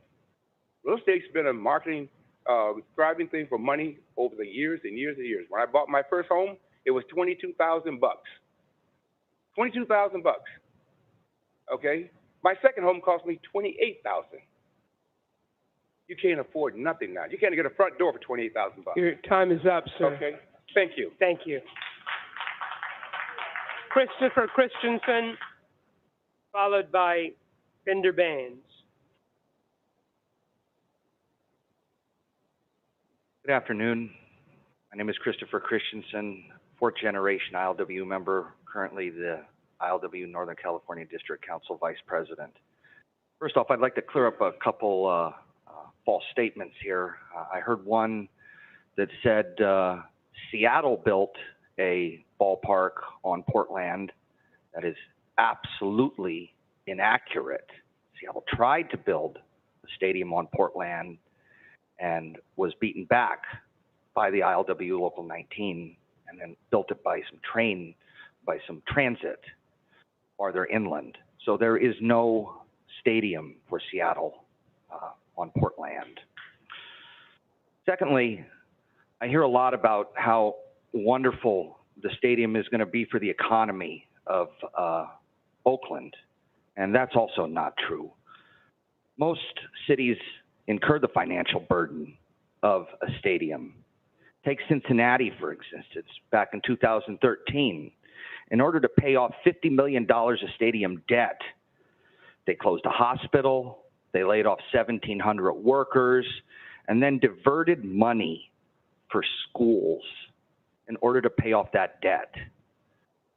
The Oakland Stadium is not about a stadium, it's about real estate.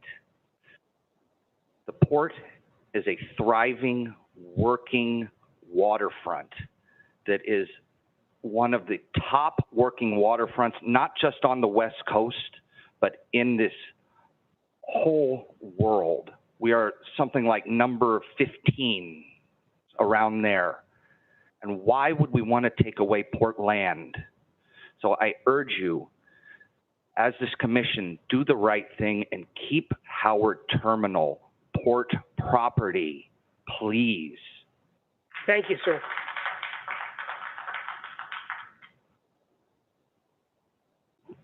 Mr. Baines, followed by Robert Bradford. it going, y'all? This is Bender Baines, ILWU.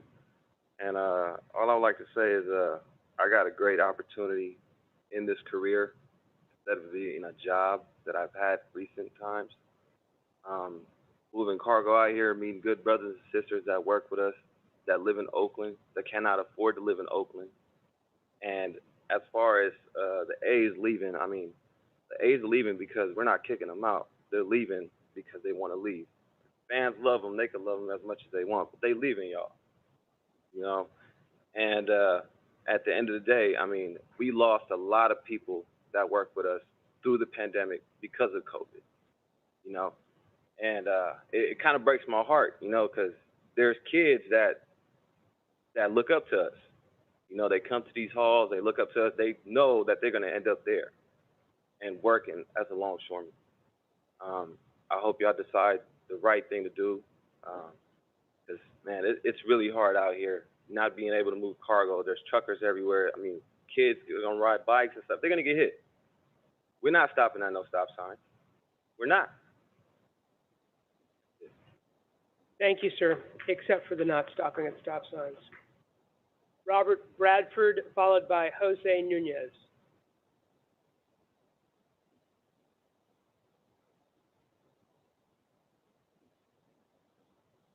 Good afternoon.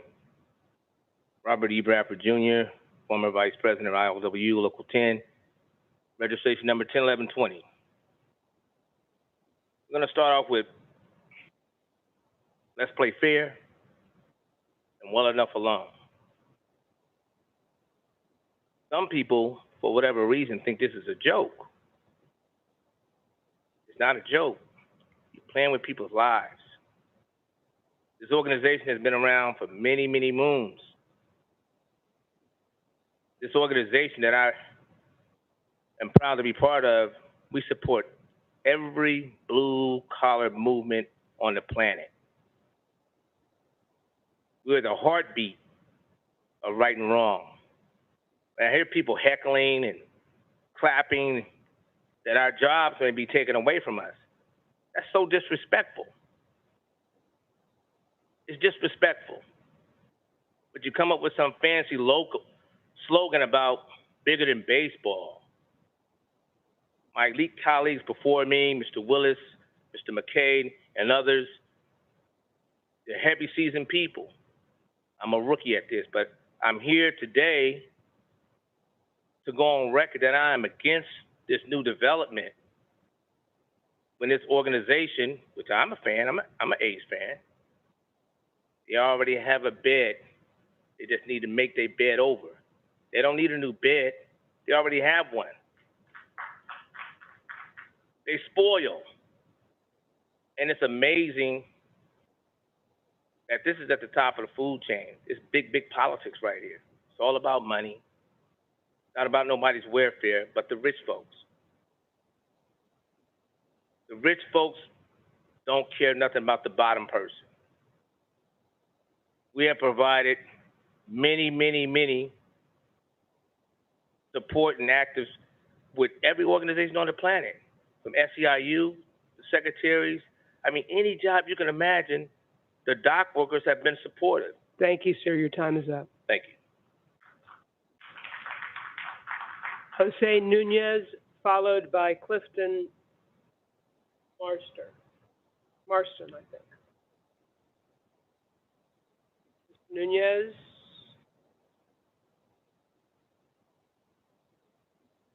They're both gone. Thank you very much. Domingo Ray, followed by Gabriello Gambrelli.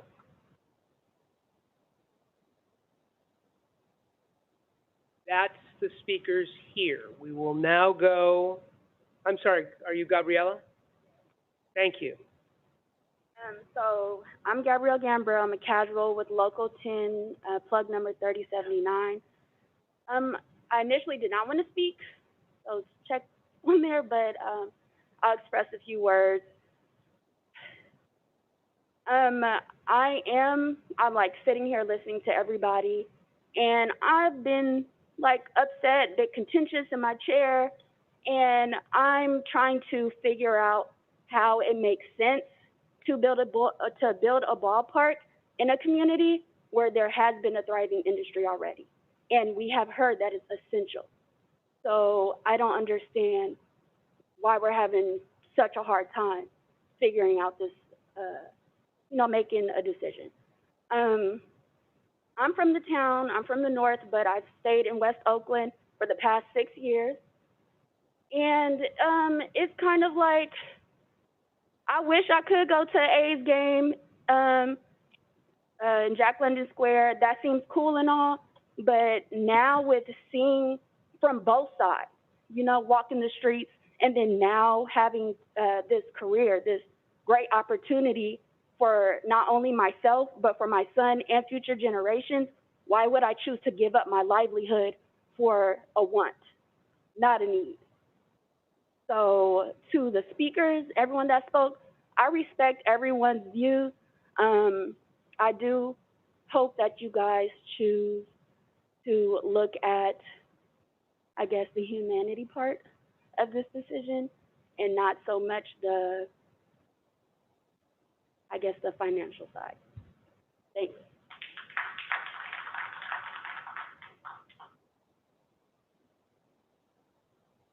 Dominic Gria. Okay, 1968, 3 significant events happened here in Oakland. The Raiders went to their first Super Bowl. The A's came to Oakland, and I was born. So, this is close to my heart, and I'm here for the casual fan. That's what I am. But I work at Coliseum. I work there every single game. Every single game, fans come to me and say, "Well, why can't they just keep the stadium here? It's already here. We already have everything here for that we need. We have plenty of room to do everything you guys are talking about right now. Howard Terminal. Why don't you just do it at the Coliseum site? It's already there. Everything is there. Just clean it up. That's all you gotta do. That's all you're gonna do over there. What's the difference? Clean it up at the Coliseum, right? I mean, that's what most of us want. Okay, they said that people have already touched on all these things already, but the fact of the matter is, you guys don't really care what we say, but that's where we're going. That's where we stand. The fans want the stadium to stay where it is. Just refurbish it. Just tear it down, rebuild it, make it a multi-use stadium. Put other stuff there. Put some zoo exhibits there. The zoo's in trouble too, right? Put the zoo exhibits there. Put a hospital there. Put a pot club there. Put everything there. It can thrive all the time. 24 hours a day, 7 days a week, 365 days a year. It can always be used. It doesn't have to only be there for baseball season. It can be there for all seasons. What you guys talking about doing down there? Just do it at the Coliseum site. That's all you gotta do. Plenty of space. Where Walmart was, where Pack and Save was, just build all that stuff up. Everything's right there. You got much more room. You can worry about all this drama. It should be a TV show. It's ridiculous. You know what I mean? It should be a TV show. Thank you, sir. That concludes the speakers in this room. We will now go to speakers at remote sites participating through Zoom. And I will say this one more time. You have until 3 o'clock if you're remote to sign up. We will continue hearing speakers after that time. So currently we have 58 hands raised. And I am going to try my best to remember the gentleman that called in early. Mr. Van. Mr. Van, his last name was Van. Okay, hold on.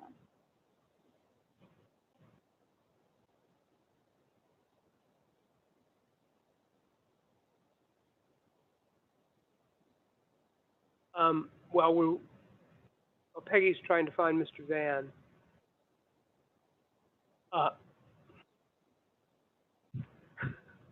sorry. I would ask the remote speakers, as I've asked the speakers here, to be succinct, and if you really just want to register your position, be as brief as possible.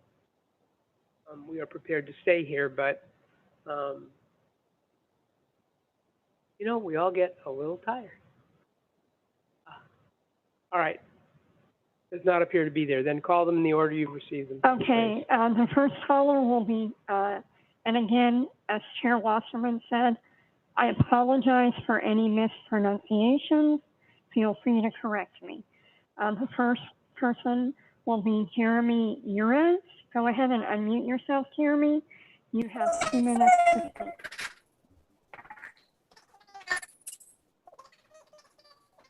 Go ahead, Jeremy.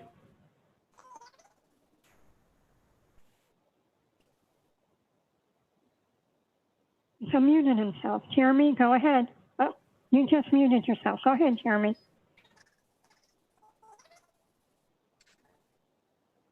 Okay, Jeremy, I can't hear you. We can't hear you. I can hear your background now. Can you hear me now? Yes, go ahead. Thank you so much. I apologize for that. Wrong microphone. Thank you very much. Good afternoon, commissioners. My name is Jeremy Uris. I am an organizer with the Sheet Metal Workers Local Union 104 here in the Bay Area. I'm excited to be here today to express my appreciation for the staff's preliminary recommendation. And I want to quickly speak on the value that the future Howard Terminal project will bring to our community. As you've heard many times already, this project will provide great new apprenticeship opportunities for our local residents. It'll provide good middle-class wages and benefits. And it also will ensure that the A's not only stay in Oakland, but that they thrive in Oakland. So I just want to thank you for your consideration and for your time. Have a good afternoon. Thank you, Jeremy. Okay, next we have Peter Scrappen. Peter, go ahead, unmute yourself, state your name for a record, and you have 2 minutes to speak. Hi there, can you hear me okay? Yes. Oh, great. Good afternoon. My name is Peter Schrappen. I'm the Vice President of the American Waterways Operators, which represents the U.S. tugboat, towboat, and barge industry.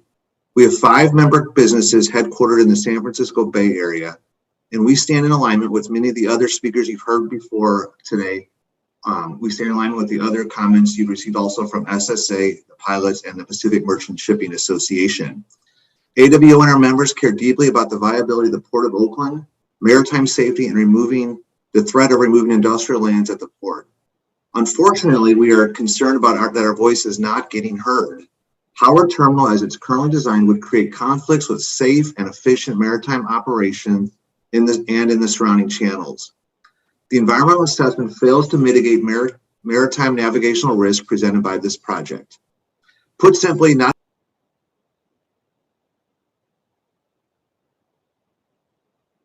Peter, that was my fault. Sorry, unmute yourself. Again, sorry, Peter. Peter, unmute yourself. He probably doesn't realize it. Peter, if you can hear me, unmute yourself.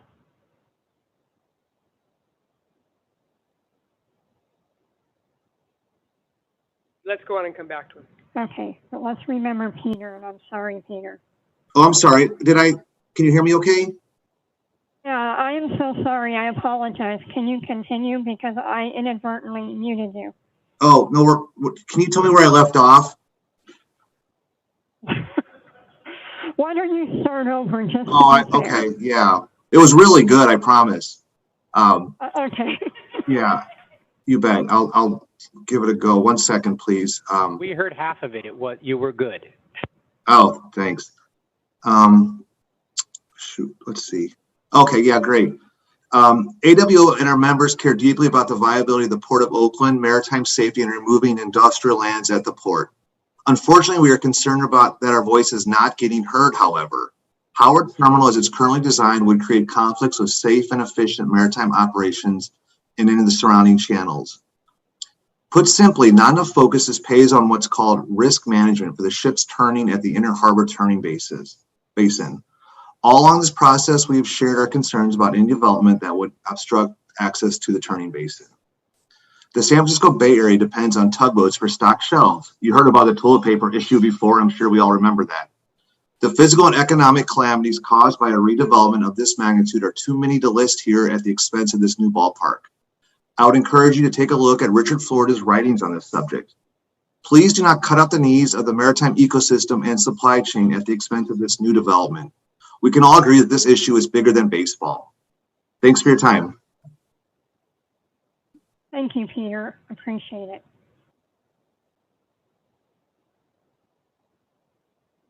Okay, the next speaker is going to be Scott Taylor. After Scott will be Cheryl Walton.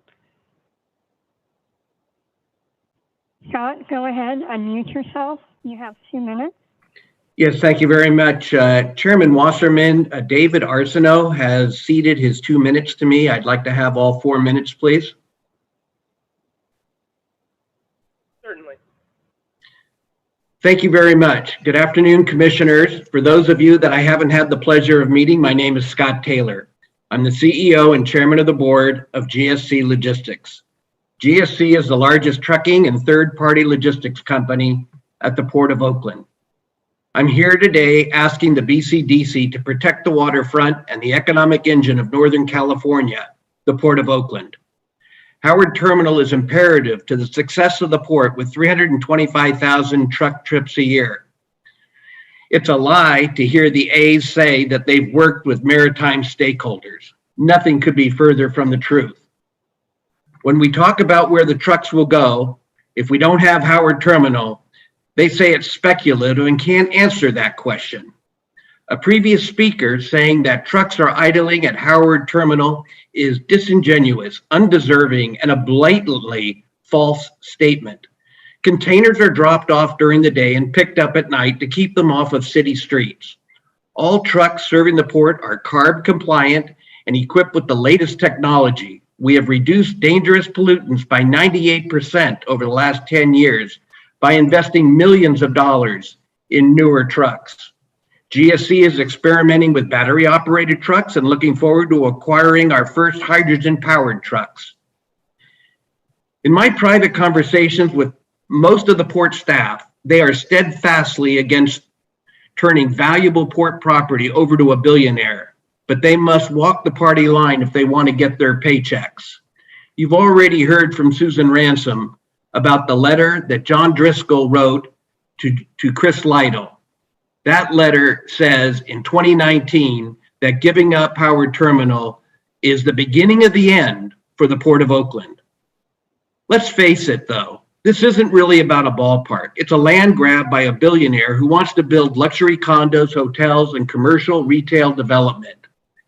I implore the BCDC to retain Howard Terminal as port priority use to protect valuable waterfront property that if it's lost will be lost forever.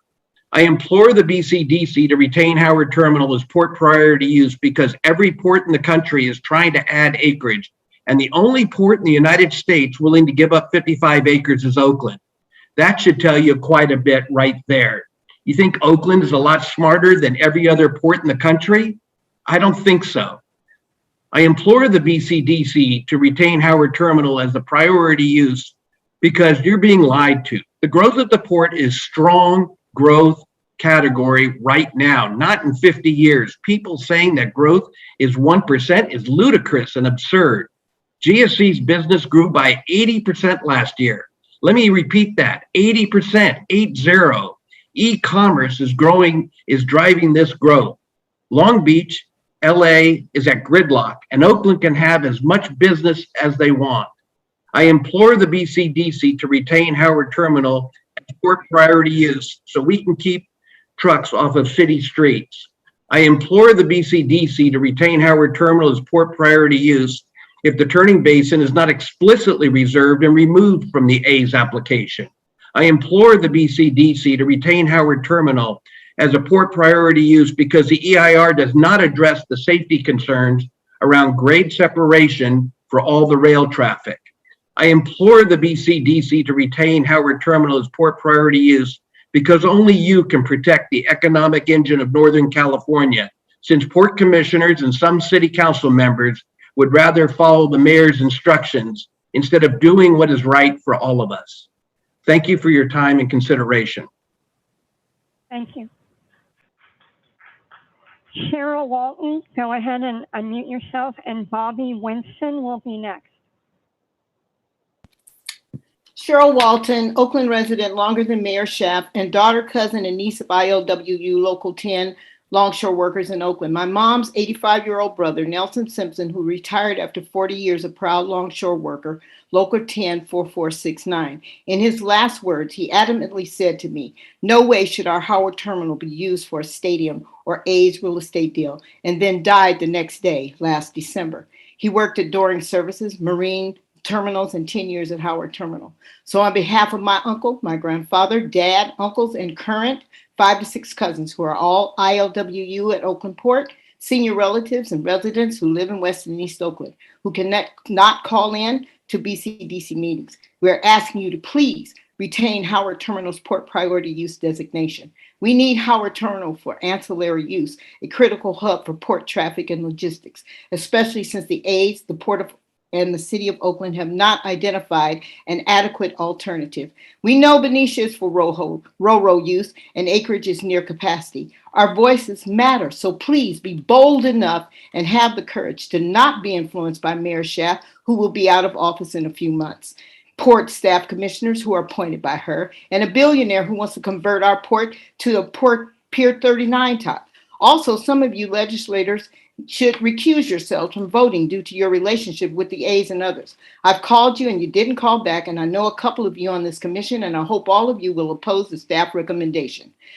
How can you forecast 30 years into the future on a port growth when it ebbs and flows? I know with the right resources of a billionaire, data can easily be altered. As a commission, you are to protect our waterways. And outreach, there were only 20 Oakland residents involved in the community benefit process. So please, we're watching your pockets. Thank you. Thank you. Bobby Winston, go ahead and unmute yourself. You have 2 minutes. Next will be Zoe Siegel. Bobby, go ahead and unmute yourself.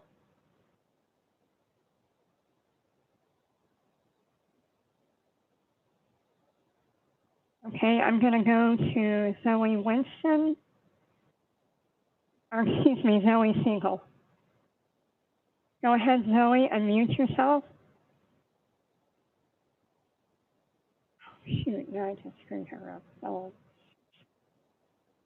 Zoe, can you unmute yourself?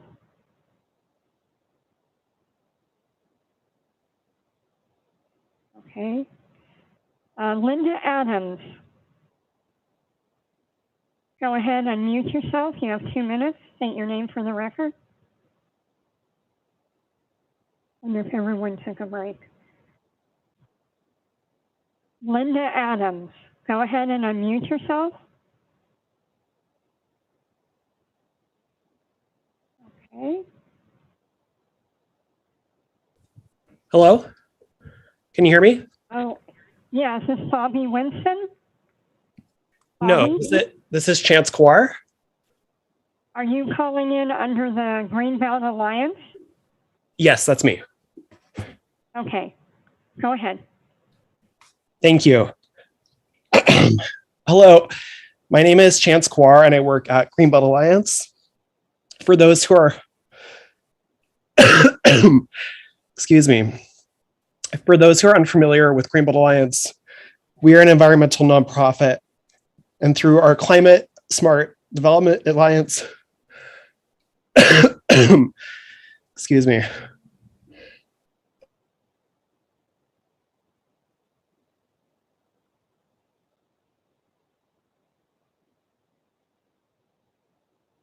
Sir, are you okay?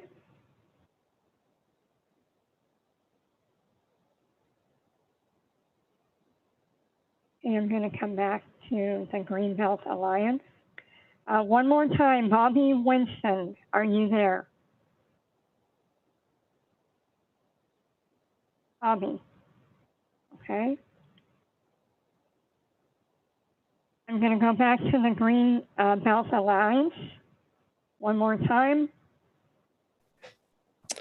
Hi, can you hear me? I can. Okay, I apologize. I had a little bit of a coughing. Hello, my name is Chance Kowar, and I work for Greenbelt Alliance. For those who are unfamiliar with Greenbelt Alliance, we are an environmental nonprofit, and through our Climate Smart Development Endorsement Program, we review and endorse housing projects within the Bay Area that provide much needed homes for the region in locations that reduce climate-related impacts and increase resilience. Greenbelt Alliance is proud to endorse Howard Terminal, as we know that developing more homes with access to existing transit systems is crucial to strengthening our transportation network and reducing our region's greenhouse gas emissions as we continue to grow. The proposed project's prime location, multi-module transportation plan, contribution to climate resilience, and commitment to dense housing will enable Oakland to grow smartly and serve as an example of how to prioritize both people and climate change. In addition to the A's Stadium, the Howard Terminal project will provide 3,000 units of housing at a variety of income levels. Projects of this scale are critical to our region's success to ensure the region's largest cities do not just become wealthy enclaves for existing residents, and that our region's farmlands and natural areas are not paved over for sprawl development. While we endorse the project and urge you to approve it, we also call on you, the BCDC, to work closely with the City of Oakland at the athletics development team to ensure that this project is a model of adaptive urban shoreline development that will increase protections for new residents and existing development in the surrounding area as well. Greenbelt Alliance believes Howard Terminal will play a pivotal role in reimagining a more resilient and inclusive Oakland for all residents to enjoy, and we urge it to approve it. You to approve it. Thank you so much. Thank you. Okay, we have Linda Adams. Linda, go ahead and unmute yourself. You have 2 minutes. Hi, good afternoon. Thank you for allowing me to take this opportunity to speak. And so a couple things. The staff report issued on May 2nd is preliminary and without benefit of public comment and data from Seaport stakeholders, relying on the narratives told by the Port of Oakland on behalf of the A's. So we're glad everyone is in agreement that moderate growth should be the baseline for assumption. One has to wonder, though, however, why those who work at the port, the shipping, truckings, the import-export, logistics, and AG companies continue to sound the alarm bell about the A's claims supporting slow growth. I am a longshore woman, and I work at the port. There is the port industry is seeing a 5% growth right now. And with Southern California, the ports is already out of space. So why compromise the space here in Oakland? And I hear so much about the A's talking about providing jobs. Well, the construction jobs, as we all know, those are temporary jobs. When the construction is over, then what? But you're compromising the port jobs. We do have a growth. So why, the Port of Oakland and many others is downplaying the growth of the port is ridiculous. It's like, come on, and then providing affordable housing. Who is it going to be affordable for? Is it going to be affordable for the median income person? Absolutely not. It's going to be affordable for those millionaires. So I do not support the change. Leave it as it is. The Port of Oakland needs that land. Thank you. Thank you. Peggy, can I interrupt for 1 second? Sure. Just to remind people that it is now 20 minutes of 3, and if you do want to speak and you are participating virtually, you must raise your hand by 3 o'clock. Thank you. Okay. Bobby Winston, are you here? I am. All right. Go ahead. You have 2 minutes. Well, thank you very much. Thank you very much for the chance to speak. Thank you, commissioners, for your service. I've fought for the working waterfront for a quarter century. I'm a veritable Cassandra about the need for more commercial pier space. I've bored people to tears with literally hundreds of articles in Bay Crossings. The solution, though, is not to deny Oakland A's its A's project. Rather, we should be prioritizing dredging underutilized waterfront assets around the bay, or getting behind virtual port and the marine highway initiatives, both up and running in Southern California, that use technology and barges to get trucks off the road and emissions out of poor neighborhoods, while easing traffic congestion and shipping tie-ups. No one, not BCDC, nor even the Coast Guard, so much as knows how many piers exist on San Francisco Bay. San Francisco got port priority use exemptions at least 3 times for the ferry building, the Giants, and the Warriors. Let the East Bay have its little bit of glamour on the waterfront as well. I urge you to approve the project. Thank you very much. Thank you. Mike Jacobs, you're next, and after Mike is Jean Kwan. Go ahead, Mike. Good afternoon, members of the BCDC. Mike Jacob, PMSA. We represent ocean carriers and marine terminal operators on the U.S. West Coast. We're opposed to the removal of the maritime priority use for Howard Terminal. And given the chair's admonishment about repeating in our extensive written comments, I will not repeat those, but I would like to use my short time to speak a little bit about the importance of effective regional planning and the role of this commission. Regional planning is important because, as we all know, if left to their own devices, municipalities, local governments will seek beneficial development for their own, but they'll do it in a way which has long-term regional impacts, which are detrimental. And the reason why regional planning bodies are put together is to put limits on these naturally occurring municipal development priorities. Obviously, they have benefits like jobs and economic development and limited other types of things like civic pride, baseball teams, but that's not why we have regional planning. We have regional planning, even though it can be hard, to say no and to enforce those rules, and not just to make plans. The easy part and the fun part that we all do is draw maps, debate high-level policy, and talk about how we can make sure that we have expert advisory committees in place to tell us what the best things to do are. But if BCDC can't enforce its own plans, those plans do no good. So that's the situation you find yourselves in today. It's the hard part. It is important that when every project comes before you, asking for an exception to those rules, you do the hard part. You stand up, you look developers and cities in the eye and vote no if they can't justify why what they're asking you to do is consistent with your plans and the long-term benefit of the bay. And in this case, it's preserving maritime property, and it's clear because you've already put it in your plans. Thank you very much. Thank you. Jean Kwan, and after Jean Kwan will be Millie Cleveland. Jean, go ahead. Thank you. Hello to my former colleagues and to the Athletics Nation. I really appreciate everyone coming out. I'd like to make just a few historic points. The city of Oakland has invested in the expansion of the port. We turned over all of our Army base land for the development of a boat port and for logistics.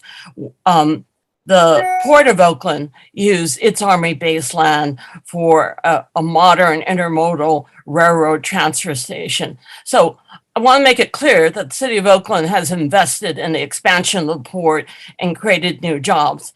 But at the same time when we were doing that, when I was a council member and then as a mayor, we looked really hard at what was basically a parking lot that was next to, and if you have not been there, you need to know that this is literally next to the ferry landing there, next to public transportation. You can see, for those of you who've been at fundraisers at Scott's, you can see the new site from the deck of Scott's restaurant. It is literally a part of Jack London Square. So as cities, we need to balance our use. My colleagues and friends in the Longshoremen Union and other maritime people pretty much admit that right now it's a parking lot for storage of containers. And I think it's increased recently. I won't speculate why, but the trade-off for the city of Oakland is not only having a new stadium, 3,000 units of housing, but expansion of the Bay Trail and public access. The BCDC's mission is to make sure that there's responsible and productive use. And one of those uses has been, over the years, the expansion of public access to the bay. When BCDC started, I think only about 4 miles of the Bay Trail were completed. This will be probably the most used part, if I could just finish this, the most used part of the Bay Trail if you allow the project to go forward. Please be fair to Oakland. Oakland has expanded port facilities, and this would be an important part of the whole downtown economy, Chinatown, Old Oakland, etc. It would bring thousands of fans. I did. Millie Cleveland, you're next. Go ahead and unmute yourself. I try to be polite. Go ahead, Millie. Yes. Good afternoon. My name is Millie Cleveland. I'm a recently retired SEIU union rep of workers who work down at the harbor at the port. And although I can't represent workers right now, I am very familiar with the concerns that my members expressed about working at the harbor and having an A stadium. With shipping imports rapidly rising, why would the port want to give up 50 acres of land at Howard Terminal? And why should taxpayers provide hundreds of millions of dollars of subsidies so a billionaire baseball team owner can further fatten his pocket?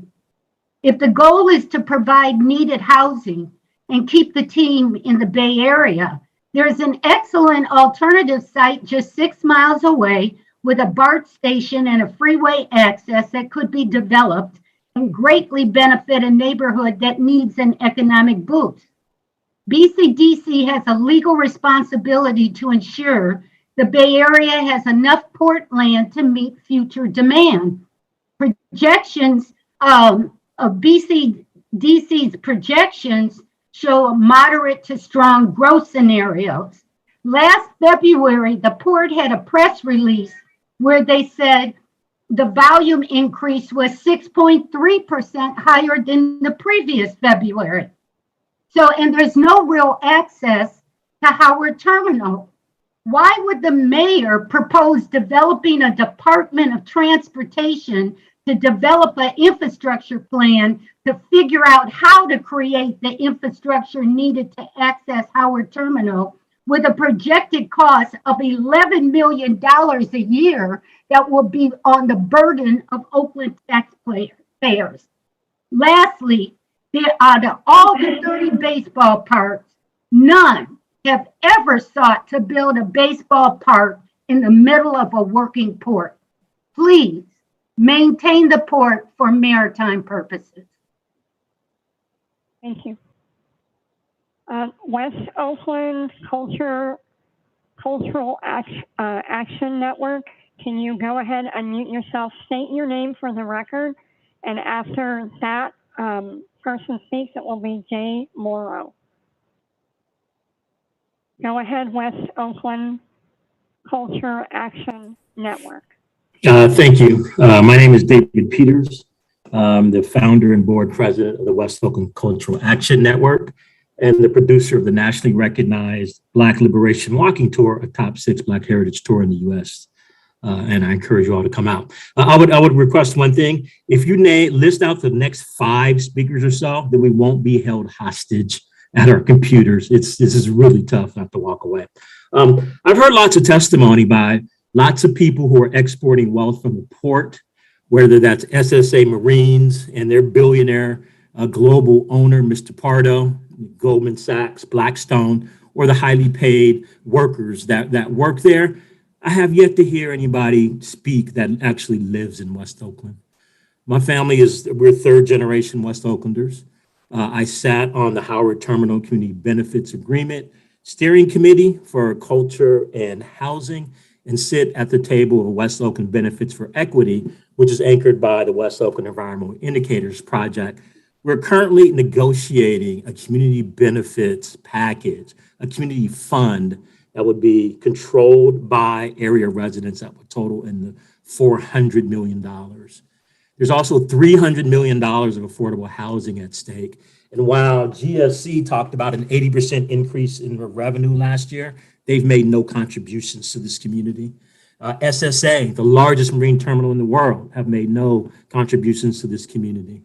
And so I applaud the BCDC for their newly found principles around environmental and social justice, because these are critical for this community that has lived hard by this port for decades. You know, my grandfather came out here in the 40s to work in the shipping industry, but yet have not gotten any of these benefits other than the pollution that they've left us with as they've exported wealth to other communities. So as someone who's lived here for generations, we want to have access to that waterfront, to the parks, and we want to have access to the economic opportunities that come with the commercial office spaces, the opportunity to have our businesses there, and the increased activity for the surrounding areas. Our community have been devastated by large players we have had no voice. I urge you in the name of economic, environmental, and social justice to allow this project to move forward. Thank you for allowing me to speak. Jay Morrow, you're next. After Jay will be Matt Schrapp and then Francisco Castillo. Go ahead, Jay Morrow. State your name for the record, and you have 2 minutes. My name is Jerry Morrow, and I like to come out opposed to the stadium. And I don't want to rehash what everybody else has already talked about, but I want to talk about reality. Currently in West Oakland, there's a frontage road that runs along the freeway down there. And for years, truckers have used that frontage road as an access point to get into the terminal. In the last 10 years, they've built condos along there. And now those homeowners want to do away with that access road for truckers to drive down. It's a model for what's going to happen if you allow Howard Terminal to become a stadium. Those stadium lights are on all night. They do not stop working.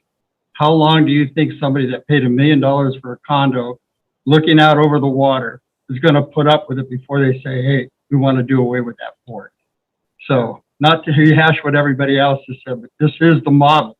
This is what you're going to see in the future. Thank you. Thank you.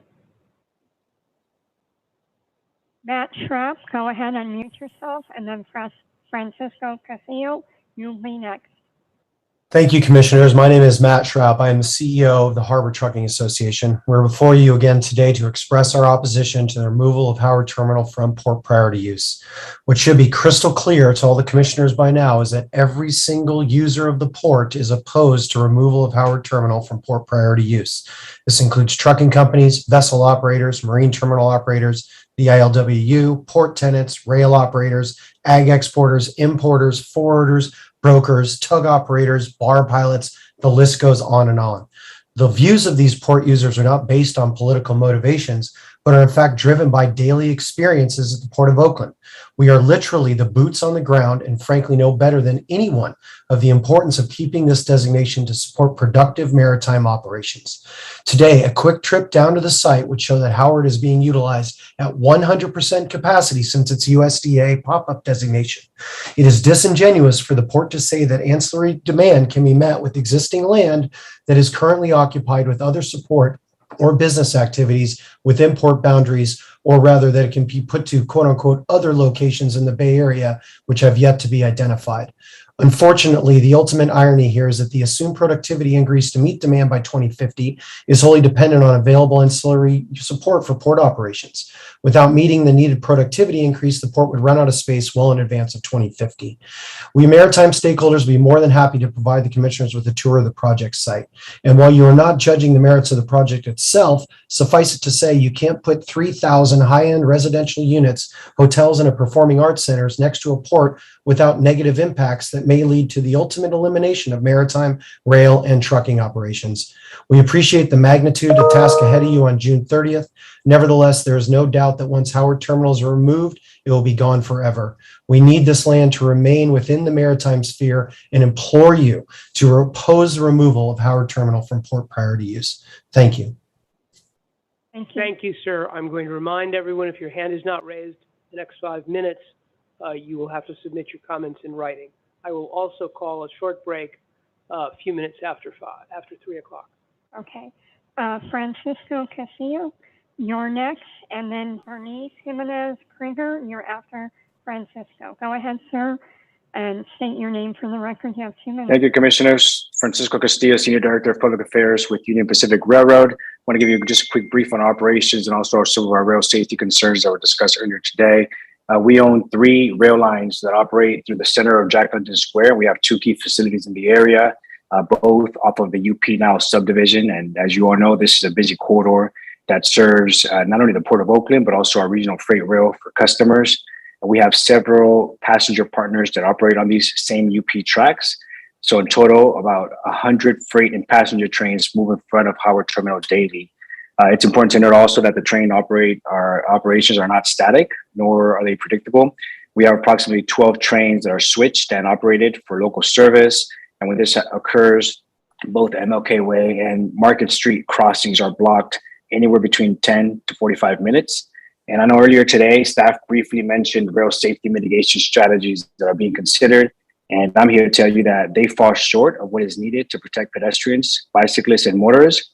The port is misleading the commission and trying to make you all believe that the proposed grade step and pedestrian walkway that will be built further away from the new stadium site addresses all the safety concerns and that it's supported by rail partners. And that is not the case. The city and the Oakland A's failed to analyze a scenario where the project has fully grade separated rail crossing access points to accommodate all cars, pedestrians, and bicyclists, in spite of requests from all the rail agencies to do so.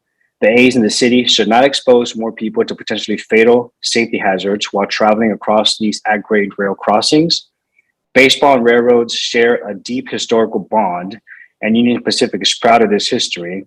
UP loves baseball, but we love safety more. Thank you. Thank you. Bernice Jimenez Krieger and then Emily Loper. Go ahead, Bernice. State your name for the record. Good afternoon, members. Bernice Jimenez Krieger on behalf of the California Trucking Association. I'm here to share the concerns of partners like the Howard Trucking Association, PMSA, Union Pacific, ILWU, and other goods movement stakeholders on their concerns regarding decommissioning or moving away from Howard Terminal and its priority use. At a time when the state is working with the federal government and community across the state to identify areas to actually help the ease of congestion, decommissioning Howard Terminal is short-sighted and counterintuitive to the overall efforts to move California's supply chain towards more efficient operations. You guys have heard what the use of this port means not only to the community, but also to the industry.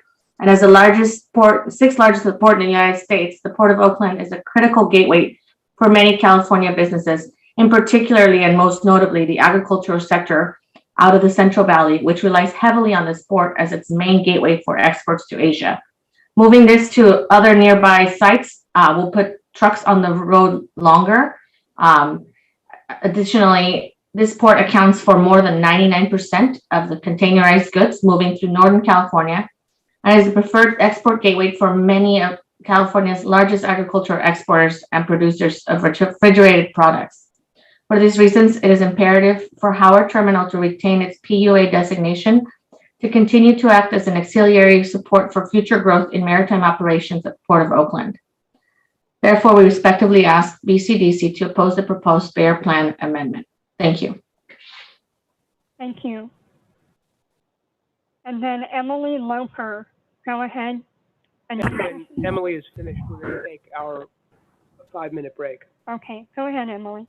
Okay, good afternoon, commissioners. Thanks for the opportunity to comment. This is Emily Loper with Bay Area Council. We urge you to approve the staff recommendation to remove the port priority use designation from Howard Terminal and allow this really transformative project to move forward. It will bring widespread benefits to the Bay Area without interfering with the ability of the port to grow its operations. So as you've heard from the presentations, the proposed development is about so much more than a ballpark. It's about an opportunity to invest in an area that will bring new public access, economic activity, desperately needed housing, environmental resilience improvements, and public transportation improvements that will reconnect Oakland residents with the waterfront. Our Economic Institute found that the project will provide over $7 billion in economic benefit and support over 6,000 jobs, both in construction and permanent employment. The project will bring new, affordable, and market rate housing to help alleviate our housing crisis and build a huge new shoreline park at an area that's currently cut off from public access. And environmentally, the project will also remove fill from the bay, clean up toxic soil, adapt for sea level rise, all of which will not happen otherwise.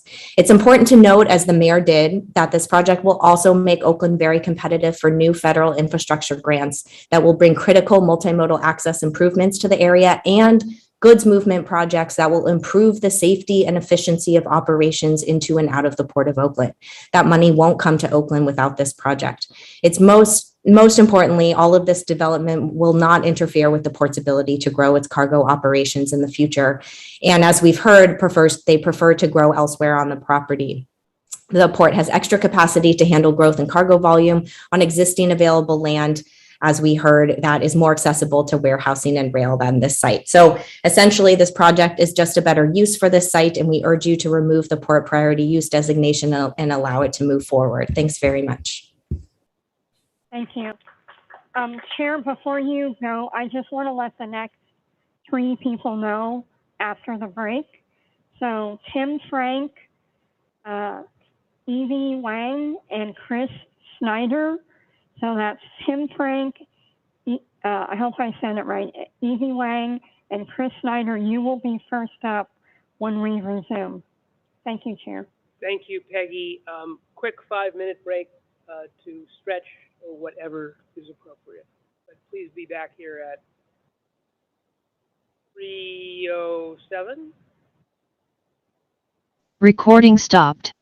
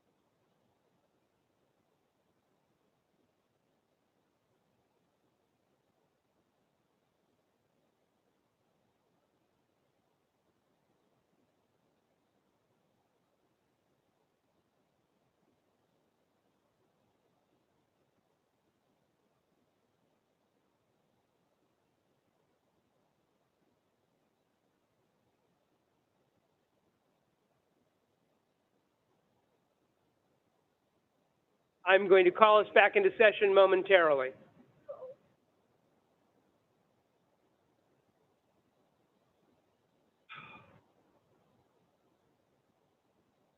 This is your chair. Ready?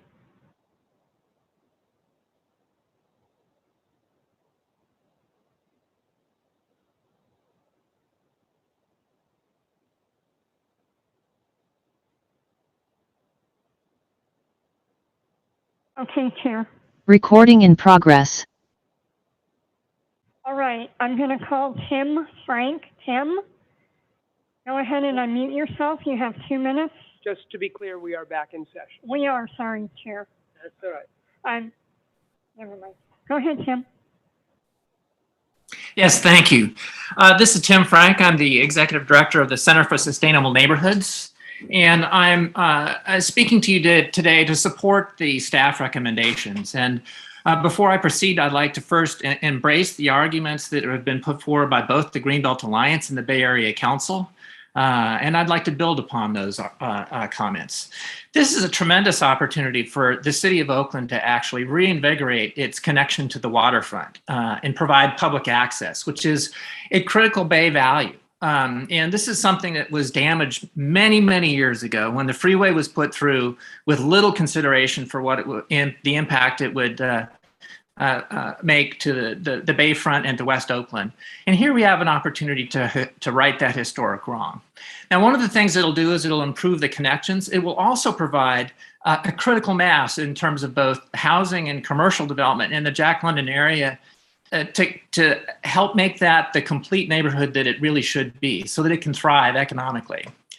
And finally, I'd just like to note that if you look at the actual stats, there's very little land anywhere around the Bay Area that can actually provide as quality an opportunity for low VMT development of both commercial and residential as this area. It's been mapped by the city of Oakland as a priority location. It's mapped by MTC and ABAG as a priority development area. And this is critically important as an opportunity to help reduce greenhouse gas emissions. It's the right place to put new residential and commercial development along with the ballpark. The whole package is actually just a marvelous jewel of green development and sustainable development. And it's not only providing an opportunity to build housing that we desperately need, to create jobs in the right place and create a thriving complete neighborhood, but they've paid attention to the details, such as making sure that all the new construction is LEED Gold, that the work is being done by union contractors and providing opportunities for middle-class careers for Oakland residents working in construction and also in the permanent jobs that will be created by this. This is exactly what we want, and I'd encourage you to support this staff recommendation. Thank you. Thank you.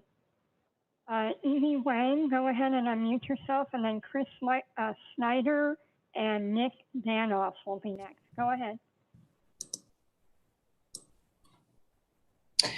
Hello, my name is Evie Huang, here representing customs brokers and forwarders who are port stakeholders and users of port services. The port is a gateway for import and exports, essential for global supply chain, for US commerce, and necessary for agriculture exports out of the Central Valley. I'm asking BCDC to maintain their mission mandate to protect waterways, preserve maritime land for future port growth without need for non-fill shore land. Therefore, asking BCDC to oppose the removal of Howard Terminal from port priority use.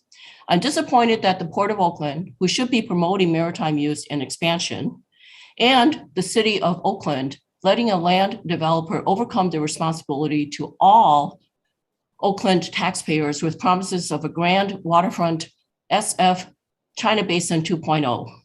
Other US ports, specifically East Coast ports like Mobile, Alabama, where former port executive John Driscoll went, are glad to grab the business from the self-sabotaging Port of Oakland.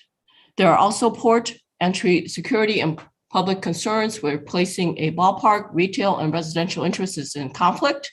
Never mind the safety concerns that a grade separation will not alleviate and more infrastructure will cost taxpayers going forward. It's not sustainable into the future.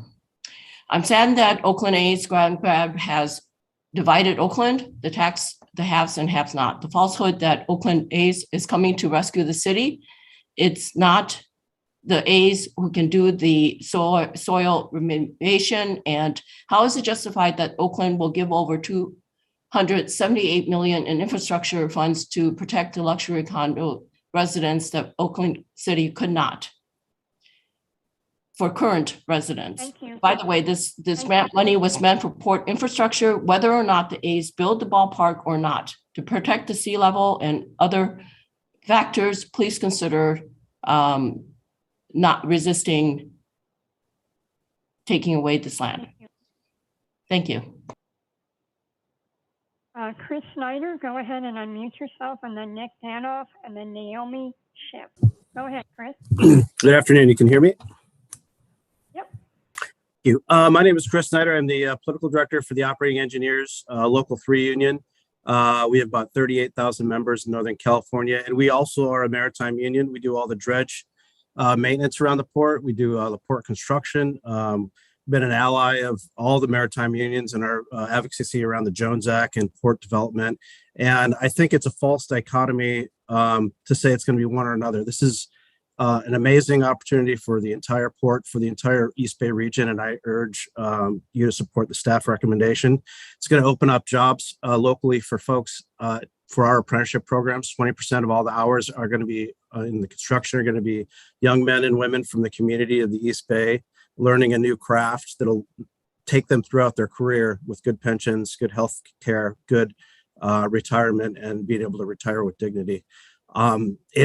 Construction is what we do, and those jobs, I mean, that's how it works. I mean, we go from one job to another, and we do need these jobs, and we do need to give folks career. And then on the flip side, when this thing is built, it's going to be run union too. So I know there's the AFL-CIO and all the over 130 unions support this project. A lot of the working class folks support this project. I also co-chair the Labor Caucus of the Democratic Party. The unions there support this project, and it's an important piece to keeping a good middle class in the East Bay. And I urge you wholeheartedly and with everything I have to support the staff recommendation. It's key to so many people's future. Thank you. Thank you. Nick Danoff, go ahead. Unmute yourself. State your name for the record. Hello, my name is Nick Danoff. I'm an Oakland resident. I am an A's fan, but as many people today have said, this is bigger than baseball. Of the many benefits that will come with this project, I want to talk with you about waterfront access. I live just about a mile from the Howard Terminal site. I have two kids, a 5-year-old daughter and a 2-year-old son, very active. I like to take them out as much as I can, get them into green space. And we love walking down to Jack London Square in particular and being by the water. But as I hope you're aware, after just a couple blocks, the waterfront access abruptly ends. The green space there is pretty limited, and the entire rest of the waterfront going west for miles and miles is restricted completely to industry only. We now have a once-in-a-generation opportunity to open up a neglected and underutilized part of the bay on Howard Terminal and to connect it with downtown Oakland, to make it easy for my family and millions of other people like us to take in the wonders of our bay. I think the choice could not be any clearer for you right now. You can vote to keep Howard Terminal as port priority use, which the Port of Oakland has made clear again and again it does not need, which effectively means a couple more decades of leaving that waterfront as a polluted parking lot. Or you can give people like my two children a place to go play and explore right by the waterfront.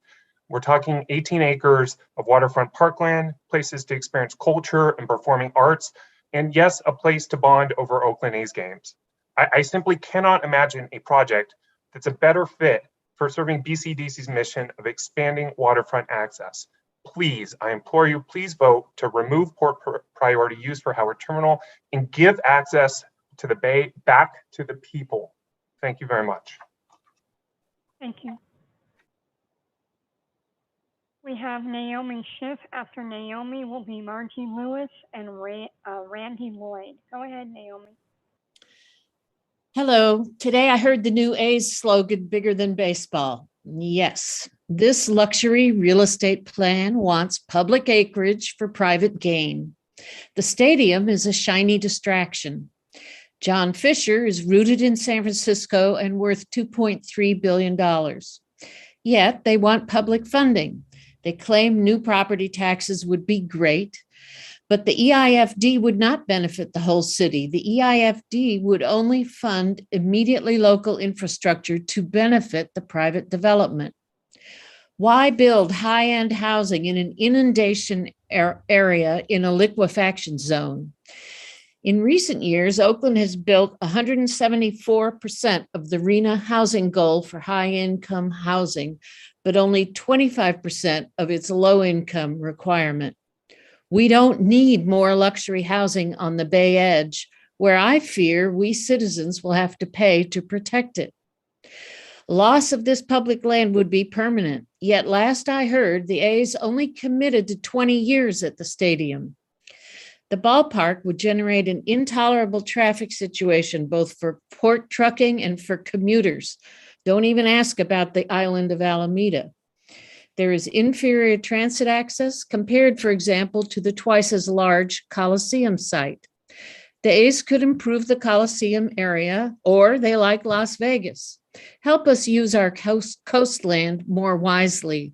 Please keep Howard Terminal in maritime port priority use. Thank you. Thank you. Margie Lewis, go ahead and unmute yourself. You have 2 minutes. Good afternoon. My name is Margie Lewis and I live in Oakland. The information coming from the Port of Oakland is in direct conflict with what's really happening. The port industry is seeing 5% growth right now. Southern California ports are already out of space and Oakland is poised to capture this overflow, assuming it continues to have capacity to accommodate growth. Every other port in the country is looking to capitalize on the opportunities coming out of the pandemic. Oakland should not intentionally minimize its future and jeopardize the regional economy. The 46 acres corresponding to the additional land now in use at Benicia is already capacity constrained and only suitable for ro-ro cargo, and therefore does not in any way address the real and pressing need for cargo container ancillary space. BCDC staff has asked the Port of Oakland and the A's to identify where the displaced ancillary services that currently rely on Howard Terminal will go, and the port still has not provided a response. The fact is the 46 acres identified at Benicia is close to capacity and doesn't address the pressing need for additional cargo container and ancillary space. A crisis exists today at the Port of Oakland. If you go to West Oakland, you will see trucks spilling out into the surrounding streets and cargo containers piled high. This is not a crisis 2 decades from now. The crisis has already arrived. The Port of Oakland recently released an RFP asking for consulting services to study Bayfield, further evidence that they expect to run short of land in Oakland. I urge you to oppose the redesignation of the land until satisfactory answers are supplied regarding environmental mitigation. Serious questions remain about the toxic contamination risks to the bay from this project. The EIR approved by the Oakland City Council doesn't disclose any details for this in their plan. It is critical that this information be provided before approval. The bay is under your stewardship. Thank you. Thank you. Okay, Randy Lloyd, then Abel Luna, and then Michael Henberry. Go ahead, Randy, unmute yourself. Good afternoon, Chair Wasserman, commissioners, and staff. My name is Randy Lloyd, business agent for the Plumbers and Steam Fitters Local 342. I'm here today to speak in favor of a yes vote to support the staff recommendation to remove port priority use from the Howard Terminal on June 30th, 2022. This will allow for positive growth in Oakland that will employ so many people with diverse groups of skill sets, including engineering, construction, maintenance, retail, food industry, etc. Hundreds of these jobs will stay and continue to employ workers even after the stadium and all of the infrastructure is complete. Vote yes on June 30th. Let's work together to continue making Oakland thrive with the stadium, new housing, and a lot of lasting jobs. This is not just another job or project in Oakland. It's one we will all be proud of, giving union members and Oakland residents a chance to not only better their lives with this work, but to better the lives of their children with all of the opportunities to come. I know this morning a gentleman said there were 4,000 empty containers on that site at the present time. Let's get rid of 4,000 empty containers and create 4,000 jobs. So thank you for your time and your consideration. Thank you. Abel Luna, go ahead, unmute yourself, and then Michael Henberry, you'll be next. Can you hear me? Yes. Okay. Good afternoon, commissioners. My name is Abel Luna. I'm an organizer with the Sheet Metal Workers, Local 104. I would like to express my support for the staff's preliminary recommendation and the proposed project at the Howard Terminal. This project could create a much needed economic growth in the East Bay after what has been several years of stagnation. This is a responsible development that will generate a significant amount of middle-class career opportunities. I ask that you please support staff's preliminary recommendations and hope to pass this. Thank you. Thank you. Michael Henberry, state your name for the record in case I mispronounced it. Go ahead, you have 2 minutes. Yeah, hi, can you hear me okay? Yes. Hello. Yeah, hi, my name is Mike Henneberry. Good afternoon, Chairman Wasserman, commissioners, and staff. I'm a business agent for Teamsters Local 853 in Oakland, California. We represent concession vendors and ticket takers at the Coliseum and ready-mix drivers and material handlers in construction, among many other trades. I'm here today to urge you to support staff's recommendation to remove Howard Terminal from the Port Priority Use designation. We urge you to vote to remove Howard Terminal from PPU designation at the June 30th vote. Your vote will allow the Port of Oakland to expand its current business and continue to meet the cargo and shipping needs for the region. The proposed housing and stadium project will bring over 3,000 new housing units that will be built by local union labor. The project will also produce thousands of local long-term non-construction union jobs at the stadium, in hotels, and in restaurants. We represent members in the service sector and the trades who will benefit greatly if Howard Terminal is taken off the PPU. All of this is possible, but only if Howard Terminal is removed from the Port Priority Use designation at the vote on June 30th. We urge you to follow the staff recommendation and vote yes. Thank you. Thank you. James A., Local 378, you're next. After James will be Steve Seltzer and then Sophie Douglas. Go ahead, James. I'd like to go ahead and give my 2 minutes to Eddie Alvarez. Hold on a second.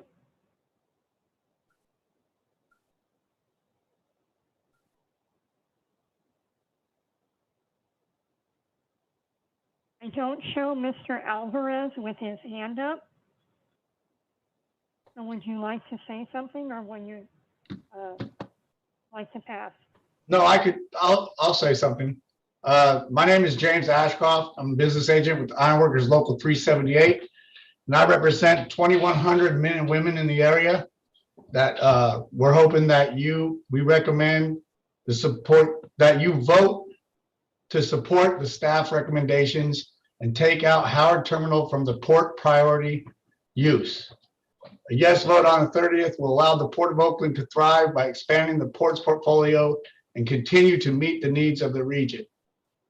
This also will bring permanent jobs to the area on completion of the construction work. So I urge you to follow staff's recommendation and vote yes on this issue. Thank you. Thank you. Steve Seltzer, I hope I said that right. Go ahead and unmute yourself. You have 2 minutes. Yeah, I'm Steve Zeltzer. I'm a member of schools and labor against privatization and the United Front Committee for a Labor Party. I think that this whole project really is being pushed by a billionaire developer. And unfortunately, in this Bay Area and in the country, the developers really are driving the agenda. Millions of dollars have been spent by the city of Oakland and government agencies, including your staff, to support this development project for a billionaire. Now, I understand the building trades want jobs, but it would shut down the maritime jobs. So I don't believe in shutting down unionized maritime jobs for other jobs.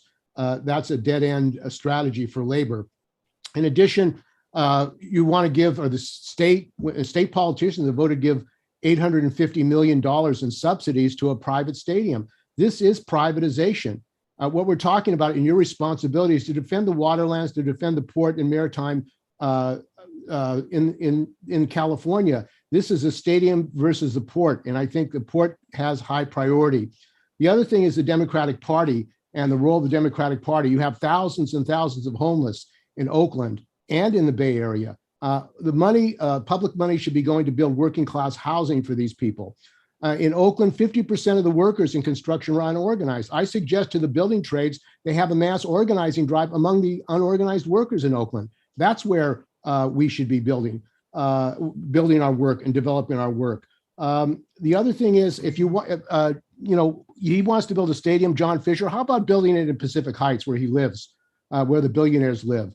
Instead of forcing gentrification in West Oakland, driving working class people out of their homes, let's really defend the public, the working class Black and brown people who have been affected by gentrification, who've been driven out of their homes by developers and speculators. And that's what this project is all about, profiteering for a billionaire. We have to stop it.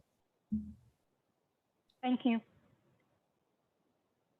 Sophie Douglas, and after Sophie will be Hal Gordon and Bob Llewellyn. Go ahead, Sophie.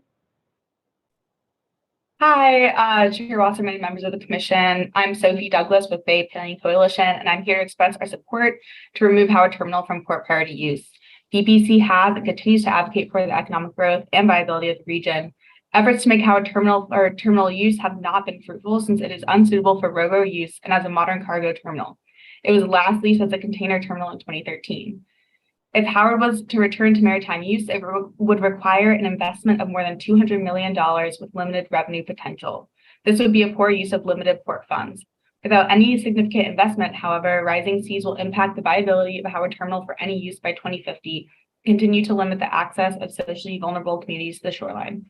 Thank you for the opportunity to comment. We respectfully urge the Commission to support the preliminary staff recommendation to remove Howard Terminal from port priority use. Thank you. Hal Gordon, you're next, and then Bob Llewellyn. Hi, my name's Hal Gordon. I'm a hot dog vendor at the Coliseum and one of hundreds of union workers who work in concessions there. For the 40 or so unionized in-seat vendors, baseball, because of the volume of games and size of fans, is the most important sport when it comes to the ability to do our jobs and pay our rent. If you do not rezone this land, the A's will definitely leave.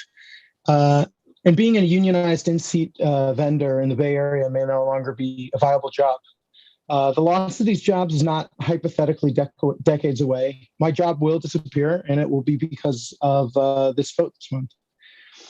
In addition, I would ask you to not take away the ability of the city of Oakland and its elected mayor and city council to negotiate a large benefits package. For those worried about the Bay's #1 issue, housing and prices, you'll be taking away homes from 3,000 families who will be forced to compete with current residents for housing, driving up rent. Please allow the representatives of Oakland, the elected representatives of Oakland and Alameda County, who will be held accountable to the voters of Oakland, the opportunity to negotiate a deal that helps the workers and residents of Oakland. Don't let my job and other union jobs like it and the benefits the city are negotiating die with this rezoning vote. Thanks a lot. Thank you. Bob Llewellyn, you're next, and after Bob is Todd Anderson and then Jonathan Drescher. Go ahead, Bob. Hi, good afternoon, Chair Wasserman, commissioners, and staff. My name is Bob Llewellyn. I'm a business representative for Painters and Allied Trades here in the East Bay. I represent hundreds of workers that currently work in the area, along with many other potential members that look forward to working near their residence, which would include this project at Howard Terminal. We respectfully ask that you vote yes on June 30th to allow the port to move forward and allow Oakland and the entire area to expand its portfolio and continue to thrive. This project will not only ensure construction jobs, but then will also ensure future jobs in maintaining the facilities and careers for people's longevity, and to have pensions and to have healthcare and other benefits that aren't normally afforded to people. So we just ask that you please follow the staff's recommendation and vote yes on June 30th. Thank you. Thank you. Todd Anderson, you're next, and then Jonathan Drescher. Go ahead, Todd.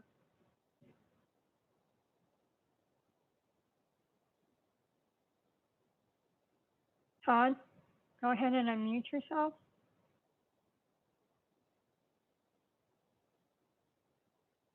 Okay. Back to Todd. Oops, maybe Todd came back. Todd, are you there?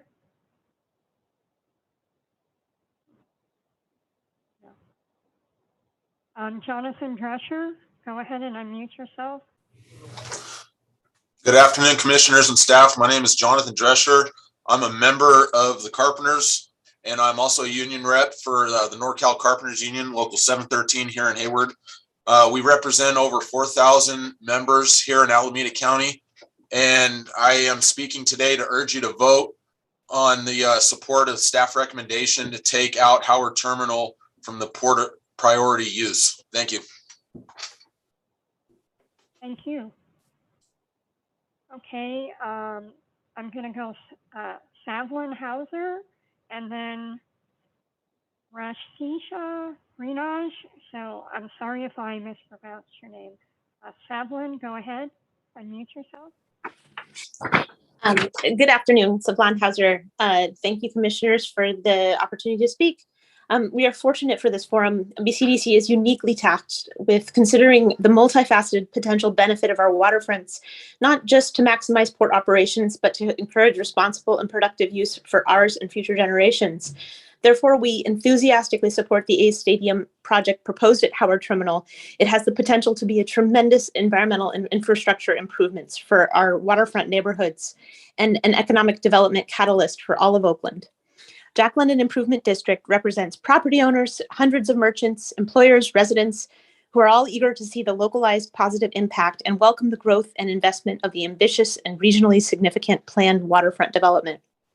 Developing the ballpark at Howard Terminal is elevating existing issues, including equity, safe mobility, rail safety, environmental quality, and access to the waterfront. These are chronic challenges that are long overdue in solving, and the project makes important headway in solving them. The track record shows that the A's will be strong advocates in partnership with the community to take on more big, multifaceted challenges together in the future.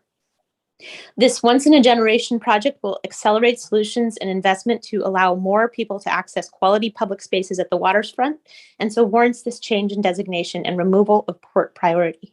Thank you so much. Thank you. I'm going to try Rashta Grinaj, and then I'm going to go back to Todd Anderson one last time. Go ahead. Thank you. It's Rashida Grinaj. Thank you. I'm sorry. No problem. I'm not a vested speaker. I have no horse in this race. I don't stand to benefit or lose anything in this argument. But I think that the notion of this project being progressive is absurd. There's nothing progressive about it. There's nothing about social justice in it. And the framing language that the proponents are using is really very disingenuous. The Oakland Athletics can stay where they are. All of the jobs that people are concerned about in terms of construction can be done by rebuilding the Coliseum where it is. The idea of building a stadium where there is no transportation in an area that is already congested is absurd. And the idea of diminishing the capacity of the port to expand in the future is also unwarranted and unreasonable. It's a terrible plan. It will benefit some people who already are privileged, and it will definitely be to the detriment of folks who are already underserved. It is definitely not equitable in terms of race or social class, and I think it's a terrible idea. I hope that you will not support the staff recommendation. Thank you. Thank you. Okay, last call for Todd Anderson. Todd, if you're there, unmute yourself. I am here. Thank you very much. This is a very important speech, and I'm so happy that you came back to me.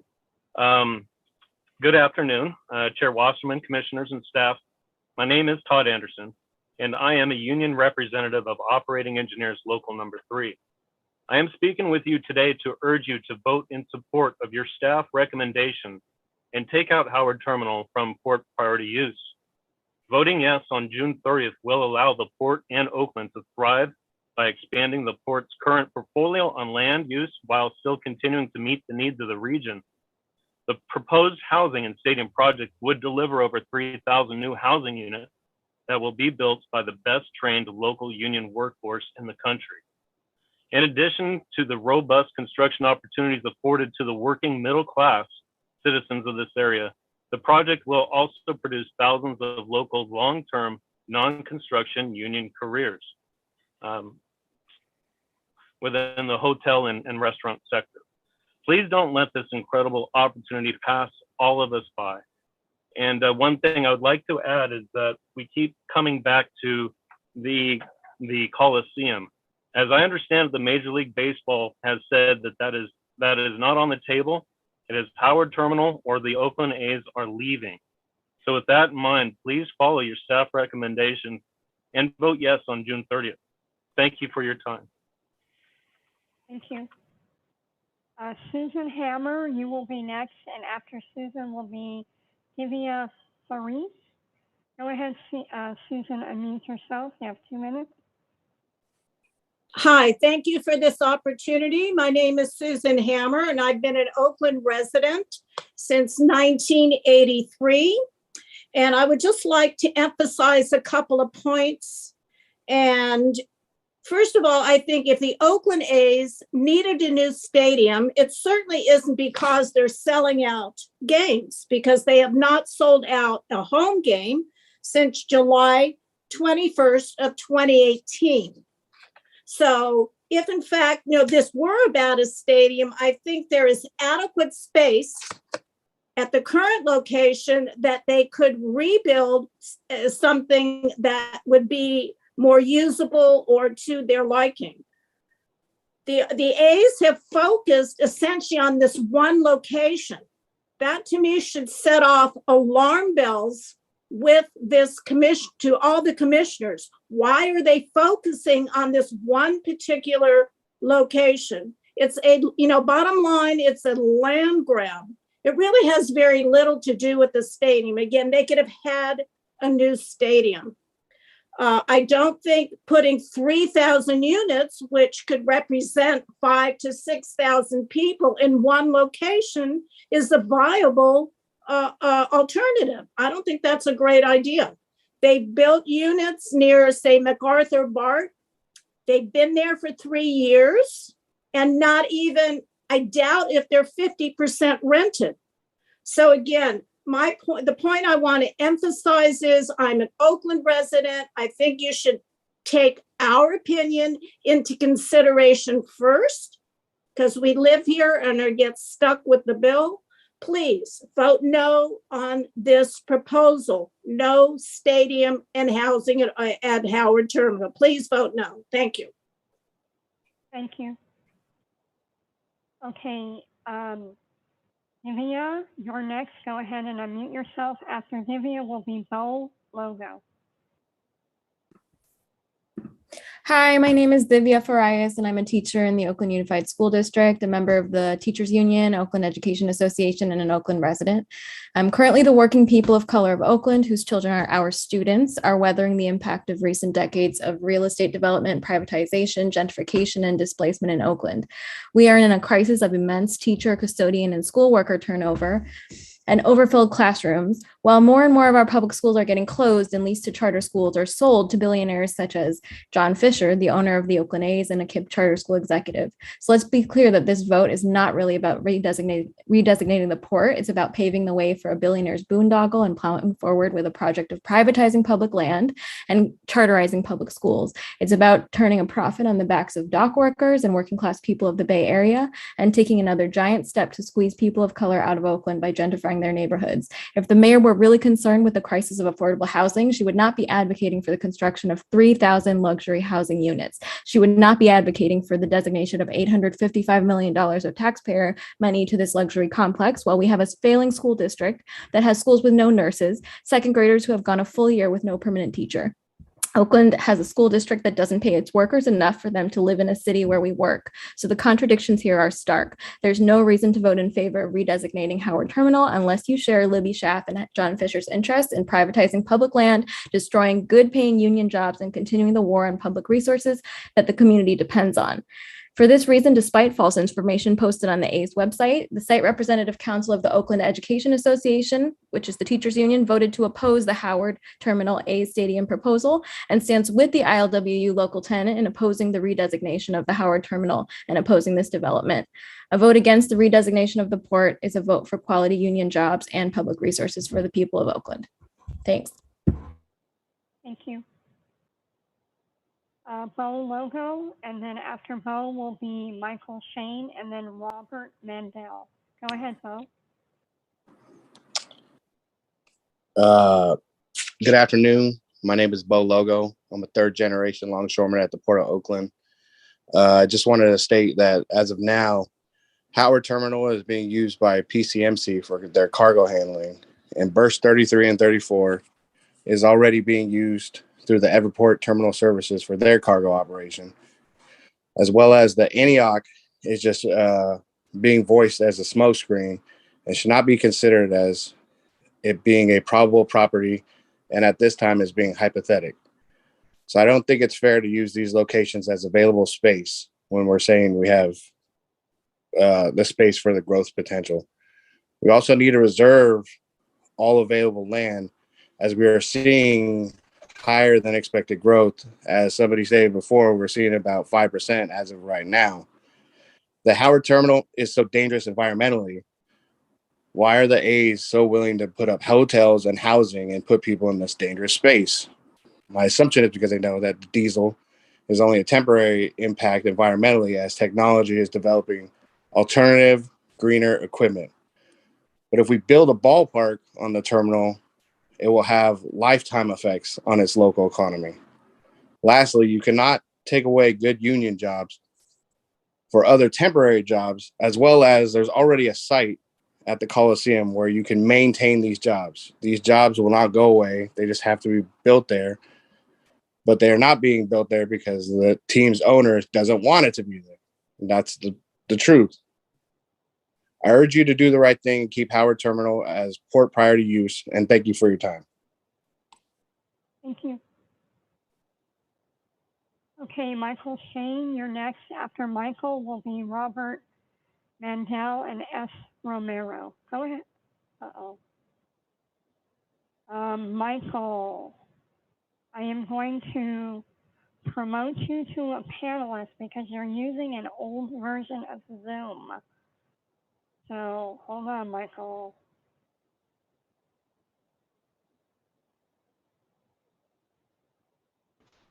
Oh, greetings. You get to see me too. Yeah, I'm using one of these janky Chromebooks that the district hands out. I'm an OEA teacher and member of Schools and Labor Against Privatization. And I want to just stand in solidarity with the ILWU, port truckers, and anybody else that would be, harmed by this billionaire, the spoiled child of billionaires, right? Billionaires who made their money off of sweatshop labor. So we see, the workers in this country are, like consistently being divided and conquered by, people like this, billionaires. Just want to say, in general, I think that for workers, rank and files particularly, making sure that that cargo stays on those ships and that cargo, those commodities stay on those trucks will pretty much guarantee that this program goes away, this idea for a Howard Terminal Ballpark. So that's what we have to do, because usually these, bureaucratic commissions and whatnot are usually a dog and pony show, as they've already, made it clear that they think Howard Terminal should be removed from priority. So just want to say that we will definitely continue to stand in solidarity with the longshore workers and all port workers that are being harmed by this proposal. Thank you very much. Thank you.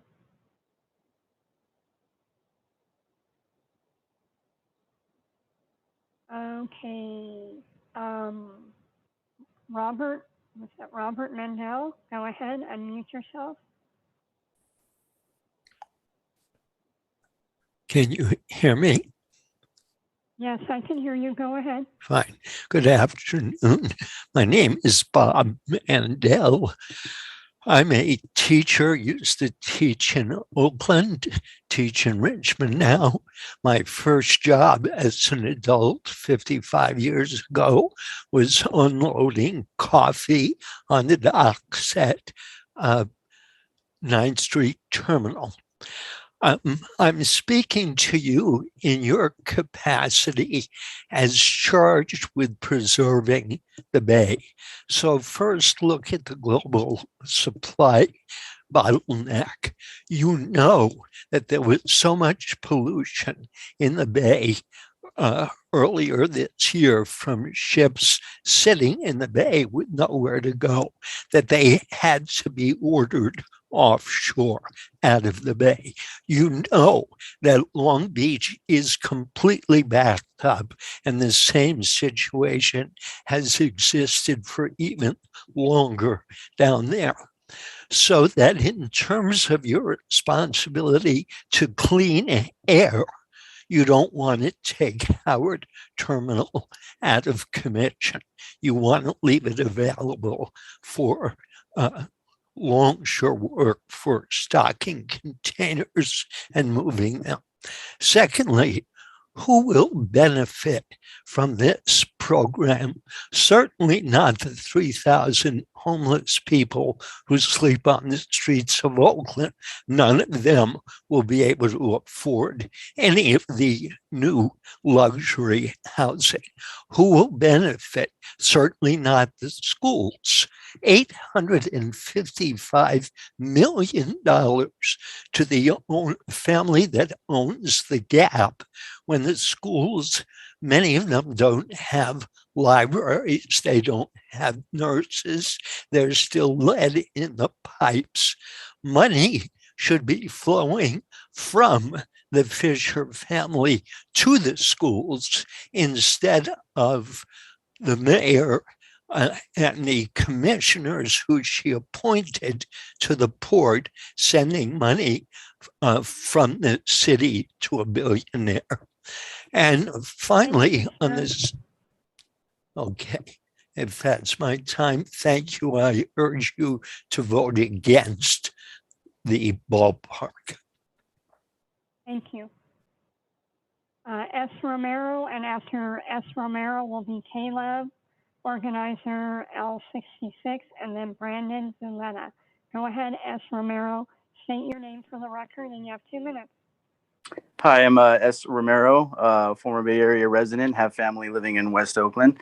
I just want to say, how are a group of people who are allowed to band together and forego their comments to allow for one longer comment? Can somebody explain that? Puts a lot of disrespect to the bigger than baseball group that is attending in your guys' building. Shout out to you guys. Love you for being out there. come on, let's stay on topic here. Also, stadiums don't pollute like port semi-trucks do. Port parking lots don't mitigate sea level rise, prevent flooding. Building Howard Terminal Ballpark isn't just about a baseball. It's about making West Oakland a better place for West Oaklanders. Let's also get this done. Also, I feel sorry for a lot of longshoremen and maritime staff. Scare tactics work, and I'm sure that that's exactly what their union bosses are. Union bosses and employers have been using on them for a long time. Losing Howard Terminal won't affect you guys, and it doesn't address any of the problems that you guys are describing. Also, and did I hear that correctly earlier? Did a longshoreman threatens to run over cyclists because they are, quote, we're not allowed to stop at stop signs? If Howard Terminal is approved, longshoremen are talking about maritime safety. Do the right thing, make West Oakland great, and please vote to remove port priority use at Howard Terminal. Thank you. Thank you. Caleb, you're next, and then Brandon Zuleta.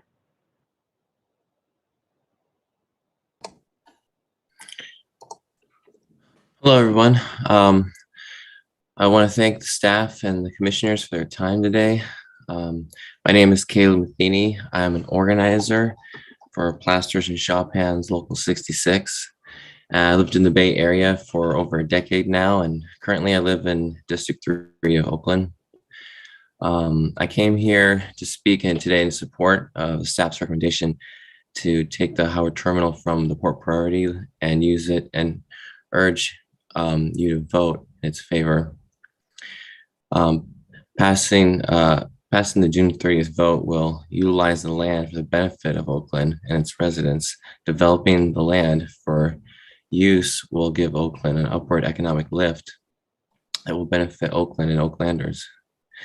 The housing and stadium project that is proposed will bring thousands and thousands of new housing that will be much needed during this housing crisis.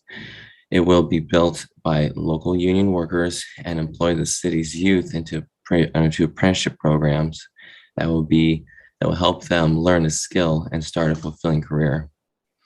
The development of this land will allow projects that will produce thousands of local long-term jobs outside construction as well, giving union careers to hotels and restaurants, and also support businesses both large and small. So on June 30th, we urge you to follow the staff's recommendation and vote yes. Thank you. That'll be all. Thank you. Okay, Brandon Zuleta. After Brandon will be Michael Gittner, and then Jeff. Go ahead, Brandon. Hello, my name is Brandon Zuleta, and I'm in favor of removing the port priority use designation. A little about me. I'm currently in the EV space and a citizen concerned about our environment. I moved back home to Northern California in 2018 after leaving a job in Seattle for a job in the EV space.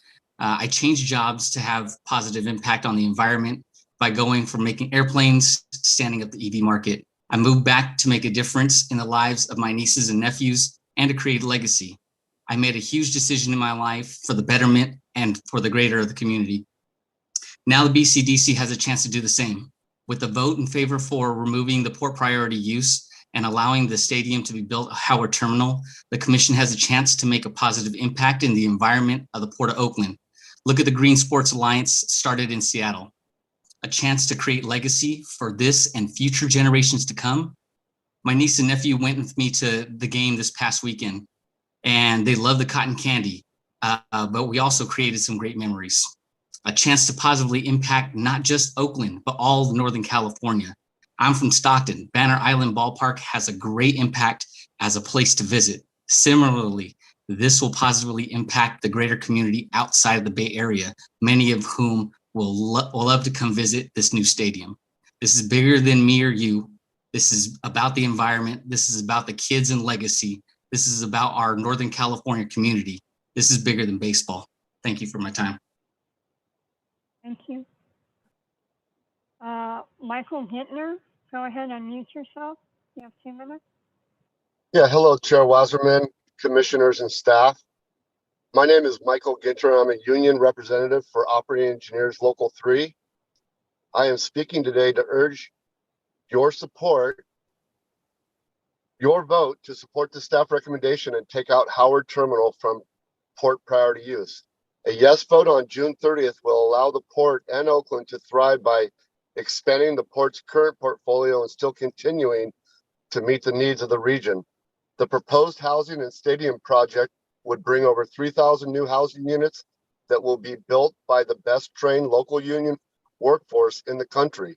The project will also produce thousands of local long-term non-construction union careers with the hotels and restaurants. On June 30th, we urge you to follow staff recommendations and vote yes. Thank you. Thank you. Okay, Jeff, unmute yourself, state your name for the record, and after Jeff will be James Sanders and then Sony Johnson. Go ahead, Jeff.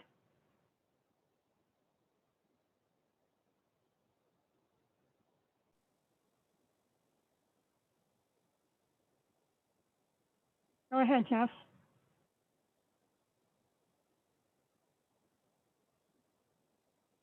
I know you unmuted yourself, Jeff, but we can't hear you.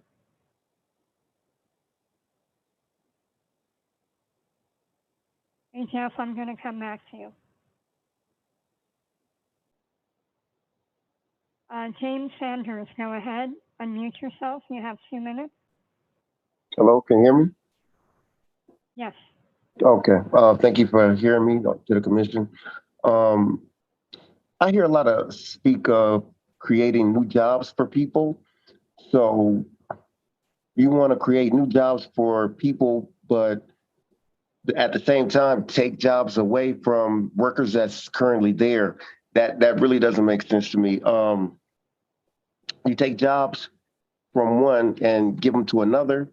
That's been happening for ages. It started with the Pilgrims taking over from the natives. We all know how that played out, so I feel like it's strong arm gentrification at the end of the day.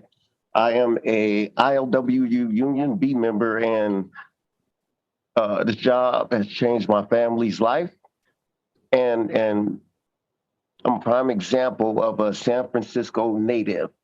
I hear talks of tractors, pollution, so on and so forth. Well, a lot of our equipment, most of our equipment is using diesel efficient fuel. DEF helps break down the dangerous toxins that could actually hurt and harm the community, but it helps break that down.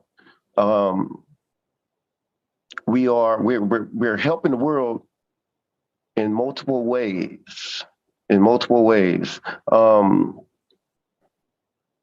By sabotaging the ports, you said everything. Let me see.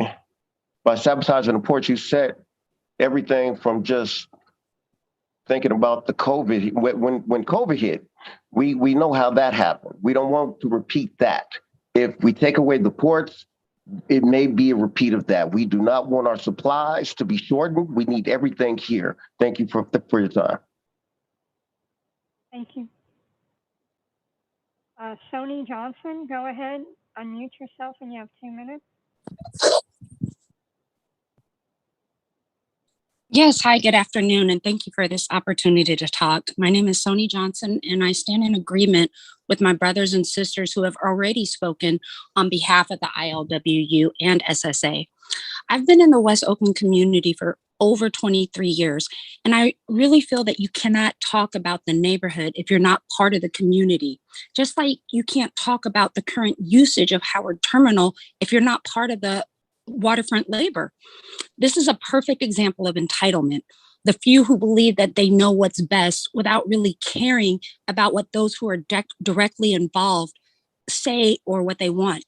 I just want to remind the BCDC's jurisdiction is to ensure that certain water-oriented land uses, including ports, take priority based on the Bay Plan that was adopted in 1968 by the California legislator and governor.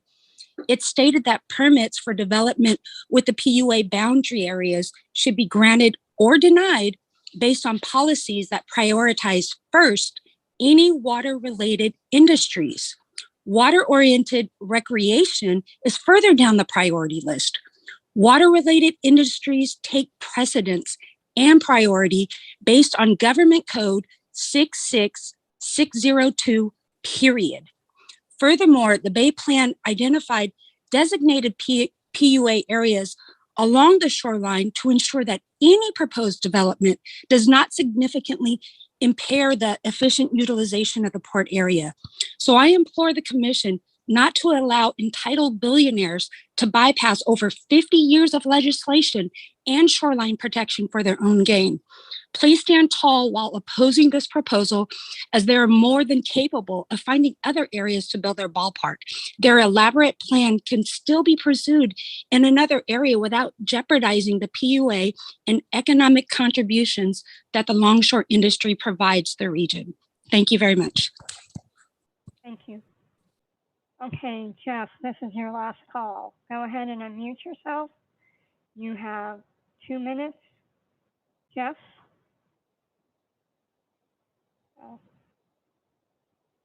Jeff?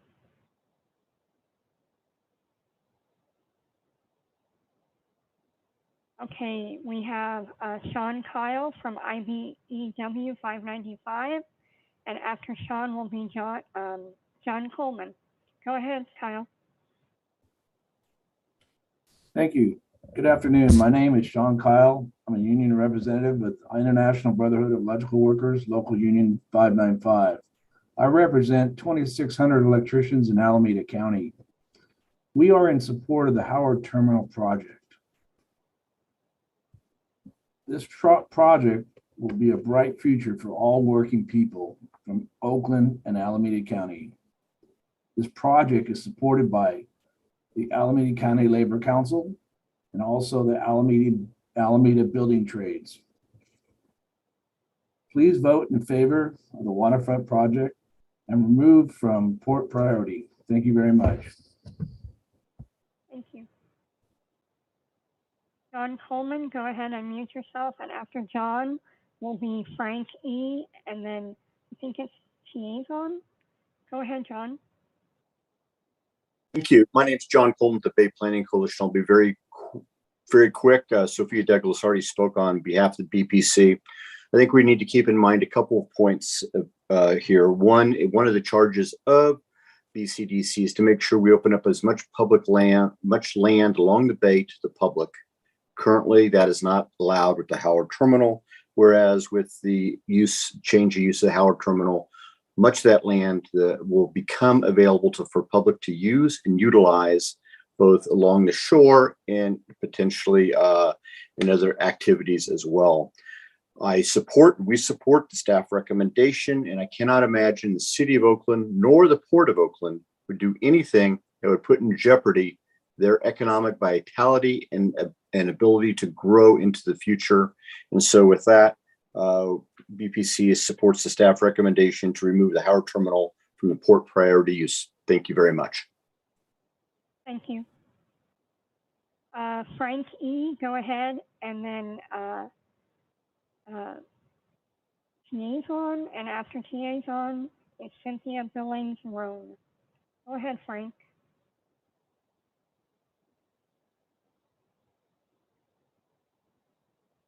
Frank, go ahead and unmute yourself. Okay, Frank, I'm going to come back to you. Tiazon, I hope I didn't mispronounce your name so poorly. Good afternoon. My name is Tasian Kwamaleli. I'm the Government and Public Affairs rep for Snitzer Steel, which we rely on water access and rail services to ensure our recycled commodities are made available to domestic and international markets. As we've heard on this call, everyone is in agreement that moderate growth at the port should be the baseline assumption. However, the Port of Oakland is acting as the A's advocate in direct opposition to its longtime tenant and IOWU, who are longtime major labor partners. The port and the city are selectively choosing which information to share in order to create a narrative which aligns with the A's application. Like SPAC, The BCDC must stand firm and protect the region's port capacity and support the analysis conducted by the experts at the Tiega Group, not comments by Port Director Danny Wong seeming to undermine growth expectations at the port. On a personal note, which I like to always add as an Oakland native who was raised in West Oakland and whose mother still resides in West Oakland on Willow Street, I am extremely disappointed with the wheeling and dealing that is happening for this project. This is bigger than baseball, which we now see is now the A's new slogan. But this is bigger than baseball. This is to line the pockets of John Fisher. This is bigger than baseball, recognizing that the call for the development at Howard Terminal and the economic improvements touted will not benefit long-term residents like my mom, who will be forced to move due to ever-increasing costs. I urge the BCDC to not accept the recommendation of BCDC staff and hold true to SPAC's recommendation. Thank you very much. Thank you. Cynthia Billings-Roan, and after Cynthia is Adam Masters. Go ahead, Cynthia. Good afternoon. Can you hear me? Yes. Okay, thank you. I am Cynthia Billings-Roan. I am not with the port. I am just an Oakland citizen who requests that you stay with the original port PUD. I am in referring to your original request that we stick to the BCDC mission concept, that the applicant demonstrates that the project does not detract from the regional capability, and B, to provide justification for removal of port PUD for cargo forecasts can be met with existing terminals. The applicant has done neither. I feel everyone prior to me has expounded on this, so I'm not going to go further. But I want to say that I feel that the recommendation presented by Corey Mann erroneously contradicts itself by presenting facts and information that pretty much support keeping the port PUD, and then stating contradictorily the opposite, that the staff supports the removal of the Howard Terminal port PUD. The staff contradicts itself. Many people have testified that the port is maintaining a moderate to large growth prior to this, not a low growth as the cargo, not a low growth cargo forecast as presented in the Mercado report put forth by the applicant. Presently, there are 3 lawsuits against the A's, Port of Oakland, and City of Oakland by the Union Pacific, Capital Corridor, and EOSA that are unresolved, and the Oakland voters wish to weigh in. These 2 issues alone should show that the port priority use designation should not be changed at this time. If the A's really want this, they will continue to pursue it. It will, if you just categorically deny them access, I'm almost done. It will throw our economy into chaos. Thank you very much. Okay, Adam Masters, go ahead and unmute yourself, and after Adam will be Alan Wilk. Go ahead, Adam. Hello, Commissioners. My name is Adam Masters. I'm a business representative of Sheet Metal Workers Local 104, representing over 10,000 tradespeople throughout Northern California. I'm proud to be a part of an organization that has foundationally built equity into our apprenticeship model. 1 out of every 10 apprentices in our apprenticeship program come from a local community-based organizations that train pre-apprentices. Oftentimes, these are folks who face traditional barriers to employment, such as being impacted by the justice system, a victim of domestic violence, or someone that's currently unhoused. By you supporting staff's preliminary recommendation and the project at Howard Terminal, you would be helping to increase apprenticeship opportunities in not just our trade, but every trade in the East Bay. Thank you for your time and support. Thank you. Alan Wilk, go ahead and unmute yourself. After Alan, it's somebody called Watcher. Go ahead, Alan. Hi, thank you for taking my comments. I'm just a resident here in West Oakland. I've been following this project as it's moved through its various stages. And so I learned about the BCDC through this project. and I went on your website to see what it is your mandate is and where and how that all got started. I noticed that the mandate started in 1965, and it's has a lot to do with reducing bay fill and increasing access to the bay and engagement with the bay. And that objective 1.2 is explicitly stated to expand and promote diverse, high-quality public access. This seems completely in line with the development project, as this is going to increase public access. And there was another snippet on there that said that, that during the founding of the BCDC in 1965, there we're saying that saving the bay could only be achieved through cost and sacrificing economic growth. But contrary to this fear, the Bay Area economy has boomed. And in part, that's because the commission has improved billions of dollars of construction to work with local governments on special area plans to encourage new development. That sounds very in line with this project. So I know that the ILCU doesn't want this in their backyard, and that there are various construction unions that want the work. But in terms of what the BCDC represents, it seems that you should be in favor of this project, change the designation, or at the very least, change your website. Thank you very much. Thank you. Okay, Watcher, go ahead and unmute yourself. State your name for the record, please. Yes, my name is Boss, and I am in support of removing the port use priority. You know, let's just kick this the actual factuals. There's so many people calling in talking about the Coliseum. The A's don't want the Coliseum. This is like trying to force somebody to marry a person who they don't love. Let it go. Plus, the AESCG already has the city's portion of the land. There's nothing going to be built there as far as a stadium goes for baseball. Let it alone. Oakland is behind in Northern California. San Jose, Sacramento, San Francisco, they're ahead of Oakland. And it's a shame because Oakland keeps showing everybody that they cannot do big projects. This is why Oakland gets ridiculed, jeered, and there's a black cloud over this city. So please, for heaven's sake, do the right thing and don't listen to ILWU or the East Oakland Stadium Alliance people who did nothing to fight when the other teams were talking about leaving.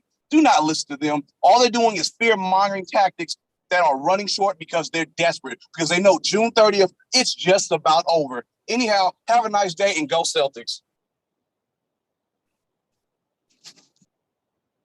Okay, we have two more speakers that rose their hand before 2 o'clock. 2 o'clock. Oh my goodness, 3 o'clock. Tan Burnley and then Joseph Horton. Tan, go ahead and unmute yourself.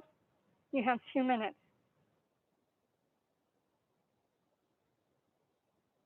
Tan Burnley, go ahead and unmute yourself. Okay, Tan, I'm going to try to come back to you. Joseph Horton, go ahead and unmute yourself. You have 2 minutes.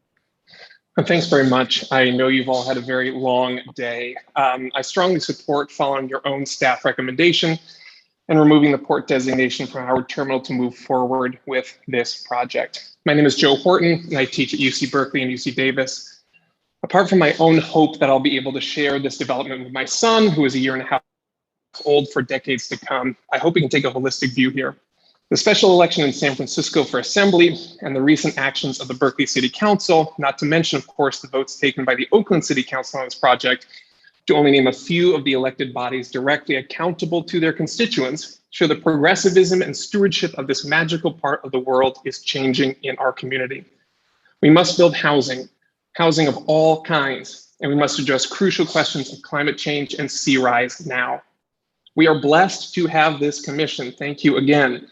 But the point of having engaged civic leaders on the commission is to recognize change and appreciate the evolving needs of the Bay.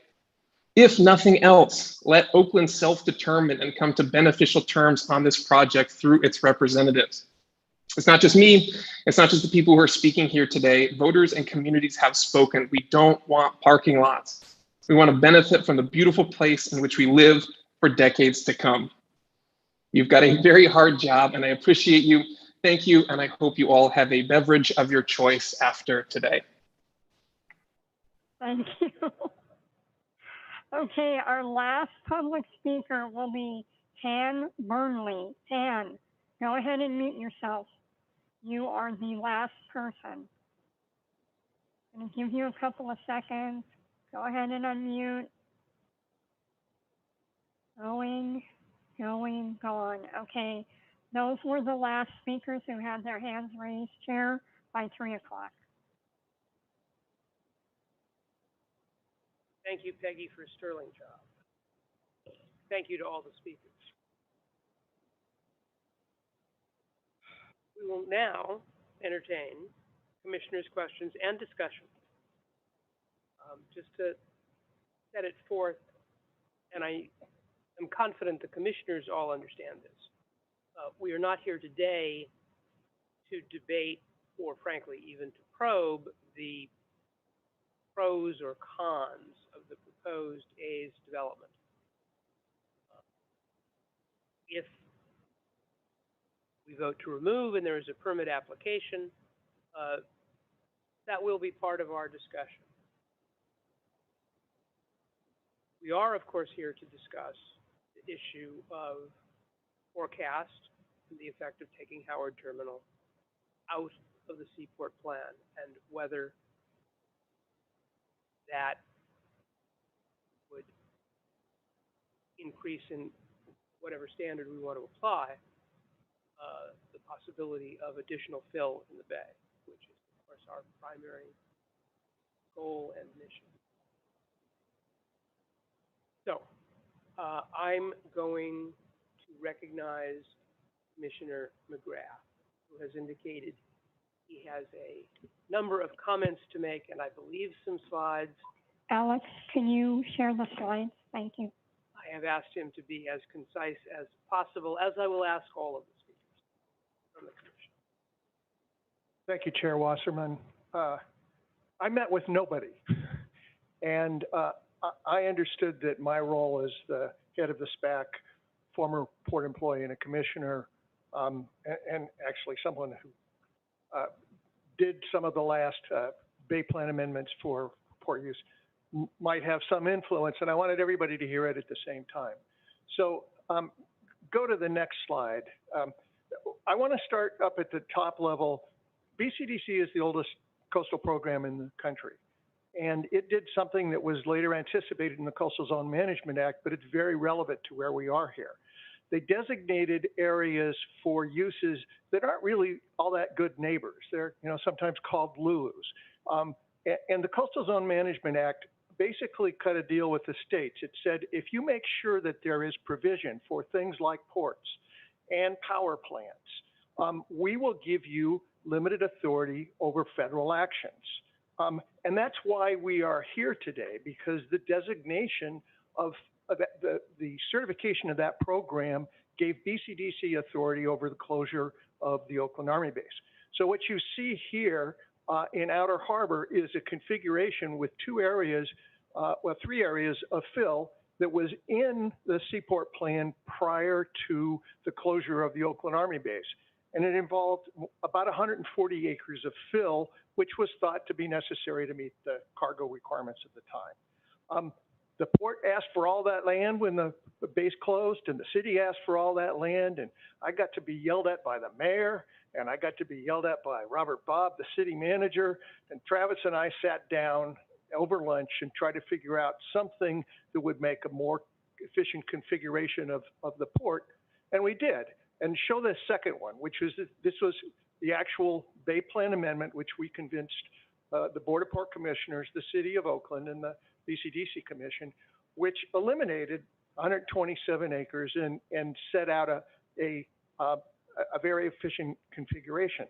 The City of Oakland had it cleared port priority use on 189.4 acres. It transferred 140 acres to the port, and it enabled an efficient configuration that would take a whole lot of cargo through it.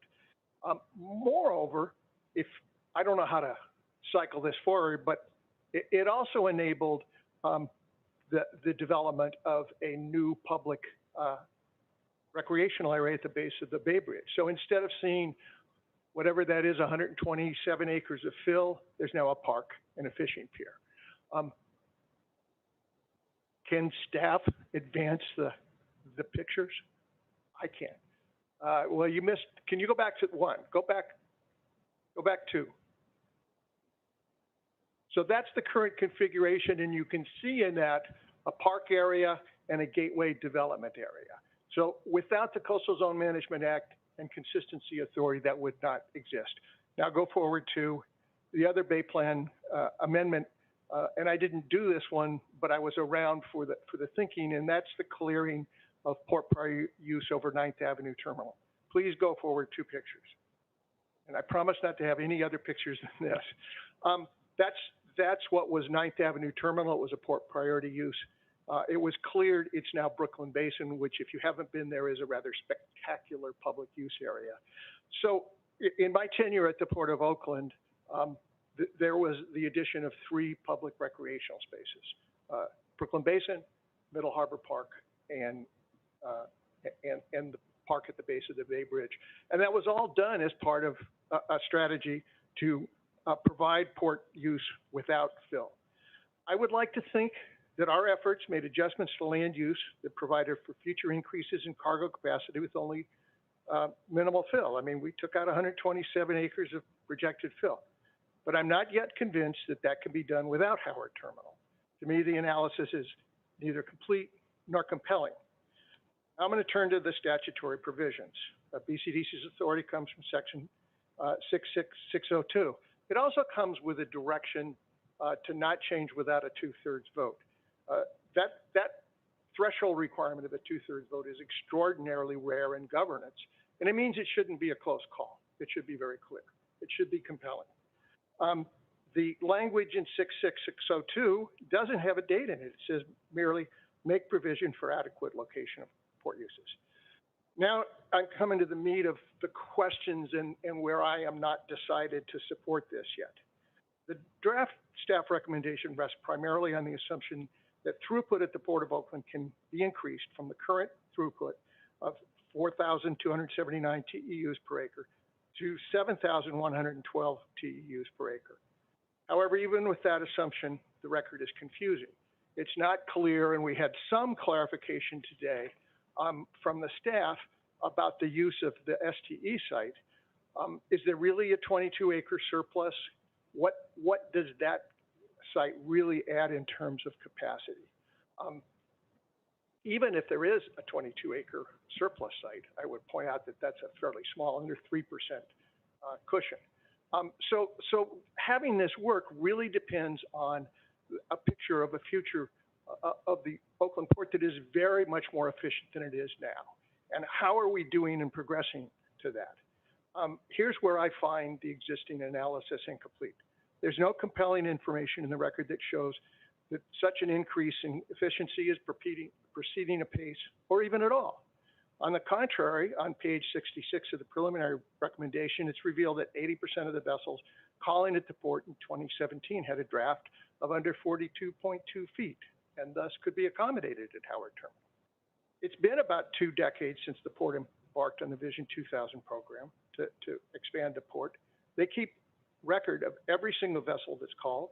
Duration is it's at berth, the amount of cargo that's loaded or unloaded. There's data there that we don't have to rely on models to say, how are we doing in increasing the efficiency? And more important, the kind of the other missing piece in the analytical piece is how important are the ancillary services and perhaps improved transportation facilities to reaching that greater efficiency. The data is there. It needs to be looked at. It needs to be analyzed. It needs to be thought about. How are we proceeding? How much is it going to cost to become a much more efficient port? Can it be done? And can you actually go beyond? I'm amenable to being convinced, but I'm not yet convinced. It's pretty clear if you look at the footprint that most of the port acreage and the most valuable and efficient terminals are in fact west of Howard Terminal. But it's not at all clear to me that all the shipping industry, or even most of it, is going towards that efficient one. Final note on the throughput questions. Noted in the cargo forecast, which were relied on by the SPAC, but largely unmentioned in the staff recommendation, is the August peak. That's 8.4%. Dan had it pretty accurately from memory. I wrote it down. It's 8.4%. That's the August peak. That's about 3%. That's about 3 times the size of the theoretical excess capacity we have. It's not clear to what extent we should consider such peaks, but to me, to arrive at a 2/3 vote, it's got to be pretty clear. I'm not going to talk about cargo shifts. It's not clear to me whether or not congestion in Southern California is going to drive some of the intermodal cargo up here, or what impact that might have. Cargo capacity does depend on dwell time, or how long a container is sitting at, but I don't see anything there. I've already mentioned ancillary uses. It is important to how you can make this efficient. I understand that BCDC doesn't have the authority to hold on to ancillary uses which aren't waterfront. But without such uses in reasonable proximity, would it be possible to achieve these levels of improved efficiency? Again, I see nothing in the record that leads me to a conclusion that having this assumption of this 67% increase in efficiency, which will avoid fill at least till 2050, is feasible. Environmental justice and issues that I don't think we considered. I did spend my last 4 years at the Port of Oakland working on environmental justice issues and negotiating measures to reduce diesel emissions. I found the testimony of one of the commentators about how much the port has done, most of it after I left. It was really hard to do, to figure out ways to repower trucks, and it couldn't have been done without a broad team. But the port has done that. As chair of the SPAC, before we had our last meeting, I discussed with the staff whether or not we should consider, during the consideration of the port priority use, environmental justice issues, and they advised me that I should not. And I want to go on beyond that a little bit. Some of the testimony that we received from PMSA made the case that with the stadium, particulate emissions at Howard Terminal would actually be higher than they are now. I don't know what the facts are. I don't know whether displaced ancillary uses would go to West Oakland, where it would have a greater effect or a less effect. I don't think we should consider those right now. I think it may be appropriate to consider those when it comes in for a permit, if it does come in for a permit. But I wanted to make clear that there's an environmental justice issue, but it's not perhaps as simple as you would think.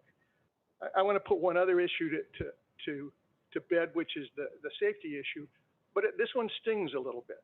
A good friend of mine,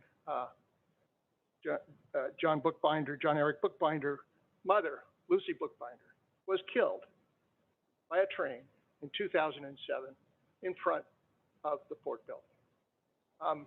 I know that there's litigation over safety. We can't consider that either, except as to the question of how thoroughly in the record before us have these issues been displayed, analyzed, and arrived at conclusions. The same thing I think is true about the transportation improvements. Today I saw for the first time a picture of potential transportation improvements. They look like they were the Adeline overcrossing. I've ridden over that on a bicycle. It's pretty hairy. I'd like to see it safer. But it's not clear whether or not those are funded. It is pretty clear that with a really robust package of transportation improvements in the outer harbor, more capacity would be developed. And maybe that's truly the future. But I really do think, at least before I can vote on this, there needs to be a much more thorough analysis that convinces me these increases in efficiency, which are absolutely the bedrock of the recommendation and the analysis, are in fact feasible and are in fact proceeding apace. Two other minor points. One, CEQA, this is a binary question. I don't think we're responsible for looking at alternative uses. There's either yes or no, and the attendant impacts come out of that. The question is whether or not there's an increased potential for fill. So I'm not convinced by those arguments. And then the last point, but I think an important one, is one of precedent. When I looked at this and read some of the commentary, I realized that 17 acres of the bay was filled to create Howard Terminal. That was before I was at the port, but still. And this would keep that 17 acres of fill, which was done for maritime purposes, without mitigation. To me, that's a fairly disturbing precedent, that a permitted use would allow fill and then eventually would be used for non-permitted fill. So I had a number of questions also that I sent to the staff. I sent them well in advance. Some of them have been answered, some of them haven't. I'm pretty careful about all this because I know there is litigation. It will continue. And I want to make sure that my take on the record is clear. Thank you. I'm going to exercise chairman's privilege just to note one strong disagreement with one of Commissioner McGrath's observations.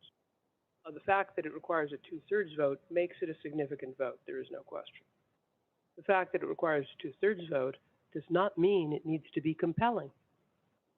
It means that 2/3 of the membership needs to be persuaded by whatever evidence and whatever standards that it should be done. I'm gonna leave that one there. I will recognize Commissioner On. Thank you, Chair Wasserman. I did want to address something that was said roughly 2 meetings ago now. It was really a comment about trying to minimize or eliminate considerations of environmental justice as we consider removing the port priority use designation. I didn't comment at the time because, in part, I wanted to absorb as much information as possible and before even voicing an opinion leading up to June 30th. And at the top, I want to thank Commissioner Joya for jumping in and actually saying that it should be a consideration. And for me, as a commissioner today, I just want to articulate 2 key points, and in some ways will determine my decision upcoming on June 30th. First of which is, again, the plain language of our environmental justice and social equity policy 1, and by extension that finding F, I believe, applies to all commission activities and actions. That's very clear from the language, and it should be also part of our intent as commissioners as well. And then 2, I do appreciate staff trying to thread the needle. I think there has to be some kind of weighing of how much to investigate environmental justice implications of this project, just recognizing that it's really about removing the port priority use designation and what that means. So in other words, it's not necessarily about the project that's being proposed itself. That will come with the permit application, and hopefully the public will understand that. So that in that sense, I've listened to the ancillary uses discussion very closely, as well as the EJ implications of what it means to remove the PPU. And when I talk about environmental justice, earlier asked a question about ranking of priorities, but everything's in the mix for me: air quality impacts, ships, equipment, transit, progressive labor standards, local hire, targeted hire. I also am interested in the community engagement and benefits process as well when discussing this. And that this policy, in my opinion, should not be made in a vacuum. I think it's very, very important that we do consider social equity, that we do consider environmental justice, because if we don't, that's how injustices occur, when you don't focus on that conversation at the end of the day. And so I'm always interested in the opinions of local impacted communities. If there's more upcoming, I very much welcome that public comment. Thank you, Chair. Thank you. I would recognize Commissioner Gilmore. Thank you. I hope these questions are quick. So staff and consultants, I know that in compiling the cargo report, you reached out to the Bay Area ports. My question specifically is, was there any outreach to the tenants of those ports, you know, in other words, the boots on the ground, or was it simply interfacing with the port? So that's question number 1. Should I keep going with the questions or wait for an answer? Take them one by one. Okay. So that's first part of that is to staff. There may or may not be response from the board. Yeah, sure. I can speak to that a little bit. I'm not sure if Dan from the Tyler group is back or not. I know he's working 8 hours ahead of us, but I can at least get that started. Yeah, so the process in developing the cargo forecast was very much the Tioga Group working directly with the ports to get information about their operations and data, and working with them to kind of develop the forecast and the capacity estimates. So my understanding based on that process is that the group worked both with, like administrative port staff as well as private terminal operators throughout that process. But the Tioga Group could probably speak to that better than I could. And of course, as the cargo forecast was being developed, BCDC held 3 different SPAC meetings, and there are members of each of the ports on the SPAC as well. So they were involved in the process too. And if anyone at BCDC wants to add anything to that, please do. I'll just add specifically about outreach to the operators. The operators were really active in those SPAC conversations. Many of the speakers you heard from today were active participants in those SPAC meetings. And in addition, Corey mentioned earlier the third-party review that happened when there was sort of another forecast that was from another consultant. And so during that process, we did direct outreach from staff to several of the terminal operators at the Port of Oakland to really verify some of the claims and kind of fact check all the work that was happening by the consultants and what we were hearing. Great, thank you. My second question is, I'm confused about the current use of Howard Terminal. I've heard 2 different things.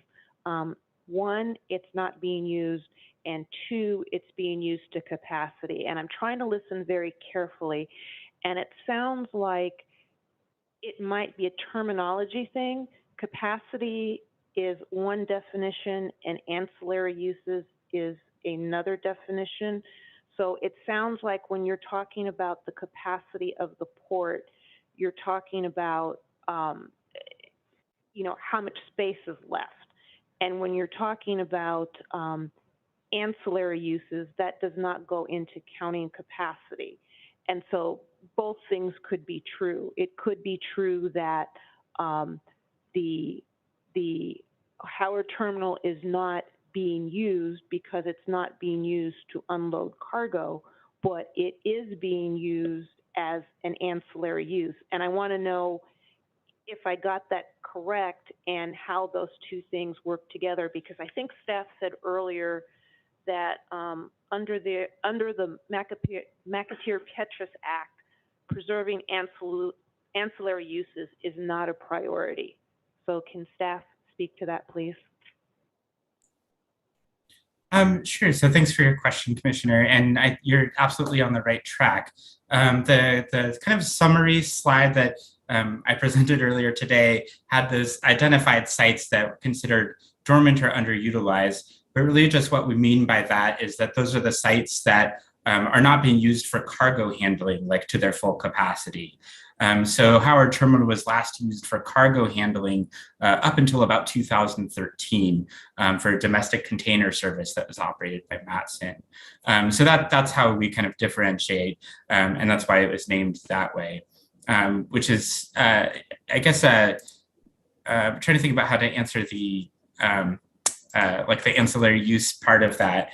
But of course, there's a whole range of ancillary uses, and some are mentioned in the Seaport plan. And of course, all of those are valid port uses under the Seaport plan. But I guess for the way that staff looked at it was the kind of the same question, the same Seaport Plan Policy 4, which is like, if you were to remove those ancillary uses, would that detract from the regional capability to meet the projected growth in cargo? Recognizing that there's this whole range from some that might be more directly related to maybe cargo operations to others that may not need to be located at the port. So that was a question that we asked of the applicant and asked of the port throughout this process. Annie, do you want to provide any additional answer?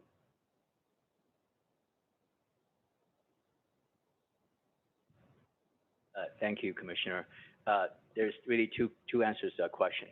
So considering the overall capacity in the Bay Area region for ancillary uses, which includes trucking, parking, container storage, and other backline support and warehousing, the BCD staff is correct. There is enough capacity for ancillary uses overall till 2050. That's one answer, one question answered. The other question I think you're asking is, what is the current use on the Howard Terminal right now? And so I'll clarify that.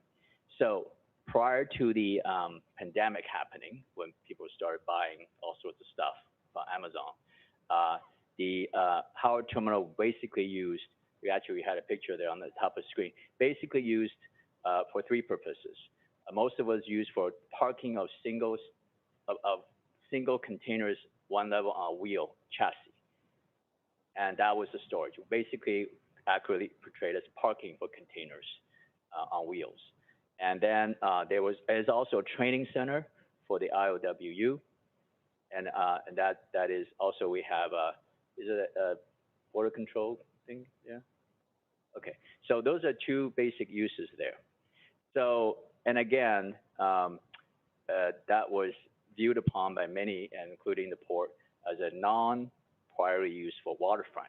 You do not use, and the industry recognizes, you do not use truck parking, container parking on waterfront property. That's just not in the proper use of that property.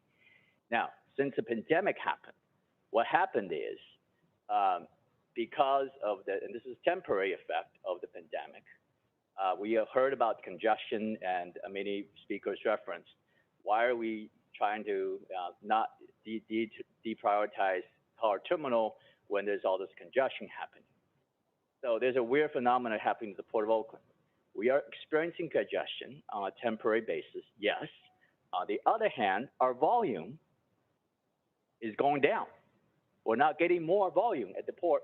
So it doesn't make any sense. Why is that happening? Why do you have less volume and yet you have more congestion? The answer is, so if you own a cargo of goods that you want to ship, let's say Amazon or other cargo owners, typically under normal circumstances, where ports operating under normal circumstances, you take it out of a ship, you sit at the container for a certain amount of time, and quickly you come have a truck pick up that load, give it and put it to your distribution center offsite somewhere in the Central Valley or wherever your distribution warehouse is, so that you can then distribute the goods to your customers. What is happening today is because of the lack of labor conditions and because of the sort of surge in stock, basically inventory, that people are starting to store up and sort of fear that there's not enough inventory in the future. What is happening today is the warehouses off-site does not have the capacity nor the labor to process that goods fast enough. So what is happening is that these goods owners who normally should be taking that goods off-site and take it to their distribution center are simply leaving the container at the port. You heard the term dwell time. Dwell time is a big function of what the congestion happening today, is that the dwell time, people leaving their goods at the port when they should not be. The port is not designed to you store your goods at the port. You're supposed to transfer and take it, but people are not doing that. They rather pay the daily fee to keep the container at the port rather than transferring it elsewhere. So the dwell time at the Port of Oakland has increased significantly. That is why we need the Howard Terminal right now to use a temporary pop-up yard. That's why it's called pop-up. It's pop-up right now. When it's done, we're gonna not using it for any purpose anymore. Is to temporarily relieve that dwell time congestion at the Port of Oakland. So when you ask, is the Howard Terminal needed for permanent ancillary use? The answer is no. This is really a temporary glitch in the system we need the Howard Terminal for. It has no bearing on a 2050 projection. When, how many decades is that from now? But anyway, we hope the supply chain system will work itself out. So I hope that answered that question. And also, you asked the question in terms of how does the Howard Terminal really bear on the capacity? Well, we're talking about the matter of 7 acres or so in terms of the capacity. And, there's the phrase that it's tight at 2050. But that is the time frame the study sets, it's 2050. We're looking at that. I'm not sure if you go beyond, the further you go out, the more speculative this stuff goes. So 2050 is the mark, and we have enough capacity. But even having that said that, even if you add 50 acres of Howard back into the capacity, if you retain the property use, if you keep projecting that out, we're going to run out of space at 2052, even with Howard. So what we're basically saying by retaining is that we're going to keep Howard the way it is for truck parking until such time in the future. We're basically going to land bank it the way it is until such time in the future when the demand meets the need for supply. So, I mean, so even if we say it's tight now, 2 years later, even with Howard Terminal, you're going to have tight inventory anyway. The answer is yes, efficiency. I think Supervisor Joy hit it on the button, is that the study relies on industry standards today about the practice, for example, the example about parking structures, whether parking structure should be a standard. Well, today, parking structure is not a standard. But if you look at other structures in the world, parking structures is going to have to be the standard of the industry. The standard has to change because in an urbanized environment with this lack of land, you cannot simply rely on today's standard to define efficiency. We need to increase the efficiency and effectiveness of our port land. So thank you very much. I'm sorry, that's a long answer to your question. No, it was great. Thank you. No, excuse me, we are not recognizing questions from the audience at this time. Thank you. Okay, so I still have a couple. You may. Go ahead, Thank you. I'm Commissioner sorry. Okay. So I just wanted to make Excuse me, sure. wait. Excuse me. We need to maintain order here. We're not taking questions from the public. Thank you. Okay. Let me finish. Go ahead. Okay, so I just wanted to confirm, I thought I heard that the large growth rate that the ports have been experiencing is mostly pandemic driven because it's an odd situation and it's probably not sustainable. We'd probably go back to something more in line with whatever quote unquote normal growth is. So can I just get that confirmed? Ori, do you want to try it first? Apologies, that's not something that we directly addressed in the presentation or staff report, but I think the port could probably speak best to COVID-related numbers. And in terms of the forecast, we're looking at the long range. All right, Danny, it's back to you. Sorry.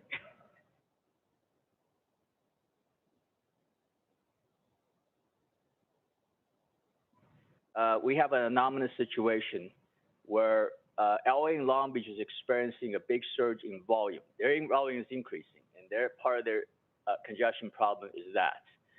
At the Port of Oakland, unfortunately for us, we are not seeing a surge. Our volume is decreasing, and we hope that's not the normal. We hope to go back to a normal growth pattern that we've seen before the pandemic, which is about, like I said, since 2005, 0.5% growth every year. That's been our sort of average growth. And you're right, there's surges between certain years and certain times of the year, but essentially that has been our average growth from 2005. There's a variety of factors why our port's not growing as fast as LA and Long Beach.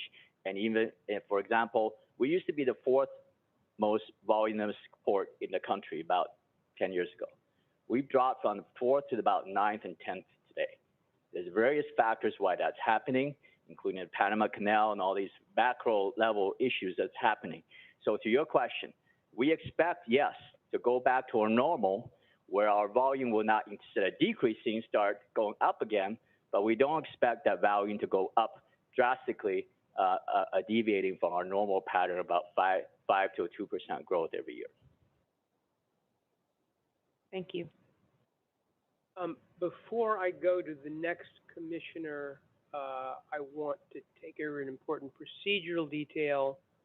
I would ask for a motion to close the public hearing, allowing written comments until 5 p.m. tomorrow. That's the motion you need. I'll make. Second. Commissioner Vasquez makes it, and I'm sorry, Commissioner Joya seconds. Peggy, I think we need a roll call on that. Pains me to say that, but do we? I think we do. No? You're right. Sorry. I get a little nervous because I don't really like roll call. Is there anybody opposed anywhere to closing the public hearing He's a commissioner.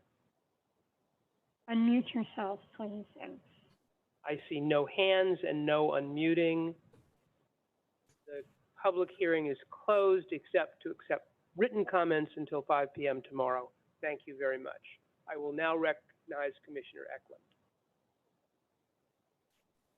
Eklund. Thank you very much, Chair Wasserman. My question centers around slide 25 that Corey showed. I'm not sure I totally understand the new figures on the cargo forecast with the change in the acreage. And I will study that some more. And Corey, if I have some questions, I will definitely give you a call. But the question that I had is that, have we done a study if we felt that that was too tight of a estimate for 2050, that, well, maybe we should hold back the 10 acres that is part of the turning basin?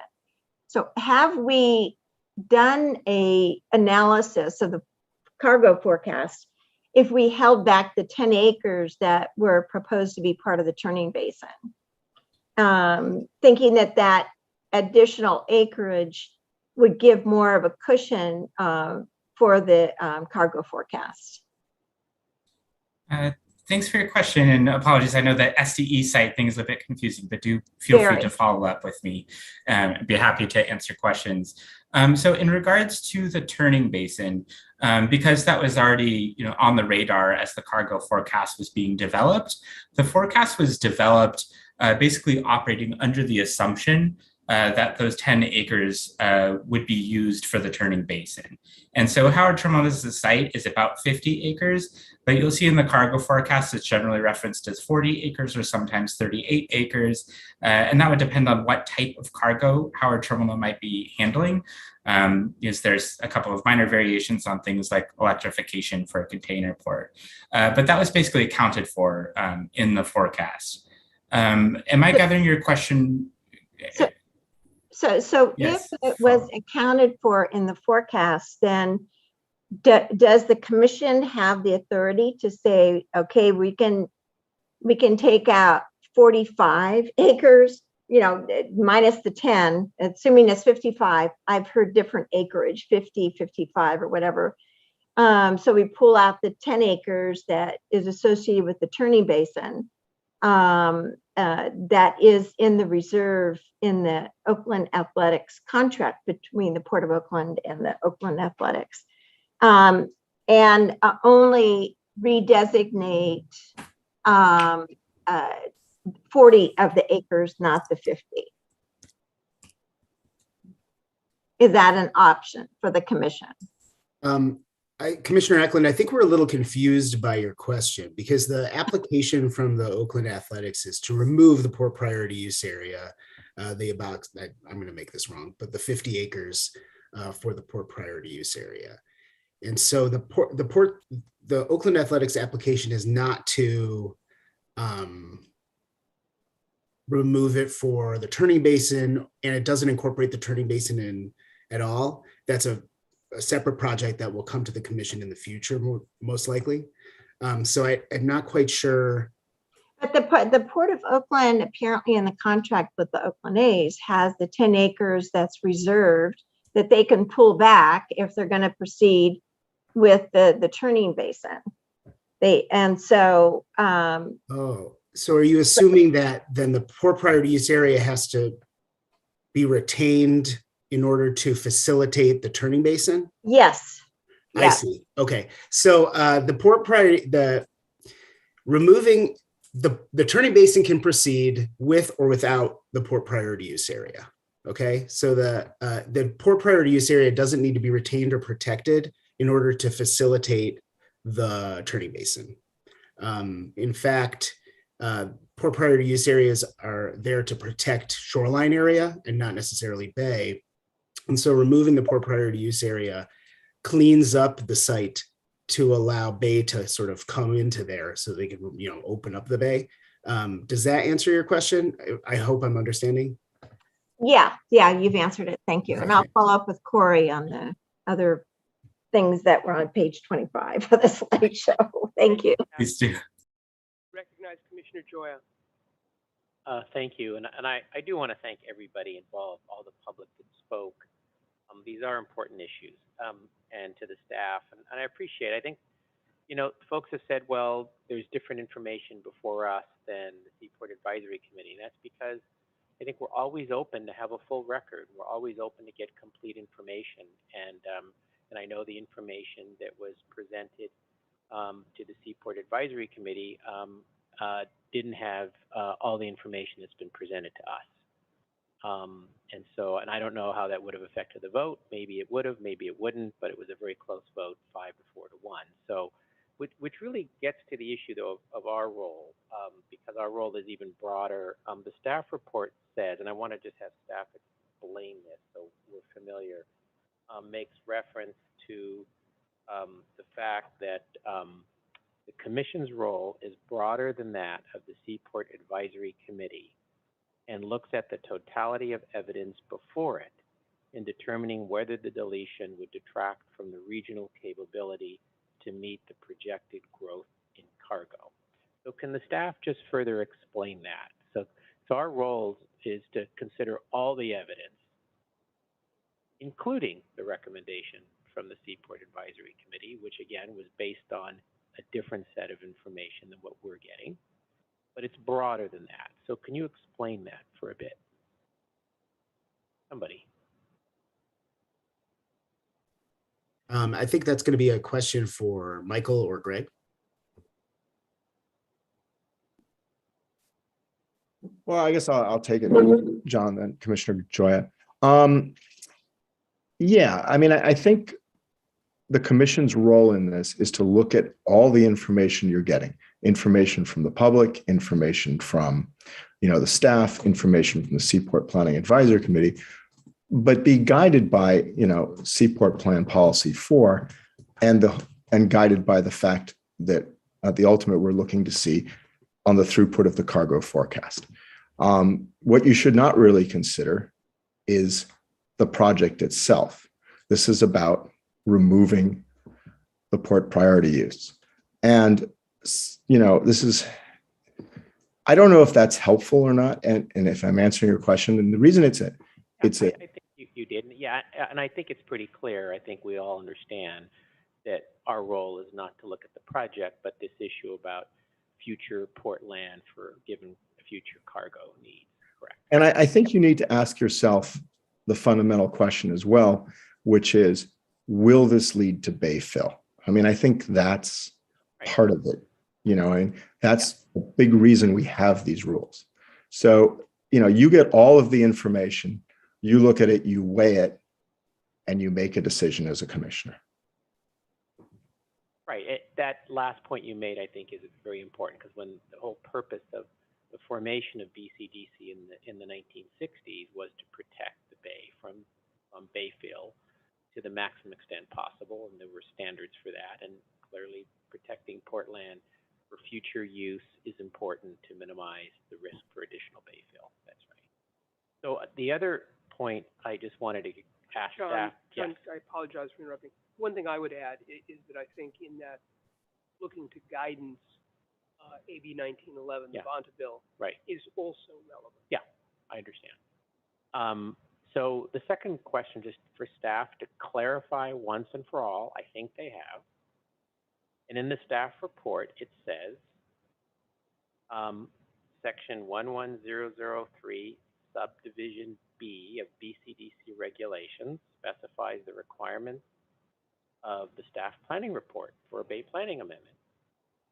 Staff planning report shall contain a statement describing the effect the proposed change would have on any existing finding, policy, or map designation contained in the San Francisco Bay Plan and the San Francisco Bay Area Seaport Plan.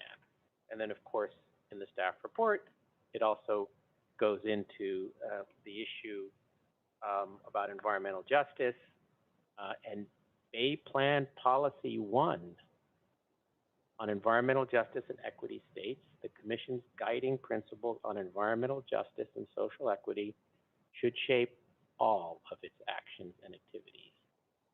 The Commission, and then goes into it. So just to clarify, I understand there's EJ issues with regard to the project, which is a separate issue. And there's EJ issues over whether land is port priority or not. That's a separate issue. That's what's before us. Just to clarify, environmental justice principles are relevant to a decision of whether to take land out of port priority or not. Nothing to do with the project now. Just taking land out of port priority or not. Will you clarify that point? Yes, Commissioner Joyer, you're correct. They are relevant, but environmental justice principles also are constrained by the MAC Act, in that you obviously cannot elevate environmental justice principles over the MAC Act. But within that framework, that is correct. If we didn't have this policy, given this policy, and if we couldn't apply it, it would be a meaningless set of words on a piece of paper. Right? Oh, okay. And you know, I raise that because I think you know, and one of the findings, finding B, in the environmental justice policy, does recognize that the Commission has approved additional development projects to existing ports, oil and gas operations, sewage and wastewater treatment plants, and heavy industry in or near low-income communities of color around the Bay Area. And that it's facilitated the aggregation of pollution sources within areas designated for port and water-related industry. And I know, having served for many years on the Bay Area Air Quality Management District and then on the California Air Resources Board that attempts to regulate pollution sources from ports, I think no one can argue that uses at ports or expansion of uses at ports impact. I'm not saying there aren't other impacts with other kinds of projects, but impact surrounding communities, predominantly low-income communities of color. I think that's a given. And a more intense port use at Howard Terminal has environmental justice implications, period. I live near the Port of Richmond. I know what port uses are like. I understand the impact of port uses. Our own community of Richmond does. So I just wanted to make sure that was clarified. The other point that I think, which really does get to, you know, ultimately, this is about what's our judgment in looking at all the evidence that was presented. And I appreciate the staff, yes. And that will be presented Yes. as due to this public Yeah. hearing and There'll be more. the extension That's right. through tomorrow and Friday. That's right. Continue to welcome that public comment, public input. And I know the staff in its report is taking, you know, the very important guidance that we only look at available port capacity that is within our jurisdiction. I get that. And saying that, you know, technology changes, the world changes, you know, land use changes over 20, 30 years. And one of the things that struck me is that, so the staff's analysis, given their review under the law, concludes that, you know, makes a conclusion that there would be sufficient port property available, basically. What they didn't consider, which to me is maybe a cushion, is the fact that efficiencies are going to happen. How and where, to what extent, may be debated. You know, talk to real estate developers who years ago said, we will never build parking structures. They're just too expensive for housing. You know, it knocks out our project. Well, guess what? Those structures are now utilized because of the high cost of land and allow units to be built. I suspect the evidence is showing of what's happening even around the world is that you're going to see, as there's more constrained space on ports and the cost of land, that investment's going to be driven toward those efficiencies. And I know the Port of Oakland itself has said that. In fact, the third largest port on the West Coast has said that. I mean, it's interesting how people criticize the port on some things when they don't agree with it, and then want to agree with them on the things they do agree with. So what they said is, yes, you're going to see these efficiencies. How exactly they play out, and I suspect one area will be using every acre of available port land more efficiently, right? That's going to happen. It's going to cost money, just like the ports at first didn't want to electrify, do shore power for ships. They're doing it because that's been required for air quality purposes. Second, there is land outside our port jurisdiction, right? Outside of BCDC jurisdiction, like in the Benicia, Antioch, that whole, that may be able to accommodate more. That's additional cushion. We just don't consider that as part of the analysis. And the other point that I found interesting is the staff report talks about how RoRo capacity is really based upon not the year-to-year micro changes, but vehicle miles traveled. And I may want to ask staff to explain that further. It said VMT is really the big issue that drives that cargo analysis. Well, guess what? It's the policy of the state of California to reduce greenhouse gases a lot through reduction of vehicle miles traveled. And so in 30 years from now, right, if the state policy is successful and all the changes that are being made, and we get VMTs to lower greenhouse gas emissions, that also indicates some direction. So I don't know, the staff just, my last comment was, staff just want to explain this whole issue of how VMT drives RoRo cargo analysis. That's what the staff reports. I'd like to understand that more. Commissioner Joy, I could, oh, sorry, did I interrupt someone? No, I was saying it's yours to answer. Yeah, Okay. I'm looking at page 63 of the staff report where that's referenced. Yeah, and unfortunately, I think the Tioga Group would probably give you a better answer than I could, or referring to the cargo forecast itself. But you're right that the way that the forecast works is there are different growth projections for each of the three different types of cargo, and they're based on some kind of standardized metrics for how growth might occur. And for RoRo cargo, that metric is vehicle miles traveled, as you're pointing out. But I'm not sure in terms of those future projections, like what was taken into account in terms of some of the state legislation you're talking about, whether that would impact that or not. Okay, thanks. And my last comment is, I know there was some discussion made about some previous Bay Plan amendments and how that impacts this. I know probably Director Wagenknecht and I are the last two commissioners left who were around with some of those early Bay Plan amendments, and each of those stood on their own. A Bay Plan amendment from 2000, 2003 doesn't bind our hands of what we're doing today. Each Bay Plan amendment must stand on its own. Thank you. Commissioner Nelson. It will be quick. First, a process question for folks who are listening. We just closed the public hearing. We're going to have another staff recommendation, a final staff recommendation before our next hearing at the end of the month on this project. And so I just wanted to make sure folks know that means, right, there's going to be another public hearing. I'm swallowing hard. No, not another public hearing. So no opportunity for public comment on that next That's a step? different question. Okay. So Greg, do you want to take this? Yes, I was going to say, No. of course, there will be public comment on the next hearing. Staff will give their final recommendation and the public will have an opportunity to comment on that.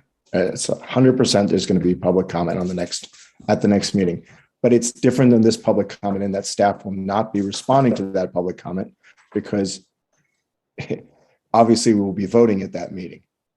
And so that's really the difference between today's public comment was an opportunity for the public to give lots of comments, give written comments, and for staff to respond. Whereas at the next meeting, it's purely going to be, you speak at it, and then we are going to vote. I hope that was clarifying. Yeah, two things. That is why the June 30th meeting is also scheduled at 9 a.m. because we anticipate that there will be an awful lot of public comment.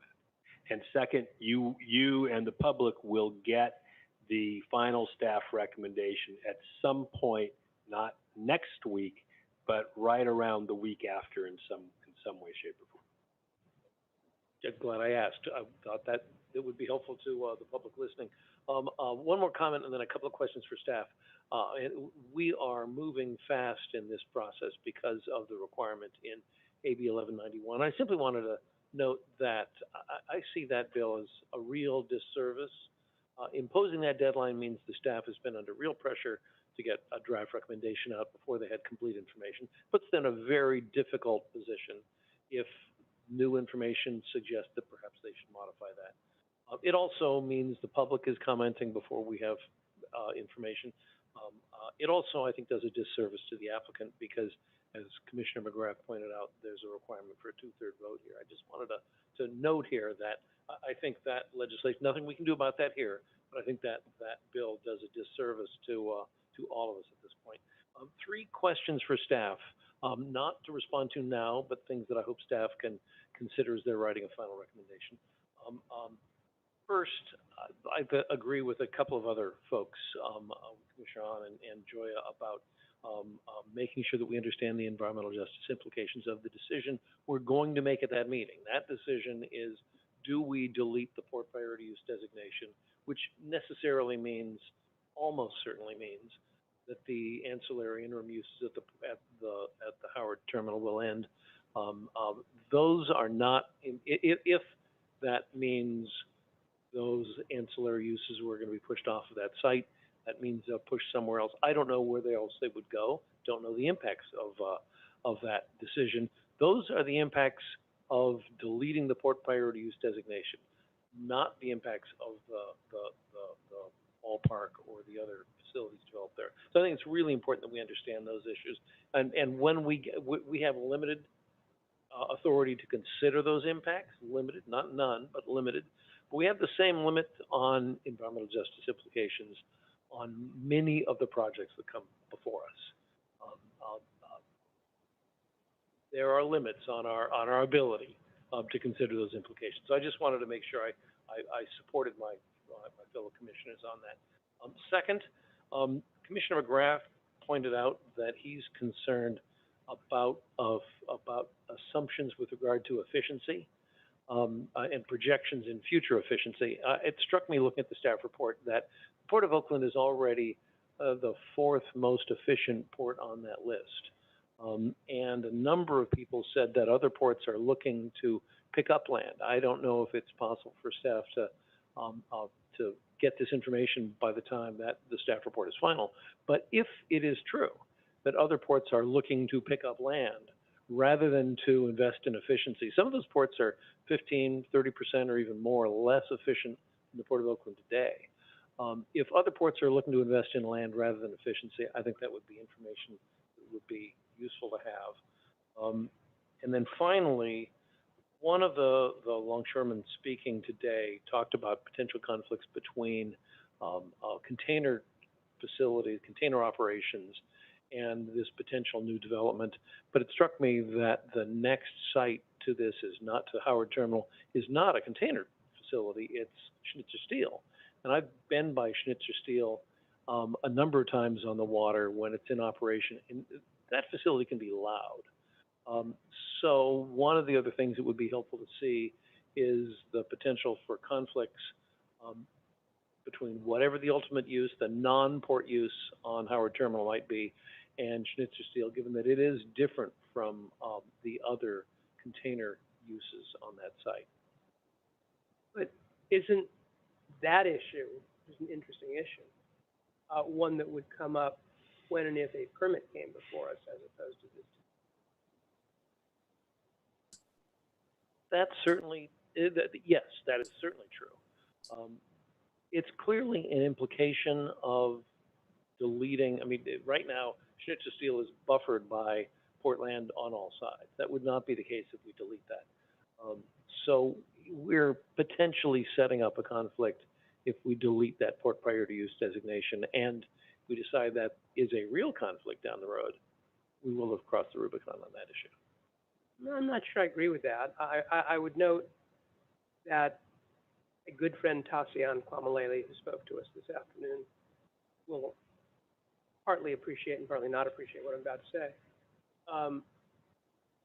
Schnitzer Steel provides a very valuable resource to our area.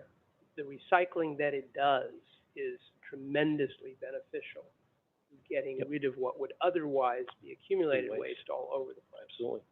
However,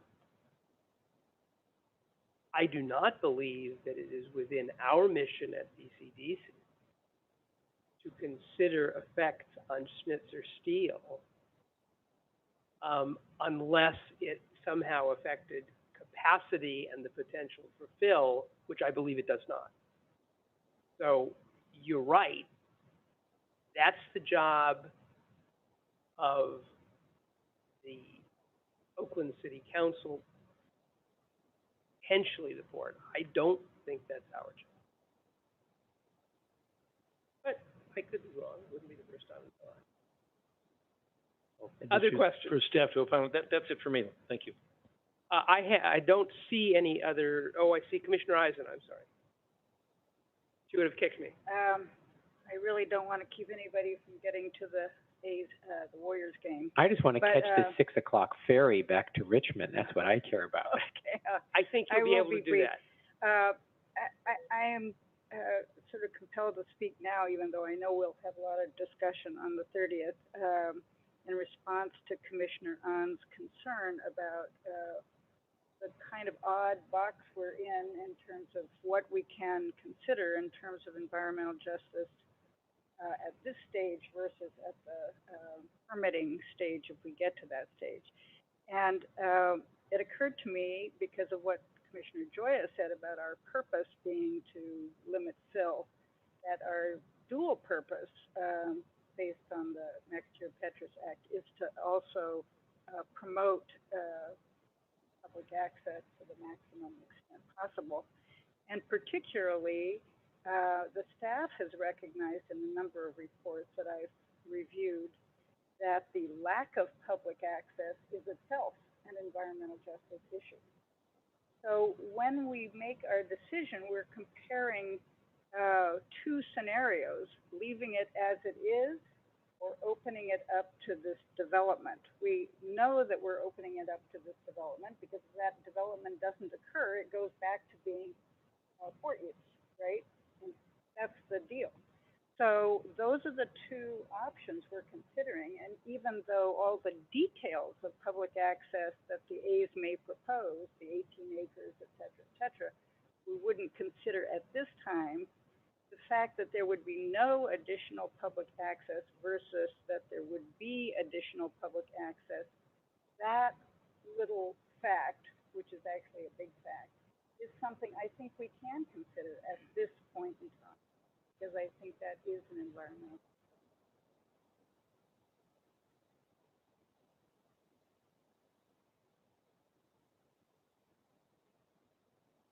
I have just a couple of questions that I'm not actually necessarily seeking an answer for now, but I want to get them out there, and I want staff report in some fashion to reflect them. One, I understand and appreciate that we can't really include the potential capacity of Antioch for RoRo because it's out of our jurisdiction and we can't preserve it. But there is really almost no discussion in the staff report of the financial feasibility of improvements at Howard Terminal, which would be necessary to expand its use. My analysis, and I certainly have not spent as many years at it as Commissioner McGrath, but I was a port commissioner once upon a time, so I have a little understanding, is that Howard Terminal is effectively not, has no real likelihood of serving container operations. Obviously has capacity to serve RoRo and possibly dry goods. But even for RoRo, there would need to be significant improvements. And if we can't, when we can't consider, well, I don't want to say we can't. I am concerned that by not considering those financial ones, we're not considering all the relevant factors. Second, particularly given the article this morning about the grand jury report on Hunter's Point, talking about the sea level rise that will cause toxic material there to be released. I don't think there's any discussion of that in the staff or the EA, and I will admit I have not looked at that in the city's EIR. On sea level rise of forcing the release of toxic materials that are at Howard Terminal. And again, the cost of addressing that one way or another in order to have capacity for maritime, as opposed to it being addressed through a development, which connects back to the environmental justice issue. So I'm just, that's a complex issue, but I think it needs to be factored in. I would appreciate in the staff report having some sense of that.